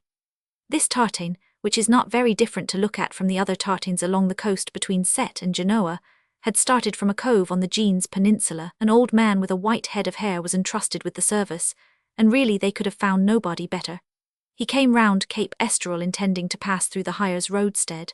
Apparently he did not expect to find the Amelia in his way, and it was there that he made his only mistake. If he had kept on his course, I would probably have taken no more notice of him than of 2 other craft that were in sight then, but he acted suspiciously by hauling up for the battery on Porquerolles. This manoeuvre, in connection with the information of which I spoke, decided me to overhaul him and see what he had on board." Captain Vincent then related concisely the episodes of the chase. "I assure your lordship that I never gave an order with greater reluctance than to open musketry fire on that craft. But the old man had given such proofs of his seamanship and determination that there was nothing else for it. Why, at the very moment he had the Amelia alongside of him, he still made a most clever 305 attempt to prolong the chase. There were only a few minutes of daylight left, and in the darkness we might very well have lost him. Considering that they all could have saved their lives simply by striking their sails on deck, I cannot refuse them my admiration, and especially to the white-haired man." The Admiral, who had been all the time looking absently at the Amelia keeping her station with the tartan in tow, said, "You have a very smart little ship, Vincent, very fit for the work I have given you to do. French-built, isn't she?" "Yes, my lord, they are great shipbuilders." "You don't seem to hate the French, Vincent," said the Admiral, smiling faintly. "Not that kind, my lord," said Captain Vincent with a bow. "I detest their political principles and the characters of their public men, but your lordship will admit that for courage and determination we could not have found worthier adversaries anywhere on this globe." "I never said that they were to be despised," said Lord Nelson. "Resource, courage, yes. If that Toulon fleet gives me the slip, all our squadrons from Gibraltar to Brest will be in jeopardy. Why don't they come out and be done with it? Don't I keep far enough out of their way?" he cried.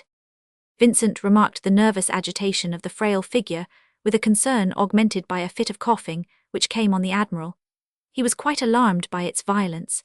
He watched the Commander-in-Chief in the Mediterranean choking and gasping so helplessly that he felt compelled to turn his eyes away from the 306 painful spectacle. But he noticed also how quickly Lord Nelson recovered from the subsequent exhaustion.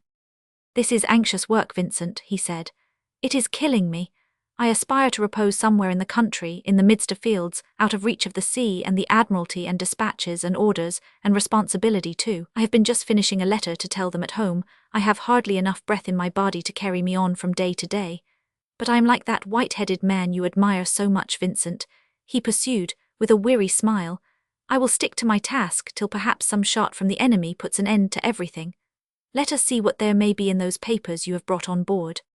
The secretary in the cabin had arranged them in separate piles. "What is it all about?" asked the Admiral, beginning again to pace restlessly up and down the cabin. "At the first glance, the most important, my lord, are the orders from marine authorities in Corsica and Naples to make certain dispositions in view of an expedition to Egypt." "I always thought so," said the Admiral, his eye gleaming at the attentive countenance of Captain Vincent. "This is a smart piece of work on your part, Vincent. I can do no better than send you back to your station." "Yes, Egypt, the East. Everything points that way," he soliloquized under Vincent's eyes, while the secretary, picking up the papers with care, rose quietly and went out to have them translated and to make an abstract for the Admiral. "And yet who knows? exclaimed Lord Nelson 307, standing still for a moment. "But the blame or the glory must be mine alone. I will seek counsel from no man." Captain Vincent felt himself forgotten, invisible, less than a shadow in the presence of a nature capable of such vehement feelings. How long can he last? He asked himself with sincere concern. The Admiral, however, soon remembered his presence, and at the end of another 10 minutes, Captain Vincent left the Victory, feeling, like all officers who approached Lord Nelson, that he had been speaking with a personal friend, and with a renewed devotion for the great sea officer's soul dwelling in the frail body of the commander-in-chief of His Majesty's ships in the Mediterranean. While he was being pulled back to his ship, a general signal went up in the Victory for the fleet to form line, as convenient, ahead and astern of the Admiral, followed by another to the Amelia to part company.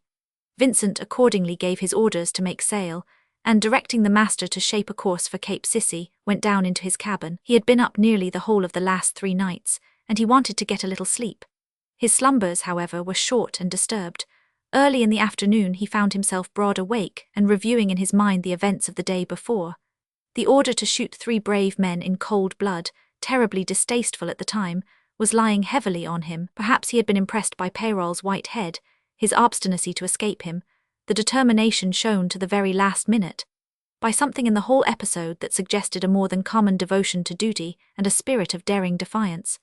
With his robust health, simple good nature and sanguine temperament, touched 308 with a little irony, Captain Vincent was a man of generous feelings and of easily moved sympathies.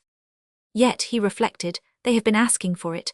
There could be only one end to that affair, but the fact remains that they were defenseless and unarmed and particularly harmless-looking, and at the same time as brave as any. That old chap now. He wondered how much of exact truth there was in Simmons' tale of adventure. He concluded that the facts must have been true, but that Simmons' interpretation of them made it extraordinarily difficult to discover what really there was under all that. That craft certainly was fit for blockade running. Lord Nelson had been pleased. Captain Vincent went on deck with the kindliest feelings towards all men, alive and dead. The afternoon had turned out very fine. The British fleet was just out of sight with the exception of 1 or 2 stragglers, under a press of canvas. A light breeze, in which only the Amelia could travel at 5 knots, hardly ruffled the profundity of the blue waters, basking in the warm tenderness of the cloudless sky. To south and west the horizon was empty except for 2 specks very far apart, of which one shone white like a bit of silver and the other appeared black like a drop of ink. Captain Vincent, with his purpose firm in his mind, felt at peace with himself. As he was easily accessible to his officers, his first lieutenant ventured a question to which Captain Vincent replied. "He looks very thin and worn out, but I don't think he is as ill as he thinks he is. I am sure you all would like to know that his lordship is pleased with our yesterday's work. Those papers were of some importance, 309, you know, and generally with the Amelia. It was a queer chase, wasn't it?" He went on. "That tartan was clearly and unmistakably running away from us, but she never had a chance against the Amelia." During the latter part of that speech, the first lieutenant glanced astern as if asking himself how long Captain Vincent proposed to drag that tartan behind the Amelia. The 2 keepers in her wondered also as to when they would be permitted to get back on board their ship. Simmons, who was one of them, declared that he was sick and tired of steering the blamed thing. Moreover, the company on board made him uncomfortable, for Simmons was aware that in pursuance of Captain Vincent's orders, Mr. Bolt had had the 3 dead Frenchmen carried into the cuddy, which he afterwards secured with an enormous padlock that apparently belonged to it, and had taken the key on board the Amelia. As to one of them, Simmons' unforgiving verdict was that it would have served him right to be thrown ashore for crows to peck his eyes out. And anyhow, he could not understand why he should have been turned into the coxswain of a floating hearse, and be damned to it. He grumbled interminably. Just about sunset, which is the time of burials at sea, the Amelia was hove to, and the rope being manned, the tartan was brought alongside and her 2 keepers ordered on board their ship. Captain Vincent, leaning over with his elbows on the rail, seemed lost in thought. At last the first lieutenant spoke. "What are we going to do with that tartan, sir? Our men are on board." "We are going to sink her by gunfire," declared 310 Captain Vincent suddenly. "His ship makes a very good coffin for a seaman, and those men deserve better than to be thrown overboard to roll on the waves. Let them rest quietly at the bottom of the sea in the craft to which they had stuck so well." The lieutenant, making no reply, waited for some more positive order. Every eye on the ship was turned on the captain, but Captain Vincent said nothing and seemed unable or unwilling to give it yet. He was feeling vaguely that in all his good intentions there was something wanting. "Ah, Mr. Bolt," he said, catching sight of the master's mate in the waist, "did they have a flag on board that craft?" "I think she had a tiny bit of ensign when the chase began, sir, but it must have blown away. It is not at the end of her mainyard now." He looked over the side. "The halyards are rove, though," he added. "We must have a French ensign somewhere on board," said Captain Vincent. "Certainly, sir," struck in the master, who was listening. "Well, Mr. Bolt," said Captain Vincent, "you have had most to do with all this. Take a few men with you, bend the French ensign on the halyards and sway his mainyard to the masthead." He smiled at all the faces turned towards him. "After all, they never surrendered, and by heavens, gentlemen, we will let them go down with their colours flying." A profound but not disapproving silence reigned over the decks of the ship, while Mr. Bolt with 3 or 4 hands was busy executing the order.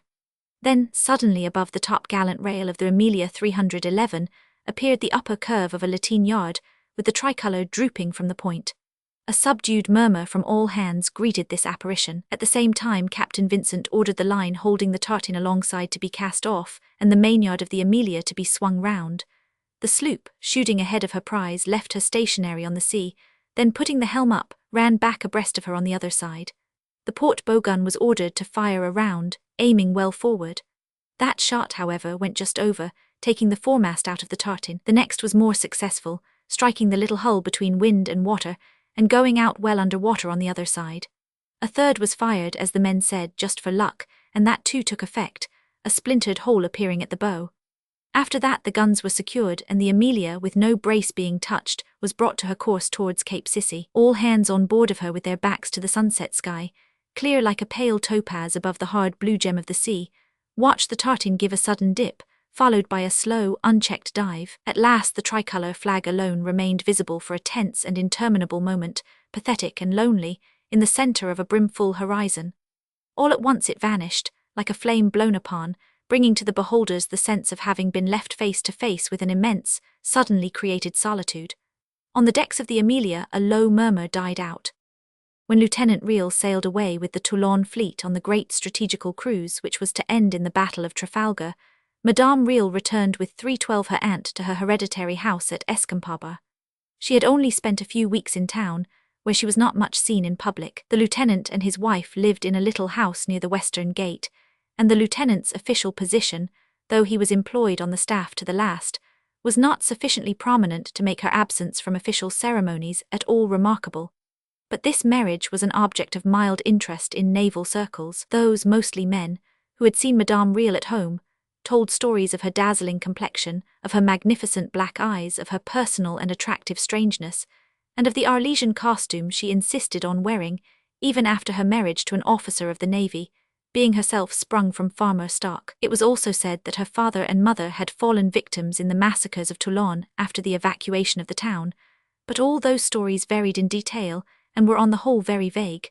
Whenever she went abroad, Mrs. Real was attended by her aunt, who aroused almost as much curiosity as herself, a magnificent old woman with upright carriage and an austere, brown, wrinkled face showing signs of past beauty.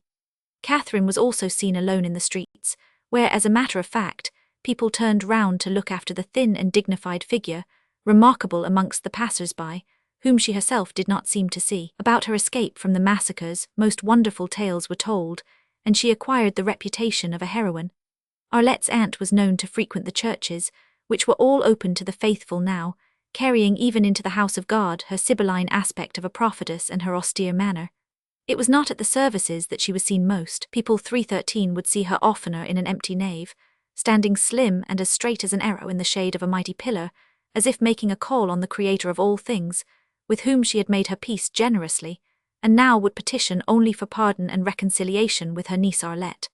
For Catherine for a long time remained uncertain of the future. She did not get rid of her involuntary awe of her niece as a selected object of God's wrath until towards the end of her life. There was also another soul for which she was concerned. The pursuit of the tartan by the Amelia had been observed from various points of the islands that closed the roadstead of Hyères, and the English ship had been seen from the Fort de la Vigie opening fire on her chase. The result, though the two vessels soon ran out of sight, could not be a matter of doubt. There was also the story told by a coaster that got into Fréjus of a tartan being fired on by a square-rigged man-o'-war, but that apparently was the next day. All these rumours pointed one way, and were the foundation of the report made by Lieutenant Riel to the Toulon Admiralty. That Peyrol went out to sea in his tartan, and was never seen again was, of course, an incontrovertible fact. The day before the two women were to go back to Escampada, Catherine approached a priest in the church of Ste Marie Majura, a little unshaven fat man with a watery eye, in order to arrange for some masses to be said for the dead. "But for whose soul are we to pray?" mumbled the priest in a wheezy low tone. "Pray for the soul of Jean," said Catherine. "Yes, Jean, there is no other name." Lieutenant Riel, wounded at Trafalgar but escaping 314 capture, retired with the rank of Capitaine de Frégate and vanished from the eyes of the naval world in Toulon, and indeed from the world altogether. Whatever sign brought him back to Escampada on that momentous night was not meant to call him to his death, but to a quiet and retired life, obscure in a sense but not devoid of dignity. In the course of years, he became the mayor of the commune in that very same little village which had looked on Escampada as the abode of iniquity, the sojourn of blood drinkers and of wicked women. One of the earliest excitements breaking the monotony of the Escampada life was the discovery at the bottom of the well, one dry year when the water got very low, of some considerable obstruction. After a lot of trouble in getting it up, this obstruction turned out to be a garment made of sailcloth, which had armholes and 3 horn buttons in front, and looked like a waistcoat. But it was lined, positively quilted, with a surprising quantity of gold pieces of various ages, coinages and nationalities. Nobody but Peyrol could have put it there. Catherine was able to give the exact date, because she remembered seeing him doing something at the well on the very morning before he went out to sea with Mitchell, carrying off Savola. Captain Riel could guess easily the origin of that treasure, and he decided with his wife's approval to give it up to the government as the hoard of a man who had died intestate with no discoverable relations, and whose very name had been a matter of uncertainty, even to himself. After that event, the uncertain name of Peyrol found itself oftener and oftener on Monsieur and Madame Riel's lips, on which before it was but 315 seldom heard, though the recollection of his white-headed, quiet, irresistible personality haunted every corner of the Escampada fields. From that time they talked of him openly, as though he had come back to live again amongst them. Many years afterwards, one fine evening Monsieur and Madame Riel, sitting on the bench outside the salle, the house had not been altered at all outside, except that it was now kept whitewashed, began to talk of that episode and of the man who, coming from the seas, had crossed their lives to disappear at sea again. How did he get all that lot of gold? Wondered Madame Riel innocently. He could not possibly want it, and Eugene, why should he have put it down there?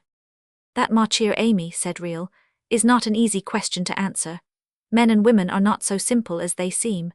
Even you, Fermier," he used to give his wife that name jocularly sometimes, "are not so simple as some people would take you to be. I think that if Peyrol were here he could not perhaps answer your question himself." And they went on, reminding each other in short phrases separated by long silences, of his peculiarities of person and behaviour, when, above the slope leading down to Madrague, there appeared first the pointed ears, and then the whole body of a very diminutive donkey of a light grey colour with dark points. 2 pieces of wood, strangely shaped, projected on each side of his body as far as his head, like very long shafts of a cart. But the donkey dragged no cart after him. He was carrying on his back on a small pack saddle 316 the torso of a man who did not seem to have any legs. The little animal, beautifully groomed and with an intelligent and even impudent physiognomy, stopped in front of Monsieur and Madame Riel. The man, balancing himself cleverly on the pack saddle with his withered legs crossed in front of him, slipped off, disengaged his crutches from each side of the donkey smartly, propped himself on them, and with his open palm gave the animal a resounding thwack which sent it trotting into the yard.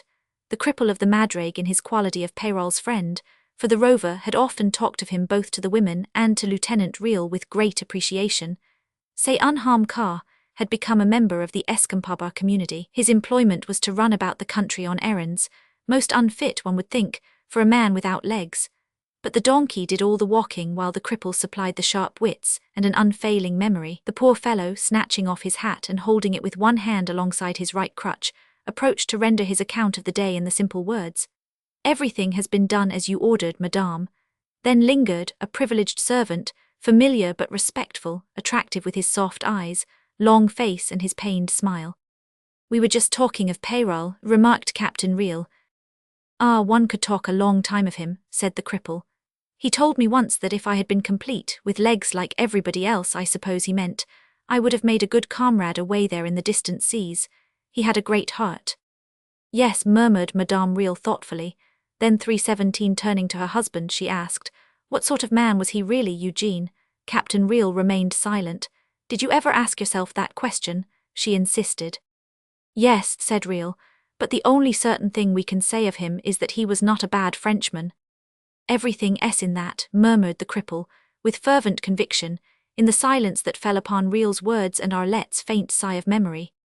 The blue level of the Mediterranean, the charmer and the deceiver of audacious men, kept the secret of its fascination, hugged to its calm breast the victims of all the wars, calamities and tempests of its history, under the marvelous purity of the sunset sky. A few rosy clouds floated high up over the Estral range, the breath of the evening breeze came to cool the heated rocks of Escampaba, and the mulberry tree, the only big tree on the head of the peninsula, standing like a sentinel at the gate of the yard, sighed faintly in a shudder of all its leaves as if regretting the brother of the coast, the man of dark deeds, but of large heart, who often at noonday would lie down to sleep under its shade.